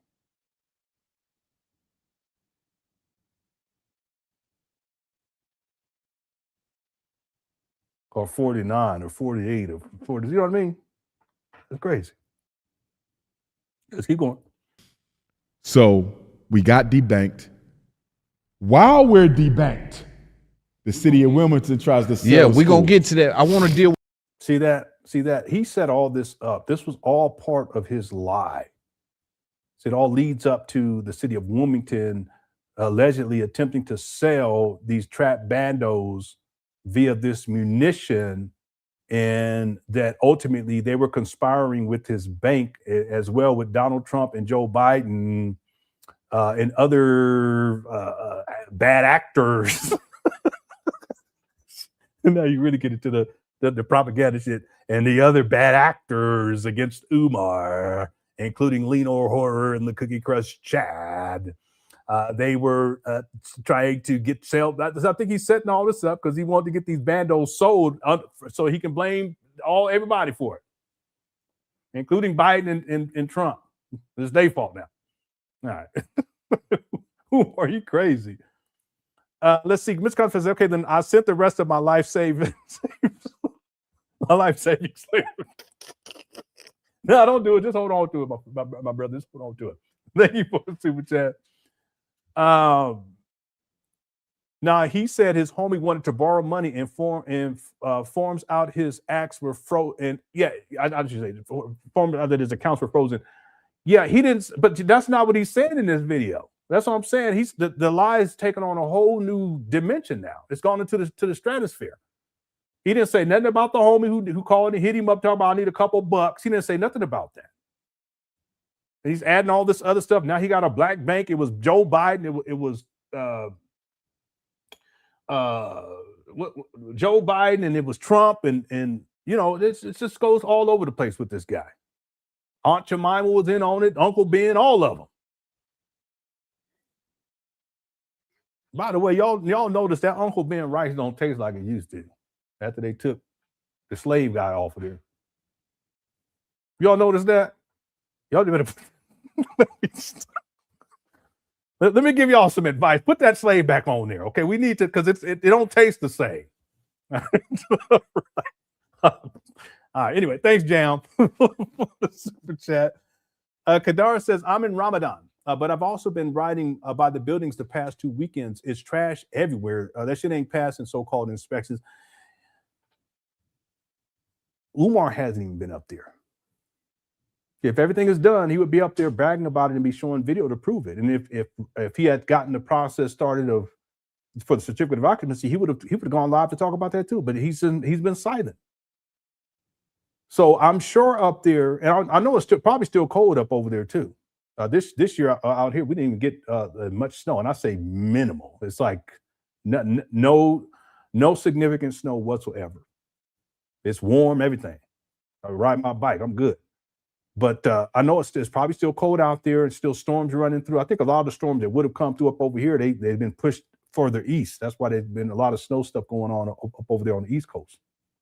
But the point is that Umar's not even up there showing anything. And every once in a while, we have someone who goes up there and video records, and they'll upload to YouTube, or they'll send it to me, and we'll play it. And yeah, it looks bad up there. There's no way it's going to pass inspection. Umar knows that.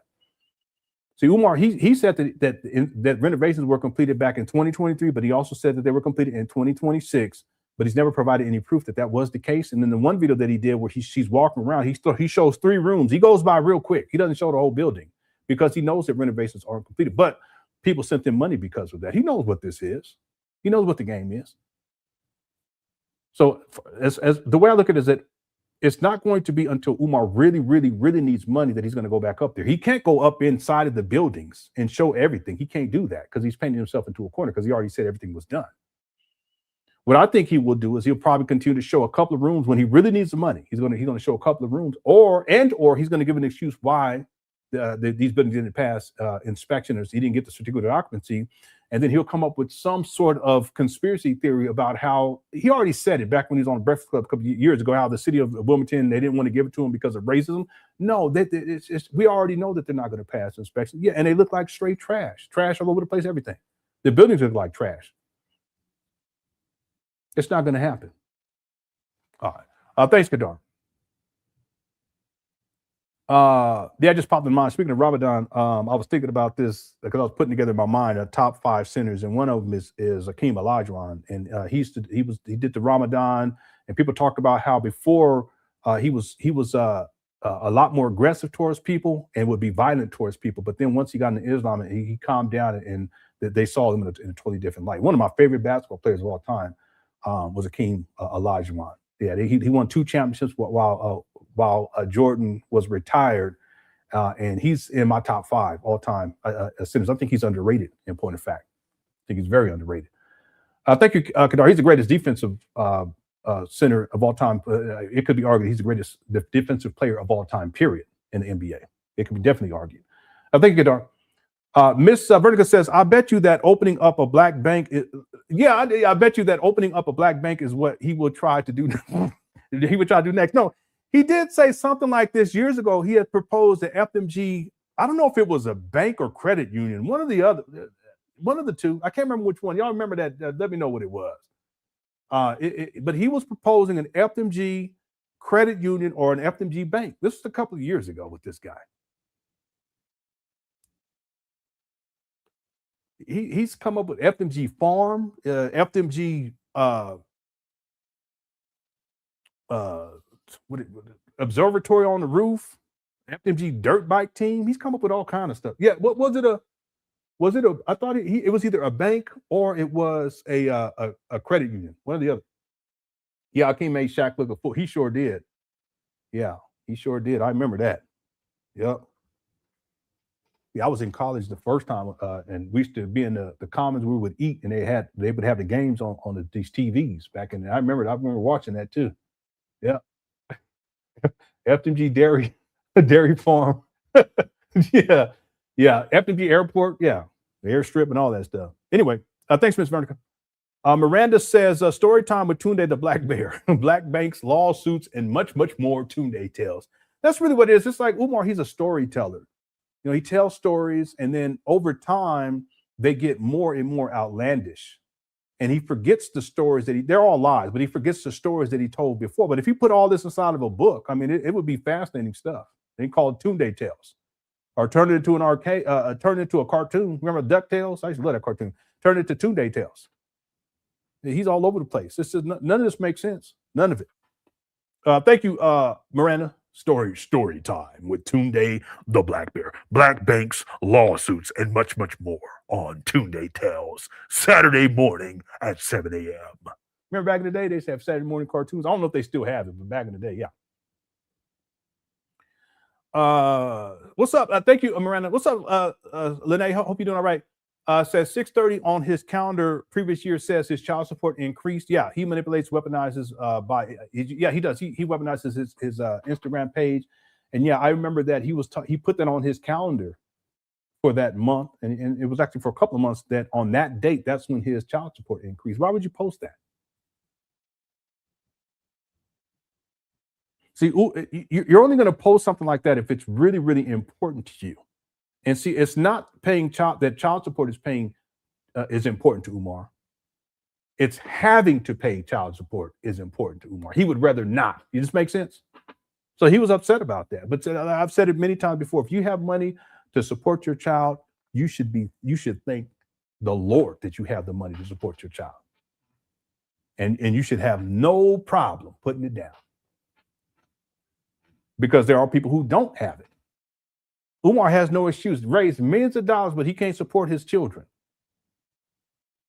So when the child support is increased, he posts that on his Instagram page because he's upset about it, not because he feels good about paying more. I mean, you should be thankful. If you got the money, you should not be complaining. And if you don't have the money, then you need to figure out a legitimate way, an honest and lawful way of getting the money. And it's really that simple. Yeah, you're absolutely right. He weaponized his IG page for years. Because we were talking about this when we first started. There's a lot of people been around for a long time. Back in the day, there was all kinds of crazy stuff that was going on with this guy. that he would do to people, he would say about people, he would post, and he would use it mainly his Instagram, not so much on his Facebook page, but on his Instagram, that was his main outlet because that's where he got the most amount of attention to this day. So he has a long history. Matter of fact, he weaponized his Instagram page against you. Last year, he weaponized it against me last year. He weaponized it against other people last year. He weaponized it against my wife last year. But if you guys go back, he has a history of doing that. Well, thanks, Lenon. Hope you're doing all right. Kadar says his ability to make things up should be studied. Yeah, I agree. You know, and it's I don't mean to say it that way. It's a skill set. I don't see how anyone, because I could try to get up here and lie and make something up, but I can only go so far to where I just can't keep, you know, and then it starts sounding ridiculous, and then like, you know, but he has a skill set. It's just he starts and it just keeps going.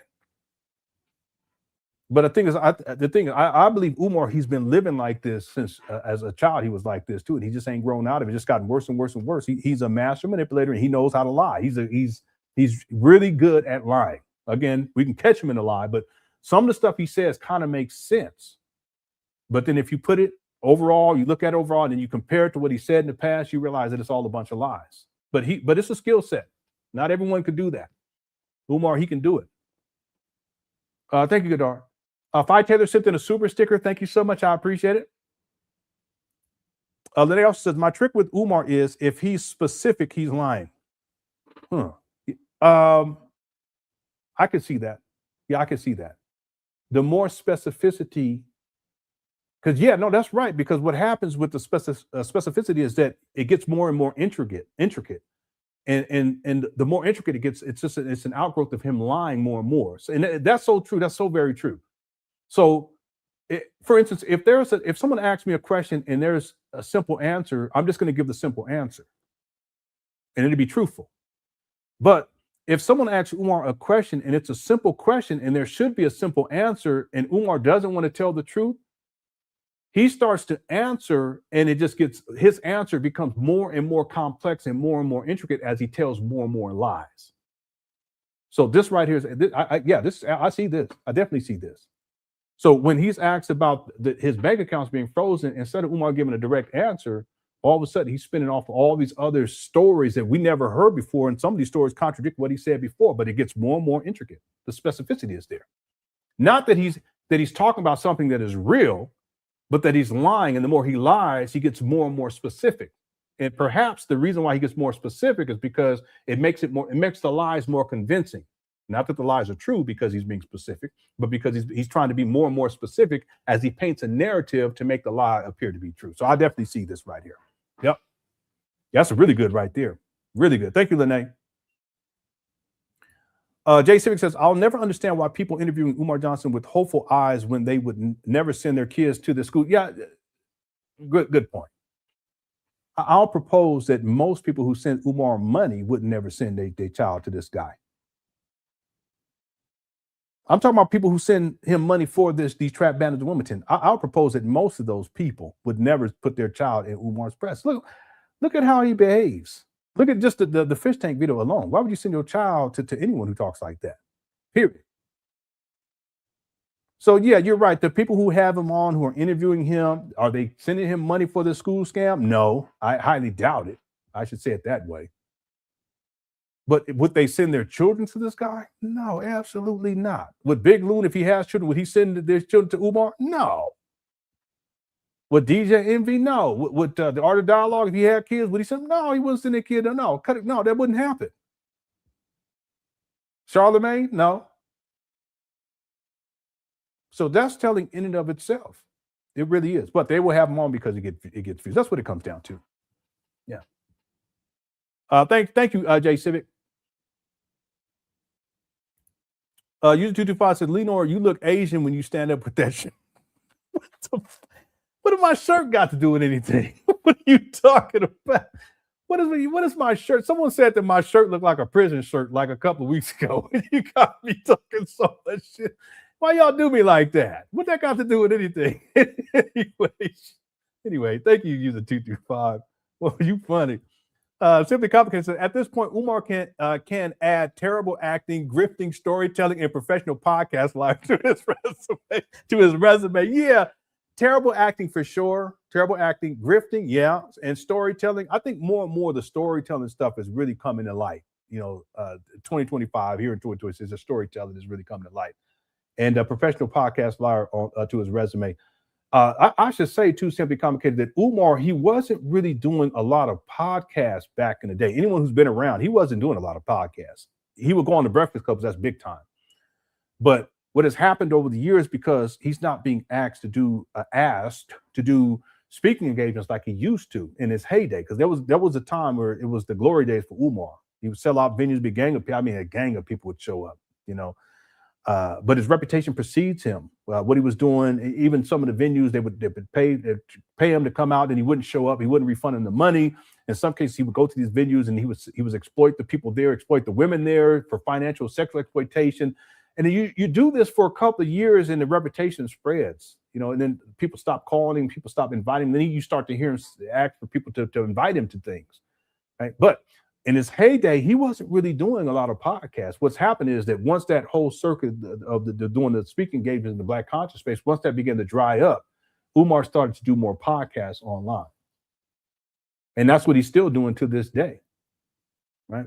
Yeah, it's interesting. Yeah, he can add that, and he gets on these podcasts. He be lying like it's no tomorrow. Well, thank you, Simply Complicated. Jam Jack says Umar could be bipolar. Yeah, there's times where I've seen Umar where he's down, and then I've seen him where he's manic. He tends to get manic when he crashes out. When people like when Lene came out, he went manic. But then there are also other times where I can see Umar where he's really subdued. And a good example of this is if you guys look at the SETI rant. I mean, it was quick up and down. So he has a problem with emotional regulation. I think that's probably the preeminent example of this with Umar. I think one of his biggest challenges is that his narcissism, where he thinks that he's great and he shouldn't be criticized, and that he could do no wrong. It's always someone else's fault. I was watching somebody, I think it was Dr. Rahman, it might have been somebody else. They were talking about how oftentimes people who have these narcissistic traits, as they get older, it becomes more difficult for them in society because they've already caused so much damage for decades, always blaming other people, never holding themselves accountable. They can't hold a job. Well, that's Umar. They can't maintain relationships because they're always blaming other people. They're creating chaos in everybody else's life. They look at people as resources, not as human beings. They have no empathy for anyone else. All they care about themselves and their own needs. Everyone is just a resource. So I think then they also they were also talking about how you have the aspect of narcissism, but then there are oftentimes other issues that play into that, because at a certain point they begin to self-medicate to kind of deal with all of the issues that they've created for themselves that they blame everyone else for.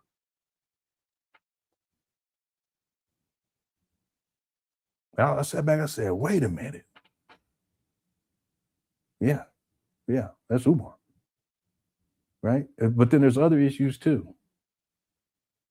It's not just the narcissism. There's other issues. And see, because he believes that he's great and that he, he's not subject to criticism and everyone's just hating on him, he's never going to put himself in a position to where he has to submit to someone else helping him in a way that he needs. See, he thinks money's not helping Umar.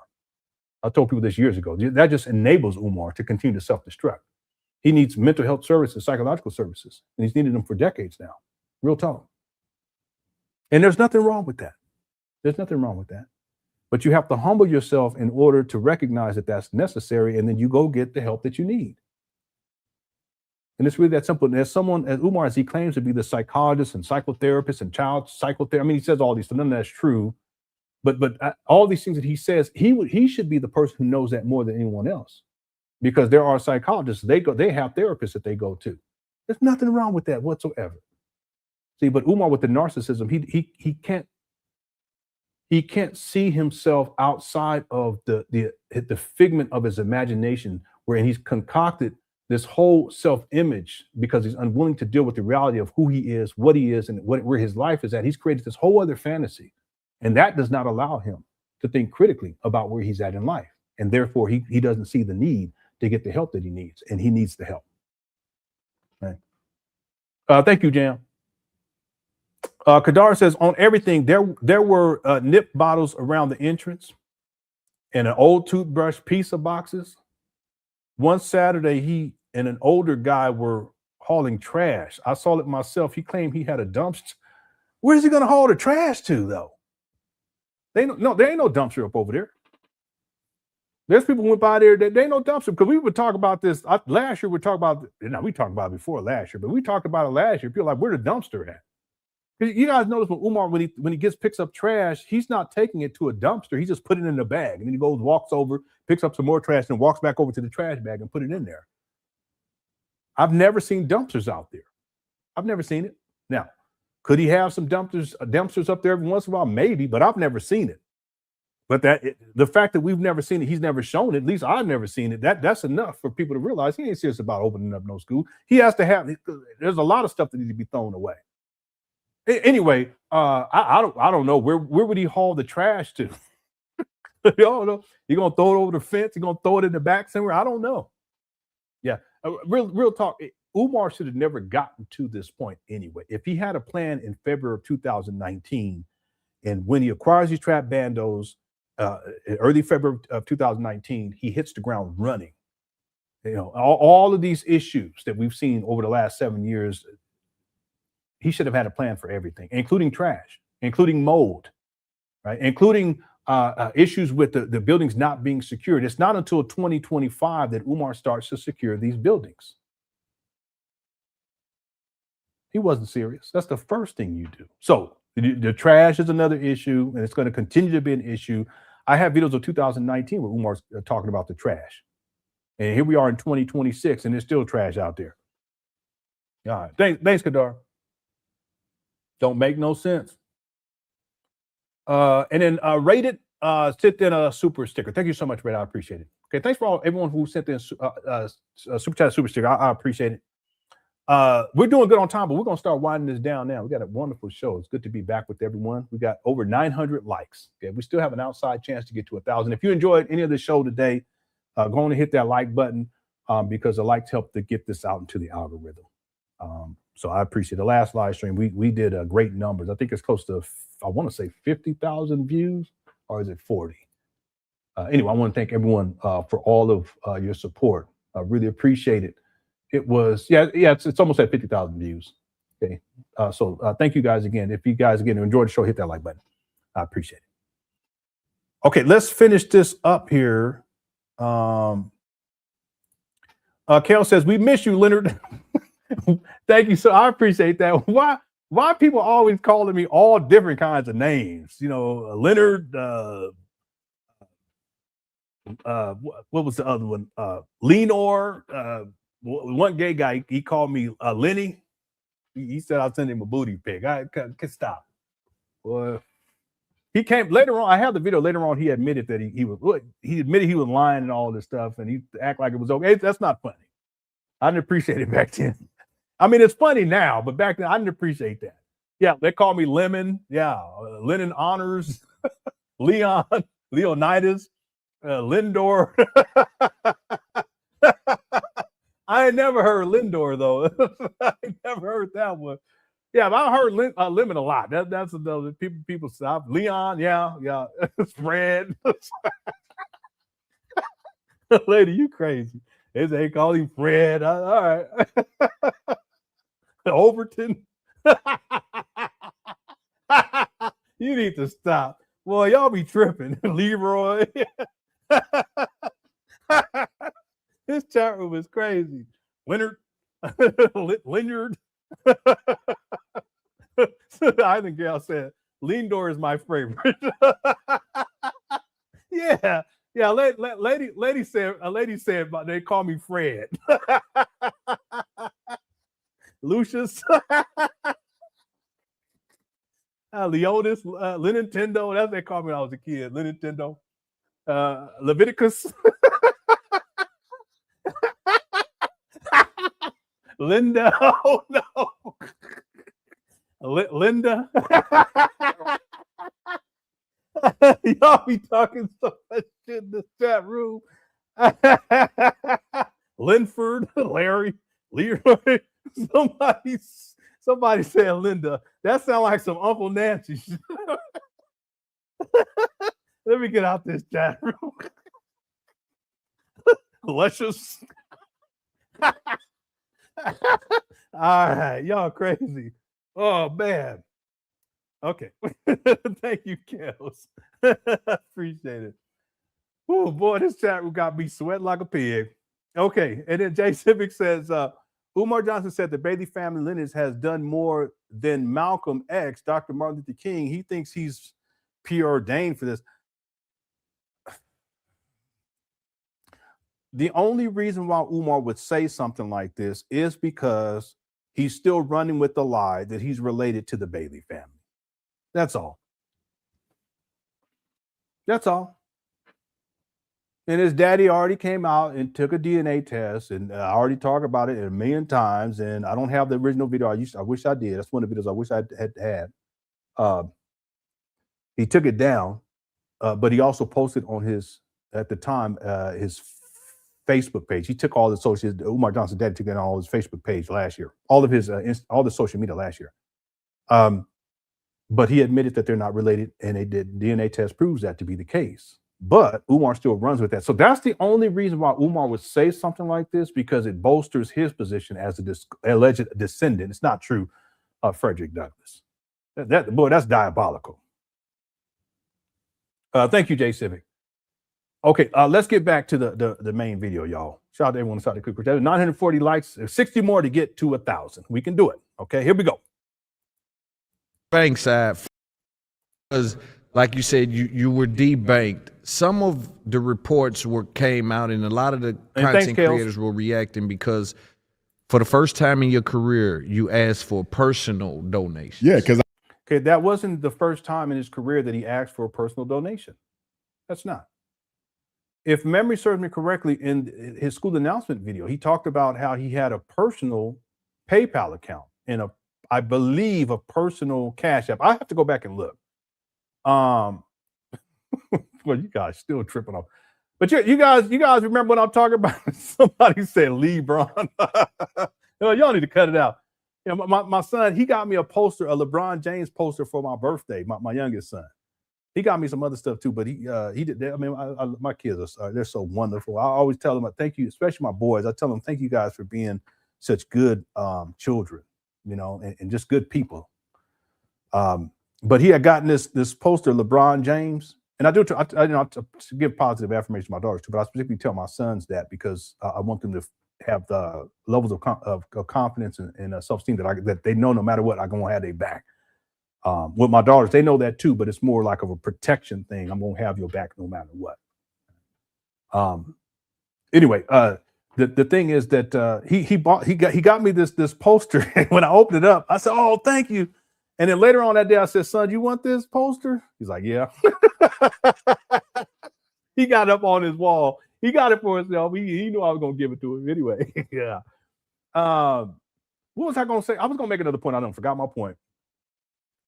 He's also forming DAFA, a panderer in every sense. Yeah, I've heard about that, and I think he mentions that in the podcast with Big Loon.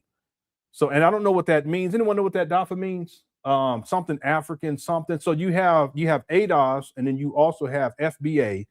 Umar's talking about, I think he calls it DAFA or DAFA. I don't know which one it is. Yeah, Big L. They used to call me Big L back in the day. And Lynn Dog. That's my cousin used to call me Lynn Dog. Anybody know what that DAFA stands for? Donate all funds again. Yeah, ESPN says it's donate all funds again. That's why DAFA, deadbeat ass fathers. Deadbeat ass father always. Y'all crazy. Well, I miss you guys. That's hilarious. Yeah. What is that? Descendants of freemen. Okay, so now he's into the freeman thing. Okay. Freeman on the land. I was into that too for a while too. With the Anyway, that's back in the day. Okay, so it's descendants of freemen. But how is that? What is it? Daffa or Darfa? Daffa, descendants of free. Yeah, I don't know. It has to have something in there with African, right? Anyway, yeah, no one knows what DAFA stands for. Anyway, yeah, I know what you're talking about because people were talking about it. You guys ain't even y'all not even listening to me. Descendants of African freedmen. Okay, so descendants of African freedmen. Is that what it is? Of African freedmen or freedmen African? I don't know. Yeah, but I heard about this. It's nothing's going to come out of it. Umar has no organization skills. He's just throwing stuff out there just to kind of stir the pot and then get people talking about him. That's all that comes down to. Yeah, he all over the place. Dafa. Okay, let's get back. Thank you, Kadar, and thank you, Jay Civic and Kels, and Rated R for Robin and everyone else who sent in super chats or super stickers. Thank you guys so much. Let's get back to the main video. Here we go. I was the bank too. In other words, while we was the bank, we couldn't access no money. So my personal account is froze and the school's account is froze. And I didn't know how long they was going to be froze. Did they give you a reason? I still don't have a reason. That doesn't make any sense. That doesn't make any sense. They didn't give you a reason. That's because they weren't frozen. Again, 56% of people, 2,422 votes. 56% of the people said no, that your accounts were not frozen. 20% said yes, and 24% said, I don't know. They never gave them a reason. It's ridiculous. And guess what? They said they didn't have to supply one. Yes. Anybody here in banking? Come on.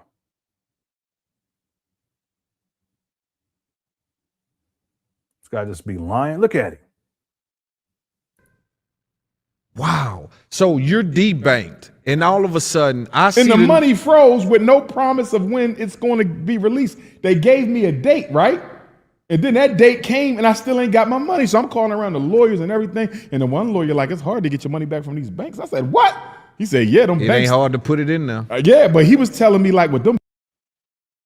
This guy, Umar, he be lying? Damn, banks, you got to be careful. He said he heard of banks who held on to people's money for years, bro.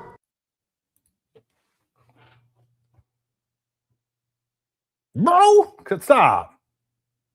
He said they was gonna hold the money for decades, bro. Damn. Come on, Umar, stop with all of the extras. This guy, he will lie about nothing. You know how they say lie about anything? Not even that. He'll lie about nothing. You got to be careful with these banks, man. Yeah. He said the rules around finance give them a lot of leeway, bro. I bet. They can straight have you. You could be a multi-millionaire and be broke as shit messing with these banks, bro.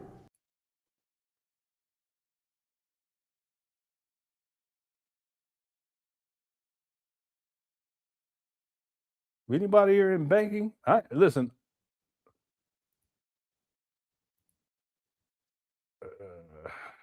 I've been using banks since 16 years old. I ain't never heard nothing like none of what Umar talking about.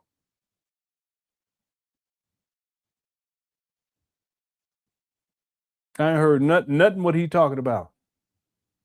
They can hold on to your money for months. bro. You know Umar with the shenanigans. Yeah. No, stop. Yeah. They can't. Somebody said, oh, you could be a millionaire, you be broke. Stop. If you got millions of dollars in the bank, you ain't broke. But they won't hold it. They won't let it go. Stop. Yes. So you're debanked. Did you receive a letter? Did you go try to access your account? What happened was I think I was sending my cousin like $50.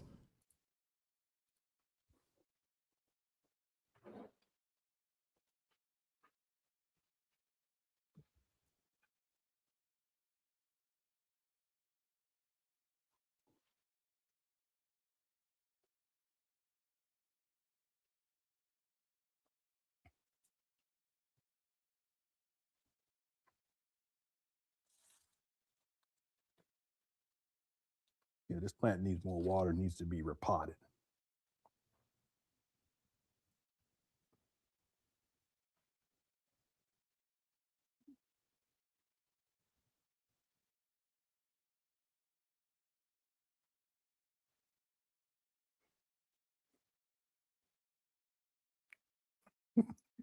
That's I be doing that to my wife.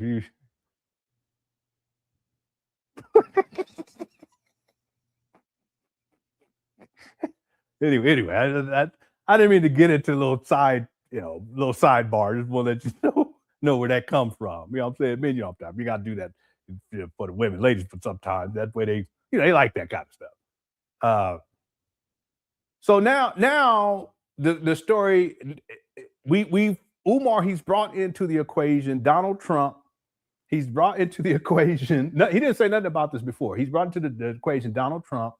He's brought into the equation Joe Biden. Now he's bringing into the equation his cousin.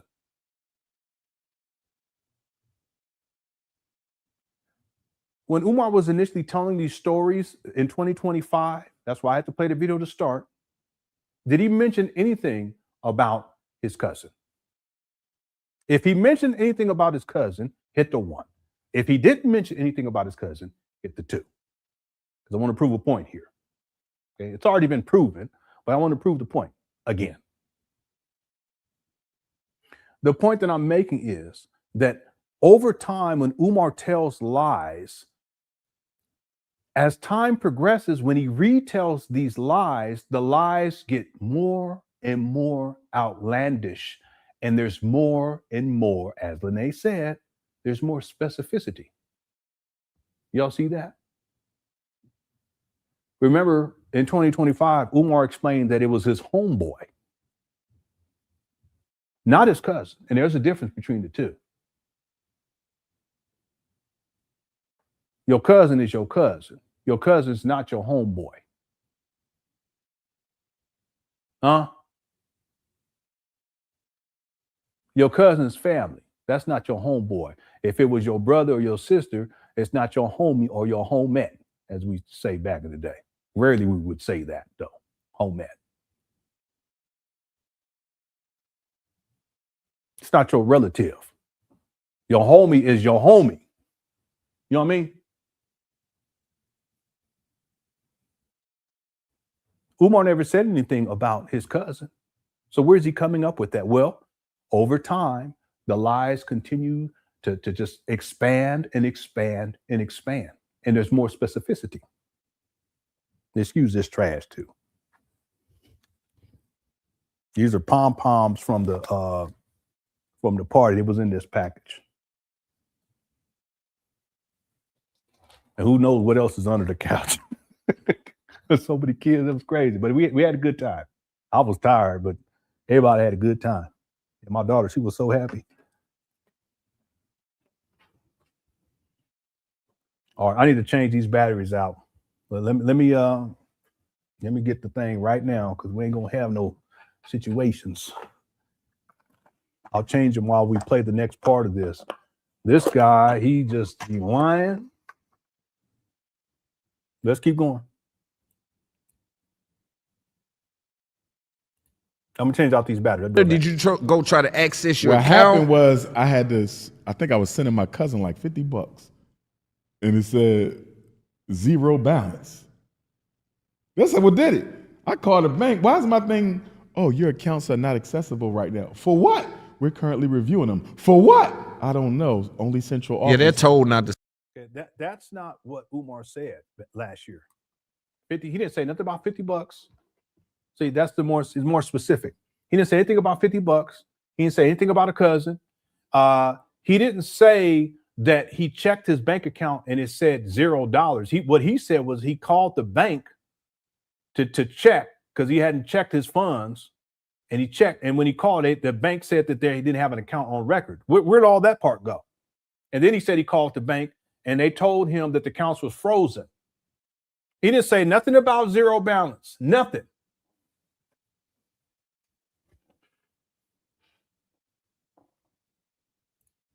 Yeah. Yep. Shout out to Lene. That was that's the big takeaway, ladies and gentlemen, is what she said earlier. And it's so true. I can totally see it. And we can totally see it right here.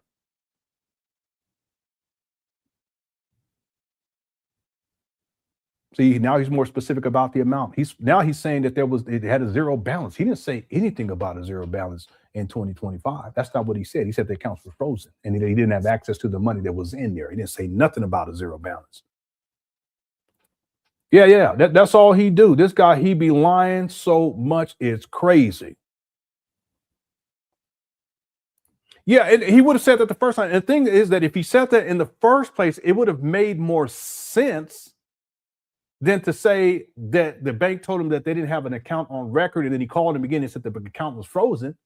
If he had said in the beginning that there was a zero balance, that would have made more sense, and then he couldn't get any money. But so why is it that all these months later, he's telling a totally different story at this point?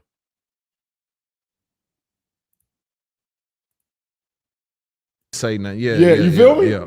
So I was in limbo. Damn. So, and you know what? It's interesting because when that happened, of course, a series of events happened, but I just want to deal with the bank part because do you think when you came out and done that affected your cultural equity at all? When you said that because people weaponize that. We're not going to act like they people weaponize everything.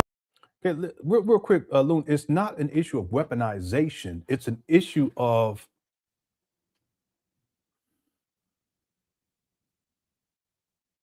veracity. In other words, Umar's a liar. If people point out that he's lying, it's not weaponizing his lies against him. It's just telling the truth about his lies. That's all it is. So no, it's not weaponizing.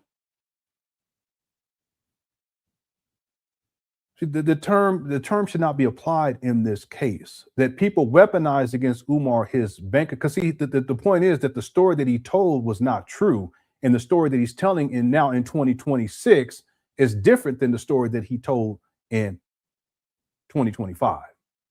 Both of these stories are not true, and the stories don't even match up. And the reason why is because he's lying. So if you point out that someone is a liar, that doesn't mean that you're weaponizing anything against that person. That just means that you're shedding light on the truth.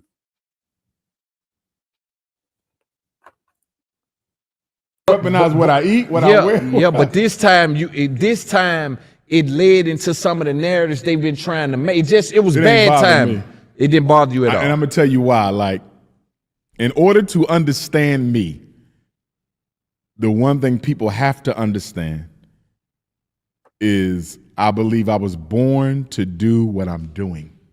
Okay, so that means that you're born to lie, that you're born to scam, that you're born to tell narratives, that you're born to sexually exploit black women, that you're born to financially exploit black people, because that's what it is. So, what's interesting, I think, is what he's attempting to do is he's trying to justify that the reason why he goes through all these things is not because of his own doing, but because it's someone else's fault, and that is part of some sort of anointing on his part. No, you're just a basic con man. That's all. And because of that, there's a thin layer of protection around me. You feel me? If you've noticed. Yeah, the audacity of this guy, the arrogance. I mean, you have to have some serious arrogance to think like this, that all of the shady things that you're doing, that somehow you have some sort of, I don't know, spiritual shield or whatever. Yeah, it's crazy. I've been through a whole lot these 16 years that I've been global, right? And you haven't been global for 16 years, Umar. Let's just cut it out. Bounce back from everything, you see. And I think it's because them ancestors, man, they're real. You feel me? So the ancestors are the reason why you're a scammer, or you tell all these lies? Is that what you're saying? Or are you saying that that's the reason why you get away with all this stuff? Real. And I think that as long as I stay true to my mission, they got me. And I was told that in a divination. Yeah, but even if you were told that in divination, whatever. Listen, if this is all true, then why are you always involved in some foolishness? If this is all true, then why are you a deadbeat and you don't take care of your kids? If the ancestors got you, then why don't you take care of your own progeny, which would be their progeny?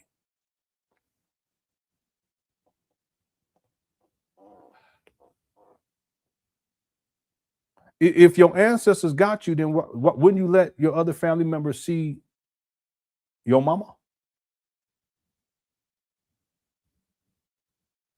If the ancestors got you, why are you always begging for money for a school that don't exist? If the ancestors got you, then why was it an issue to find the blueprints back in the day? If the ancestors got you, then why would you why would the Archdiocese of Chicago go back to the Vatican to stop you from getting to school back in the day? If the ancestors got you, then why was there a massive hole in the roof when you purchased these trap bandos and the HVAC units on the roof were gutted?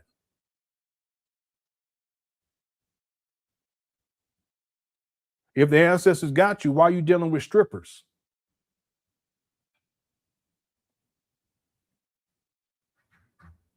I can go on and on.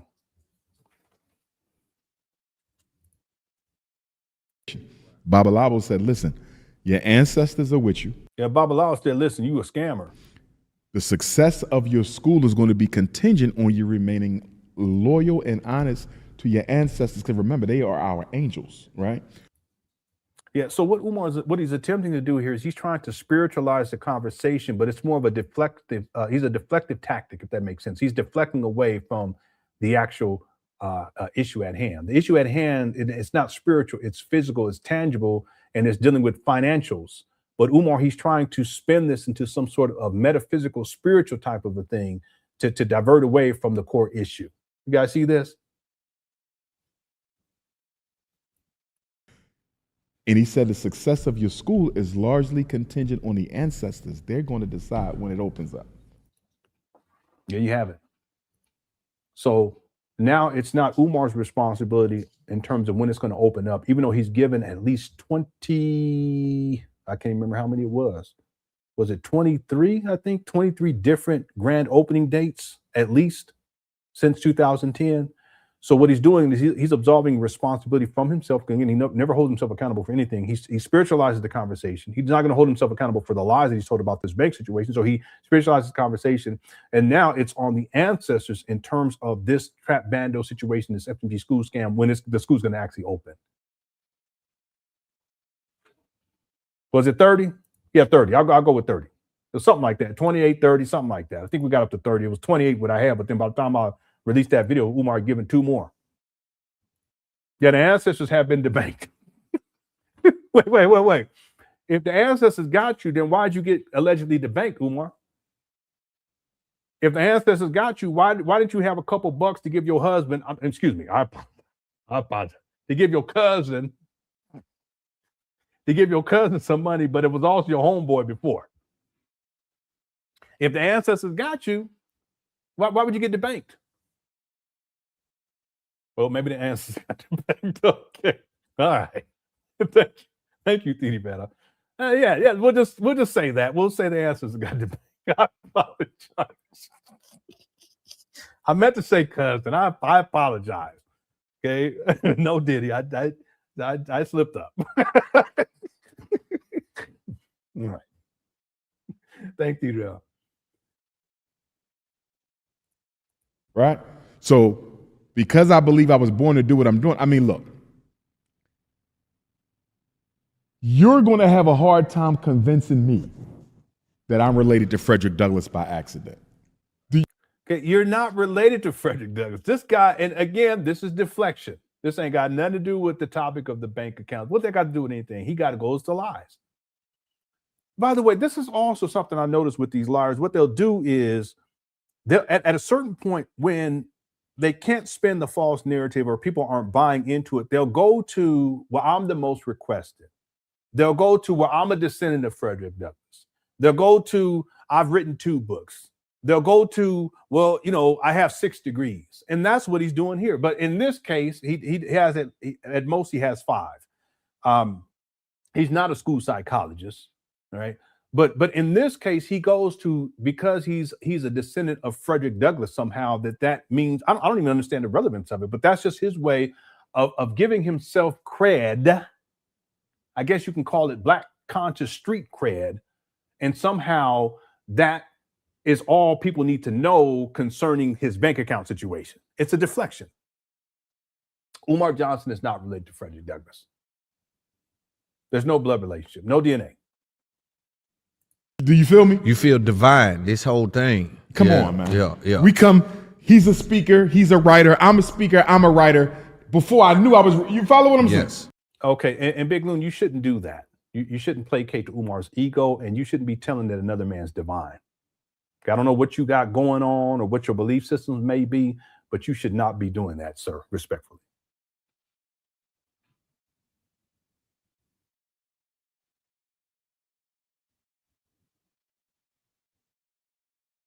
On top of that, he ain't even related to Frederick Douglass. Watch this.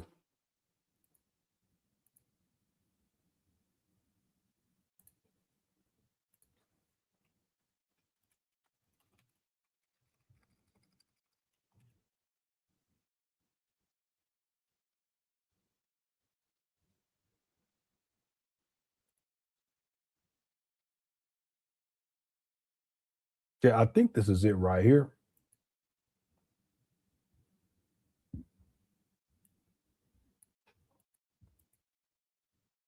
Okay, this is Umar Johnson's daddy.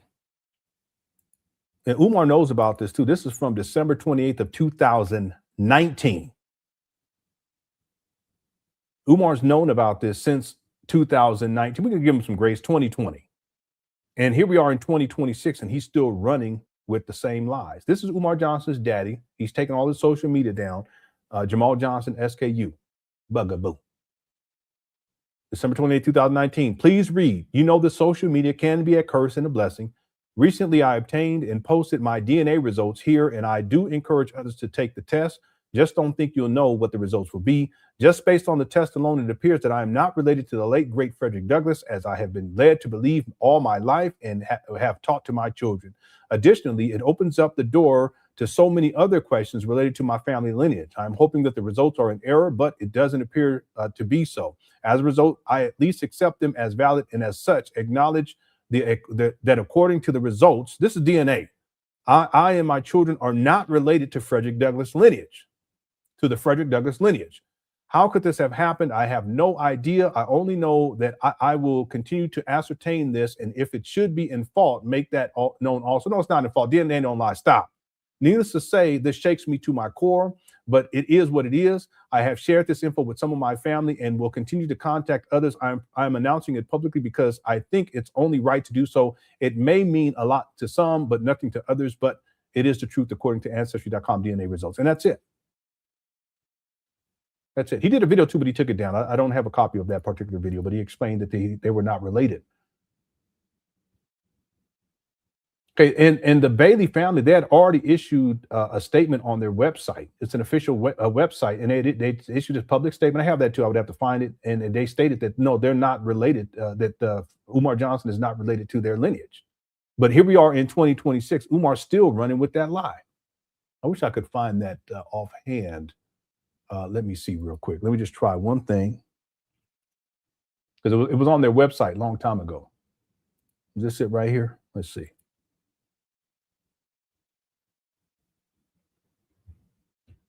Yeah, I think this is it. Yeah, here it is right here. They were saying this back in 2016. Public statement on Umar Johnson. And shout out to Black Anonymous. Okay. Credit to you. April 18th of 2016, to whom it may concern, the family of the Frederick Douglass has received numerous inquiries about Umar Johnson questioning his relationship to Frederick Douglass. There have also been questions about the legitimacy of his PhD and handling of the donations he received for the school he is promoting. We can tell you with 100% certainty that he is not a descendant of Frederick Douglass.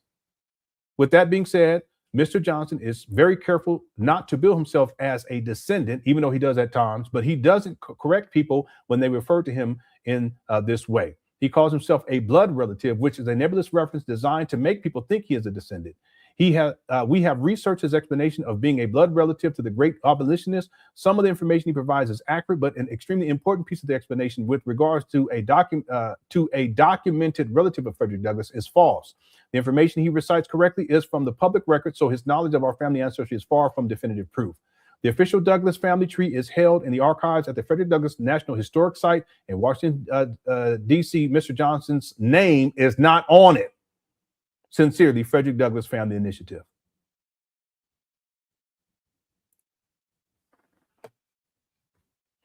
If the Bailey family states that, and then Umar Johnson's, and they state this in 2016, right? They state this in 2016, and then Umar Johnson's daddy states in 2019 that they're not related. Was it 2019? That they weren't related to Frederick Douglass. Why is Umar still saying that he's related to Frederick Douglass?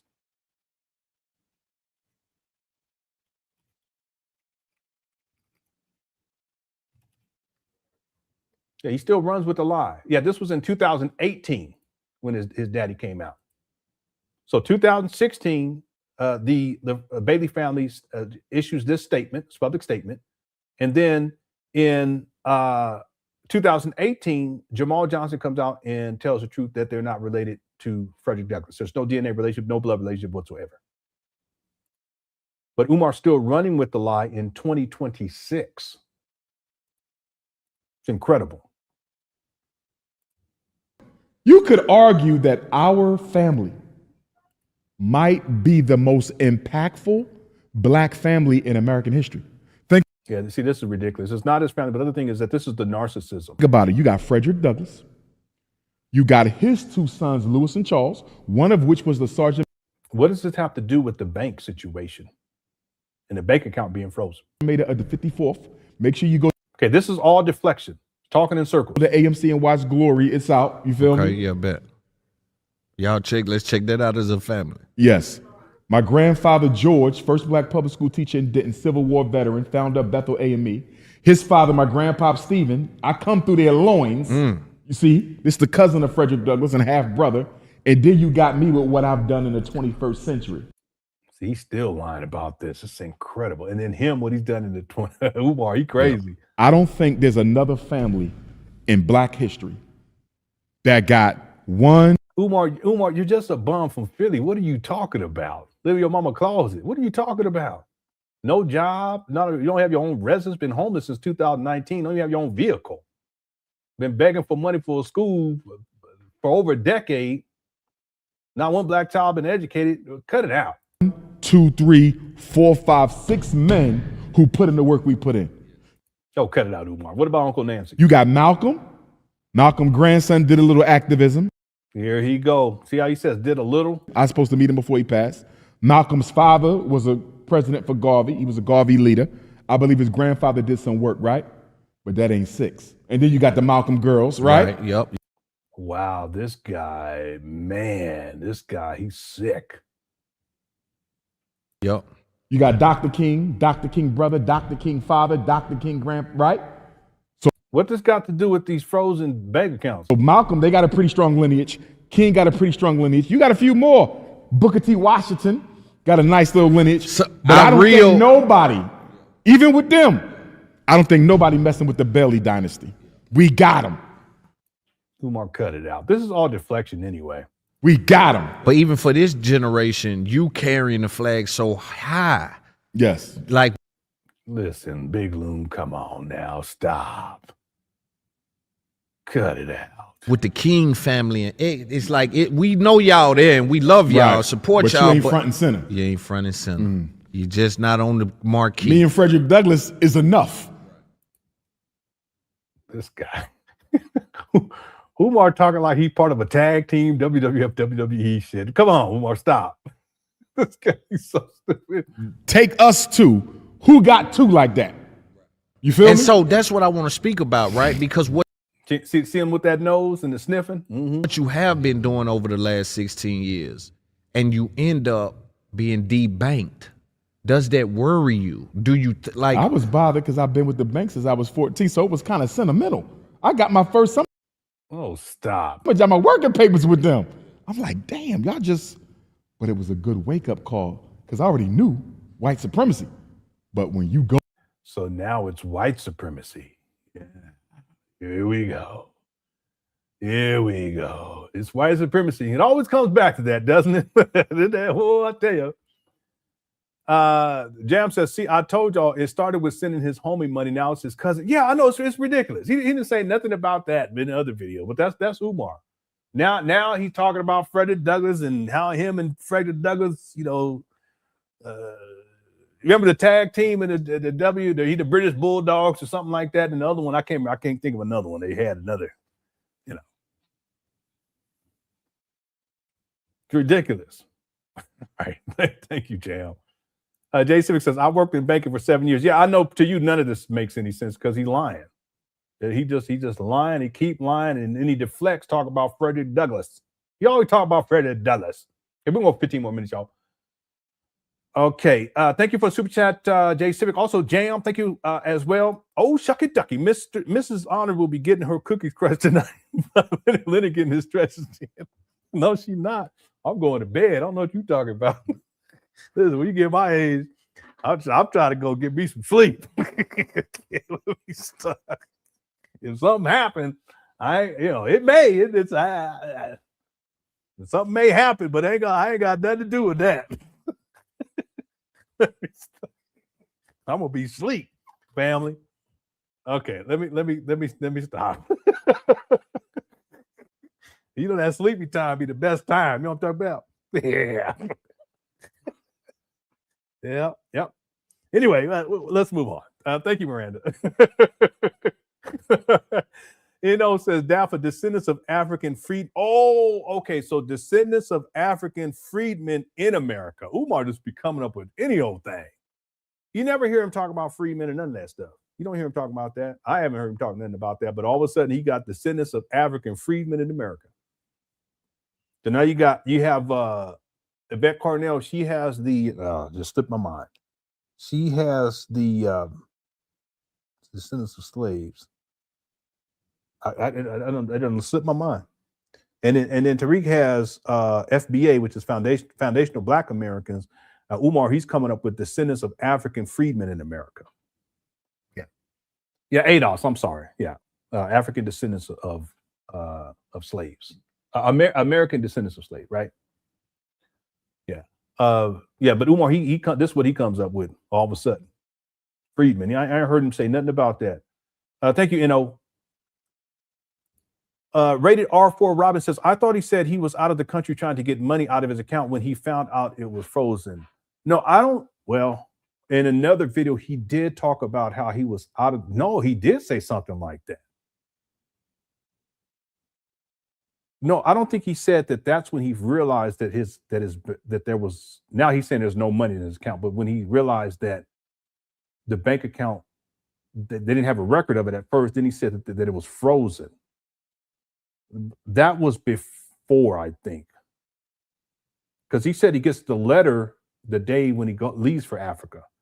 I wonder if he's saying that he got this. I know it's all ridiculous anyway, but I wonder if he's saying that he got the letter, that it was sent to him and he received it, but that he was over in Africa by that time, or that he received it before he went to Africa. Whatever the case may be, the story doesn't add up. Whether we look at it from him being over in Africa, or we look at it from him talking about how he needed to get money for his homeboy, or now in 2026 he's saying that he had to get money for his cousin, and his cousin needs $50, whatever it was. It doesn't add up because he's lying.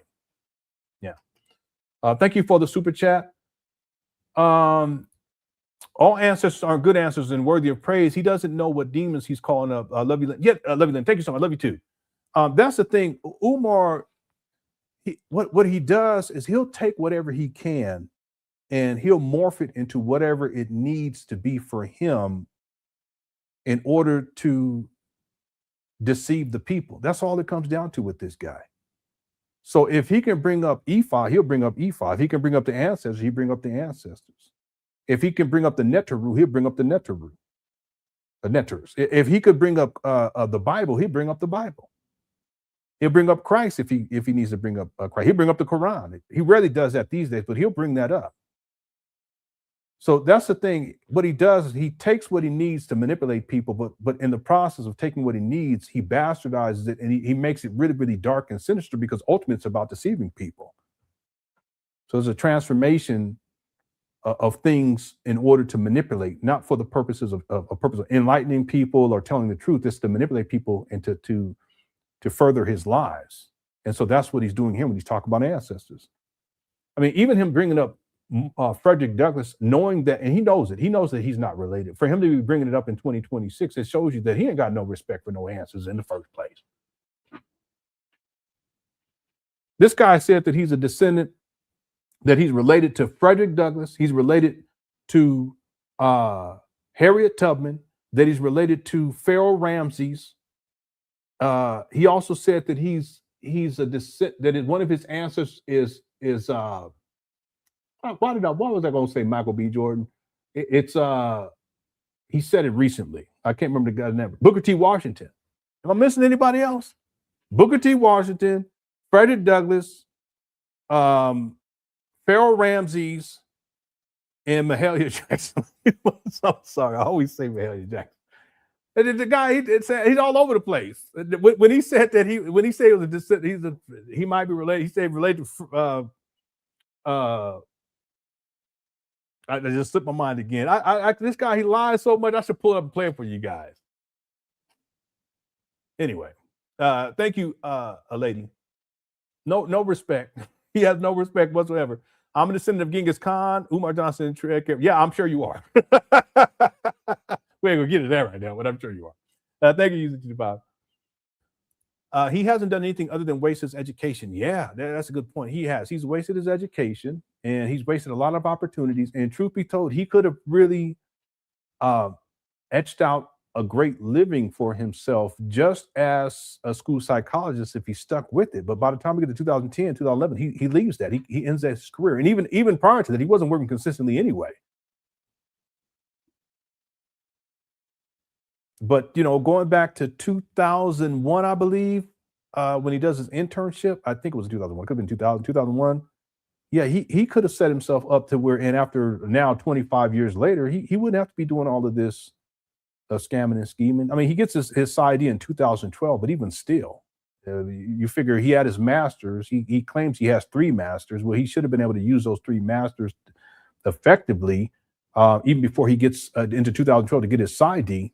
To where he can you know, etch out a great living for himself as a professional. But he chose the path of the dark side. He tried to cut corners, and he wanted to do what was easier, and it fed his ego more than to actually have to work, you know, consistently work. It feeds his ego for him to travel the world as if he's some great black leader and collect money and crush cookies for a school that don't exist. That's easy. That's the easy route. And that's exactly what it is. But it's a waste of education. It's a waste of time. It's also a waste of talent because he could have used his speaking skills in a positive way. You know, now he's doing podcasts, talking crazy, lying about stuff. It's a waste. Yeah, he's a cautionary tale for sure. Thanks, Smart Barbie. Simply Complicated says, I really do wish that at some point in 2026, a brave podcaster would shut this stuff down with Umar. They keep letting him perpetuate this. They keep letting him perpetuate the same narrative that has more holes than Swiss cheese. Yeah, it would be nice if that took place, and preferably it would be on a larger platform. But the thing is that the larger platforms, they need Umar for views, and it's not just because it's Umar, because a lot of these platforms, they already have an audience built in. Breakfast Club, Art of Dialogue. It's just bringing Umar in. They're going to do even more numbers than what they would normally do. It would be great, you know, if in 2026 Umar was on the Breakfast Club and they really challenged him, say, hey, wait a minute, you know, back in 2014 we had you on and you said you had collected you had collected $500,000 back then, $500,000. You know, here we are in 2026 and you still haven't opened up a school. Let me tell y'all something. With $500,000, you can open up something, even if it's a virtual school. $500,000, you can do that easy. And he had $500,000 in 2014, if memory serves me correctly. So there's no excuse. There's no excuse whatsoever as to why Umar hasn't opened up. It's just he has excuses because he doesn't want to hold himself accountable. It's a scam. It's a long con. It just boggles my mind. Was that in 2000? I got to look again because it just boggles my mind. Yeah, it was in 2015. Okay, I did one in 2014. 2015, August 31st of 2015, Umar stated that he had raised $500,000, which has been a year and 4 months and 3 weeks after he started raising money for the St. Paul's College. And then here we are, that was 2015. Here we are in 2026. Yeah. So again, if they have him on the Breakfast Club, they can bring that up and say, hey, listen, you said that you were at $500,000 back in 2015. You know, why here we are in 2026, why isn't the school open? And Umar, he has a whole bunch of excuses. But it's not enough to ask the question. You have to stay on the question and don't allow Umar to deflect. And he's talking about other stuff that's totally unrelated, and Frederick Douglass and all this other stuff. They ain't got nothing to do with this bank account situation, and they ain't got nothing to do with why these schools, these trap bandos ain't open yet. Yeah, we'll see. We'll see. That would be good if it happened, but preferably on a larger platform. Okay. Thank you, Simply Complicated. Okay, we still got 1,500 people in the building. Thank you guys so much for tuning on in. We got over 1,000 likes. Thank you guys so much. That's the major goal. Our goal was 600. Let me go ahead and close out this poll. 2,536 votes. Were Umar Johnson's bank accounts, I could have written this better. Were Umar Johnson's bank accounts frozen in 2025? 20% said yes, 56% said no, and 24% said I don't know. So I want to thank everyone who voted on that poll. I'll close that out and let's wind this down. Quick chat. Thank you guys so much. Thank you, Simply Complicated, for the super chat as well, Smart Barbie. He right, Uncle Nancy was real impactful. Yeah, I don't know how, but we're okay. Thanks, D. Will. That was crazy when he said Uncle Nancy. He was cracking up. This older video of Umar, he was tripping in that video. Thank you, D. Will. How's it going? Amina says, hey, Lenon, so good to see you. I really love hearing you dissect Umar's lies. They're so satisfying to hear. Thank you for the diligence. Oh, you're so welcome. And I'm gonna stay on it and we're refocused at this point, and we'll continue to stay on task with this Umar Johnson saga. Tomorrow, I don't have anything for tomorrow unless Umar goes live or another video pops up that we haven't covered. I don't plan on a live streaming tomorrow. But on Thursday, the full video of Umar where he's talking about these types of topics, dealing with the school and all this other stuff. This is mainly supposed to be Umar talking about the bank accounts being frozen, but there's other stuff too, dealing with FDMG that's supposed to be released on Thursday. And once that comes out, we'll cover that as a show on Thursday. So that'll be the plan. Okay. Thank you so much for your kind words. I mean, thank you for the super chat. And again, I'm here. You guys are here. I'm here. Okay. Real talk. Love y'all. Okay. Repentant. How's it going? It says, remember Lenon on back in 2020 when Umar said Lauryn Hill gave him a kiss at his college concert and that he knew it was her time of the month? Yeah. Some people are like, what are you talking about? Yeah, Umar tells a story. Again, this is all storytelling. This is what he does. Now, were the Fugees there? Yes. Was Umar part of that? Yes. But he has to turn it, again, he has to turn it into some whole other thing. So he tells a story that, they were all in a hotel room and him and all these other people, and he's, and there's a knock at the door. He answers the door, and it's Lauryn Hill standing there. Okay. Probably happened. But then he says he laying on the bed. And I think he said the bed, right? I don't want to misquote. I don't think he said a couch. I thought he said he was on the bed or something. I don't remember exactly. But she comes and sits next to, let's say a couch, because I don't remember, whatever. And she comes and sits. I thought he said she comes and sits next to him and then puts her head, lays her head on his shoulder. She don't know him. This is what he say. I should pull it up because I don't even know that this story is ridiculous. But that's not all. She confides in him that her stomach is a little agitated for reasons dealing with the menstrual cycle. She don't know him, but this is what Umar is saying.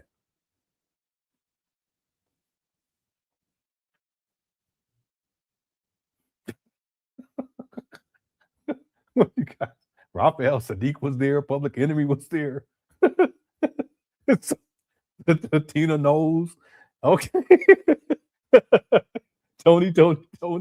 All right, yeah, something like that. I can't remember the whole story. Someone said roll the tape. Now we got to get it done. I can pull it up and play, but it's ridiculous. Okay, but then what happens is after they do their concert, Umar, for some reason, he's standing at the back of the gym, and it's the lights are off. It's like really dimly lit, and she comes up to him out of the blue, You don't know him. He comes up to him, kisses him on the cheek, and says, "Bye, cutie." Method Man was there. Babyface. I used to love me some Babyface back then. In Vogue, RZA. All right. ODB was there. Yeah, that's what he said. "Bye, cutie, honey pie." That's what Umar said. You got to stop. Somebody said, "I'll be sure." "I'll be sure" was there. Brand Nubian was there. All right. Anyway, yeah, that's the story in a nutshell. I have it in the documentary. Umar, he crazy. Okay, now again, I think she was there because we did the research on that years ago, and the Fugees was there, and so all of that, yeah. But Umar telling the story about, because the woman's not going to do that. She don't know who you are. She would probably have been early 20s at that time, potentially late teens. You're not going to go into a hotel room and you're going to go up to Umar and lay your head on his shoulder, and I don't know if it was a couch or whatever. I don't even know. I can't remember. But the point is that a woman's not going to do that. They're not going to be telling all their business like that. Now, if you know them, okay, right? I mean, you would have to be pretty close to them for them to do that, or if it's your girlfriend or your wife, okay, yeah, okay, I get that. But just to any random dude, that's not going to happen. But that's the story that Umar tells. He's a storyteller. Then he was like, and I always wondered what could have been if I had stopped. She gonna be singing songs in your mama closet. Stop.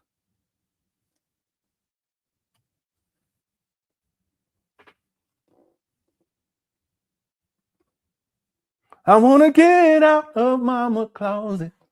Yeah. We're gonna make a way. We're gonna shine today. Out of mama closet. She gonna have a guitar. All we gotta do is have the faith, because one day we'll be free. Gonna get out of mama closet and open up FDMG.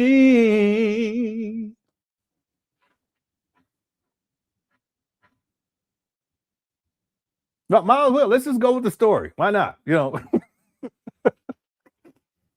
Anyway. Thanks, Repentant. Yeah, I remember that. That was a crazy story. Jay Civic says, remember my super chat earlier? Oh, did I miss one? I hope I didn't miss you. I'll go back through. I apologize. Let me do that now real quick. Then we're going to wind this down. Yeah, because I always... I got this one right here. You were talking about you worked in banking for 7 years. So that's what I was saying. I'm sure that these stories that Umar, that he tells, that for someone like you, you're probably sitting back like, this guy, that it don't work like that. And Umar Johnson said the Bailey family lineage has done more than Malcolm. Yeah, okay. Yeah, now this is what you were talking about. Okay, I got you. Yeah, he thinks he's preordained for this. Yeah, that's just fantastical thinking on his part. It's delusional, but he believes it. At least in his mind, he believes it. It's not true. Yeah, he's something else. Again, thanks, Jay Civic. I appreciate it. Let me get to this rest of these and we'll finish this up because it's only like maybe 2 minutes left on that other video. Thanks, Jay Civic. Thanks, Repentant. TJ says he said he's related to Bookman from Good Times. No, he never said Bookman. He said I always forget. I think it was Booker T. Washington. We played that last year. That was the first time I heard him say. He said he's his ancestor. No, stop. He's not related to Booker T. Washington. It's crazy. He gonna say anybody. Thanks, TJ. Related to Charles Ponzi? Yeah, allegedly. Yeah, that's more than likely. That's more than likely. Then what are you talking about? The Pharaoh Ramses and stuff. Thanks, Jay Civic. Luna Sun says, when he said give his homie a couple of bucks, do you think he actually meant the plug? It's possible. The thing is that the story doesn't line up anyway. Either way you look at it, the story doesn't line up. It's changed from 2025 to 2026. It didn't make sense in 2025, and it doesn't make sense in 2026. And even if it was for the plug, it still doesn't make sense. That's the thing about this Umar saga. We can try to figure out ways to make it make sense, but one of the things I've learned is that ultimately it's not going to make sense because Umar, he's a liar. And that's what they do. They lie and they lie. And if you listen long enough, you realize that what they're saying just doesn't make sense. So first it was the homie, then it was the cousin. Could it have been the plug? Well, the thing is that it's possible that he never got that phone. I don't think he ever got a phone call or a text message, whatever, from a homie or for a cousin. I don't know. I mean, where's the proof of that? See, he lies so much, but we try to make it make sense. That's what we do. You know? Yeah, maybe that's part of the entertaining aspect of the Umar Johnson saga is just us trying to figure out what's going on. You know, it's like a CSI case. You know what I'm saying? So it could have been the plug. Yeah, it could have been. You know. Yeah. Thank you, Luna Sun, for the suggestion. Okay, we're gonna finish this up now. Thank you guys again for tuning on in. Here we go. You're on a different level of war now, though. That's what I'm wondering, do you feel that? When you, because, you know, me and Charlemagne are real tight. He had got in a scenario before where some of the shit he was saying on Breakfast Club, they started to remove the insurance of his family and his, yeah, they started to do certain shit when he first got into politics. People don't know this, but they literally started to target Charlemagne in a way where it's like, shut the fuck up about that. Right. I'm asking you, when you are, yeah, but that's different. Umar, he's just an internet scammer. Okay, he doesn't have a job. Charlemagne has a job. That's a job. Anyway, debanked out of thin air. Out of thin air. Does that worry you? Do you understand the level of fight you're really in? Okay, stop. Ligloon, you're doing too much. I understand my level of fight. It doesn't really worry me because I've seen it all before with the ancestors. You know what I mean? Like, sooner or later, it has to come to this. You know what I mean? Big Loon looking at him like, what you talking about? I just didn't expect it then. You know what I mean? It was off guard because I was on my way to South Africa at the time. So I'm like, damn, I'm not going to have no money in South Africa. So, you know? Oh, see, so it's before he goes to South Africa. So he knew about this before he goes to South Africa now? That's crazy. You ain't got no money before you go to South Africa, allegedly, and you go to South Africa anyway? See, come on. He was over there dancing too, looking goofy. Can you believe this guy? So now he's saying when he was up, before he went to South Africa, everything gets frozen. I don't remember, he didn't say that before, or at least wasn't that clear, but again, it was specificity.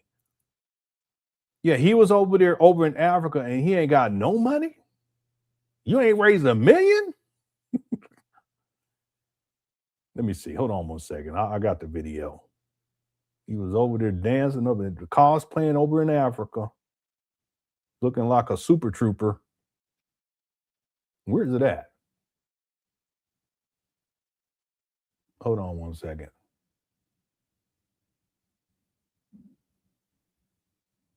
Yeah, it's not coming up for some reason. I know it was in 2025. Let me see if I come up with it. Here we go. Yeah, here he was right here. Look.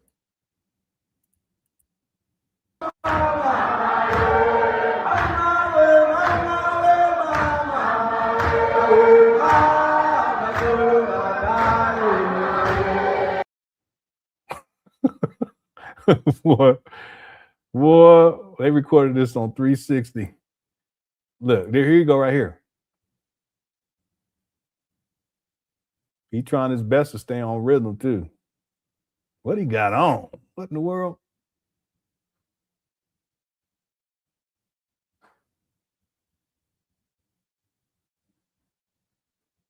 Yeah, it makes no sense if your bank accounts gets frozen and you know about it before you leave. Why would you even go over to Africa? It makes no sense. That's what I'm saying. I don't think his bank accounts were frozen at all. You're gonna go over there and you're not gonna have access to any funds? That's dangerous. Anyway. Yeah, it's interesting how the story just changes. I mean, and I love South Africa, you know what I mean? So I was broke in South Africa, but everything worked out though. That's crazy. Do you think your rhetoric and what you've done over the last 16 years, do you get away debt free with that? Do you think white supremacy allows Dr. Umar Johnson? No, they watching. So what I'm saying is, and they do what they do. You feel me? They watching. They say, and what do they do exactly, Umar? Sabotaging. They do what they do. Sabotage. Here we go. The debanking. I'm gonna go to Nat Turner. Okay. There he go. He always got to go to somebody that's achieved something or that's recognized and known. Deflection. The Confessions of Nat Turner. I'm born August 21st, the day of the Nat Turner War, Haitian Revolution, George Jackson. Yeah, I'm sorry. I'm got to switch out my earbud. There's like a minute left. Nat Turner said that when the spirit appeared to I'm sorry, my earbud went totally out. Yeah, let me switch this over. I'll just have to play it through my computer speakers, and then I'll mute my microphone. We're almost done though. Which one is this? Oh, it's not going to allow me to do it. Well, it may. Let me see. This may do it. Let me see what happens. him, he said, Nope, it won't let me do it. Yeah, I can't hear any audio. I have a USB. Well, you know what I could try? Hold on one second, everybody. Yeah, this other earbud should have been charged, but it looks like it's not for some reason. Let me see what it does. Revolution, George Jackson. Nat Turner said There we go. that when the spirit appeared to him, he said, this mission, whether it comes rough or whether it comes smooth, you have to bear it. No, cut it out, Tina Turner. It also said to him, such is your luck, such you are called to do. You're watching a clip, but this All right, so that's all. Okay, so what's going to happen is on Thursday, more of this particular segment is going to be released, and I'll schedule the show for Thursday. We'll get into that. Okay, so the big takeaway with Umar is the more specificity he has and the more elaborate he begins to speak about a particular lie, that's one of the telltale signs. You look for that and you can tell he's lying. So if you go back to 2025 and hear him tell this story, it's a different story.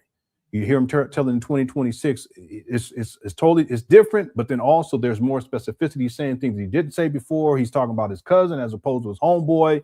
Now he's saying it was his cousin needed $50. He didn't say anything about how much money his homeboy needed back. And we go on a cross reference, but that's what I wanted to do today, is to see if there were discrepancies between what he stated in 2025 about his bank accounts being frozen versus what he's saying now in 2026. And there are some significant discrepancies, but that is because Umar is lying.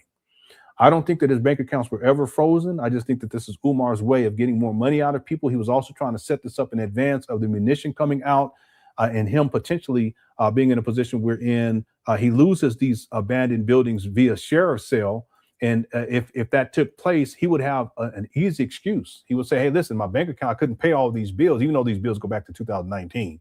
But I couldn't pay all these bills in the city. They conspired, because he threw that story out there. They conspired with the banking institution to get the bank account frozen so that I couldn't pay these bills, even though, again, they could have been paid a long time ago. And then when these schools are sold off for auction, he would get some money back after the money's taken away for the bills. And then he could just say, we're going to find another property. And then he can run the scam for another 6-7 years. Okay. But when the munition is brought to my attention, and shout out to the person who sent it to me, and then I reported on it on that day, that throws a huge monkey wrench into Umar Johnson's ultimate plan. And as a consequence, he was unable to make that a reality, right? So that's why he told the lie in the first place about the bank accounts being stolen or bank accounts being frozen, but he still tells a story in 2026 because he already lied back then in 2025. But this time in 2026, he's telling a whole other different type of story that doesn't make any sense, just like the story in 2025 that doesn't make any sense. And that's because Umar is a pathological liar. Okay, he's not to be trusted. All right. Thank you guys, everyone, for tuning on in. I hope everyone enjoyed the show. We got over 1,000 likes. We have plenty of people inside the chat room today. And I want to thank everyone who sent in super chats as well. I really appreciate all the support. And also if you sent in cash apps or PayPal, thank you. I mean that sincerely. I appreciate all the support. I don't plan on live streaming tomorrow unless something comes up. Otherwise, we'll be back on Thursday. Okay. Also, thanks to the mods. What are you guys talking about? You guys keep saying Patty LaBelle, D'Angelo, Todd Bridges, Kirk Franklin. What are you guys talking about in here? This chat room been wild. This whole live stream. I've been staying out of it for the most part. Okay. Again, thank you guys for tuning on in, and we'll be back tomorrow with another live stream. Or not tomorrow. We'll be back on Thursday with another live stream. And as we always do,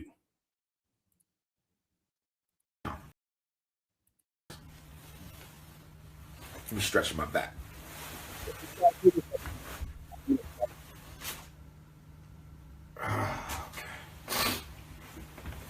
I'm sitting straight up.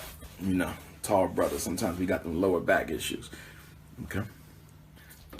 The loosey goosey. You the loosey goosey. You okay, thank you. Yeah, Umar, he was tripping in this video. Wow.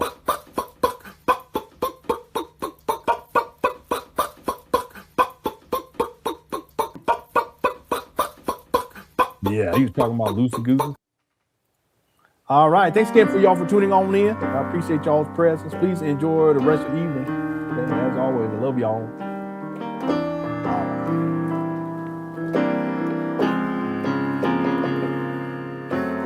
FDMG is coming. FDMG is coming. FDMG is coming. It's coming. FDMG is coming. FDMG is coming. FDMG is coming. It's coming. It's coming. It's coming. It's coming. It's coming. It's coming. It's coming. It's coming. Oh, it's coming. FDMG is coming. FDMG is coming. Thought his personality be twerking. It's twerking.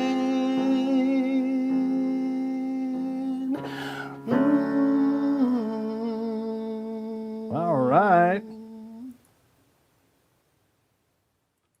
That was so much, a lot skinnier back then for some reason. Okay. Thank you guys again for tuning on in. Please enjoy the rest of the evening. Okay, I'll see you guys very, very soon. Shout out to everyone in the Cook Chat. Okay, love y'all. Take care. Peace.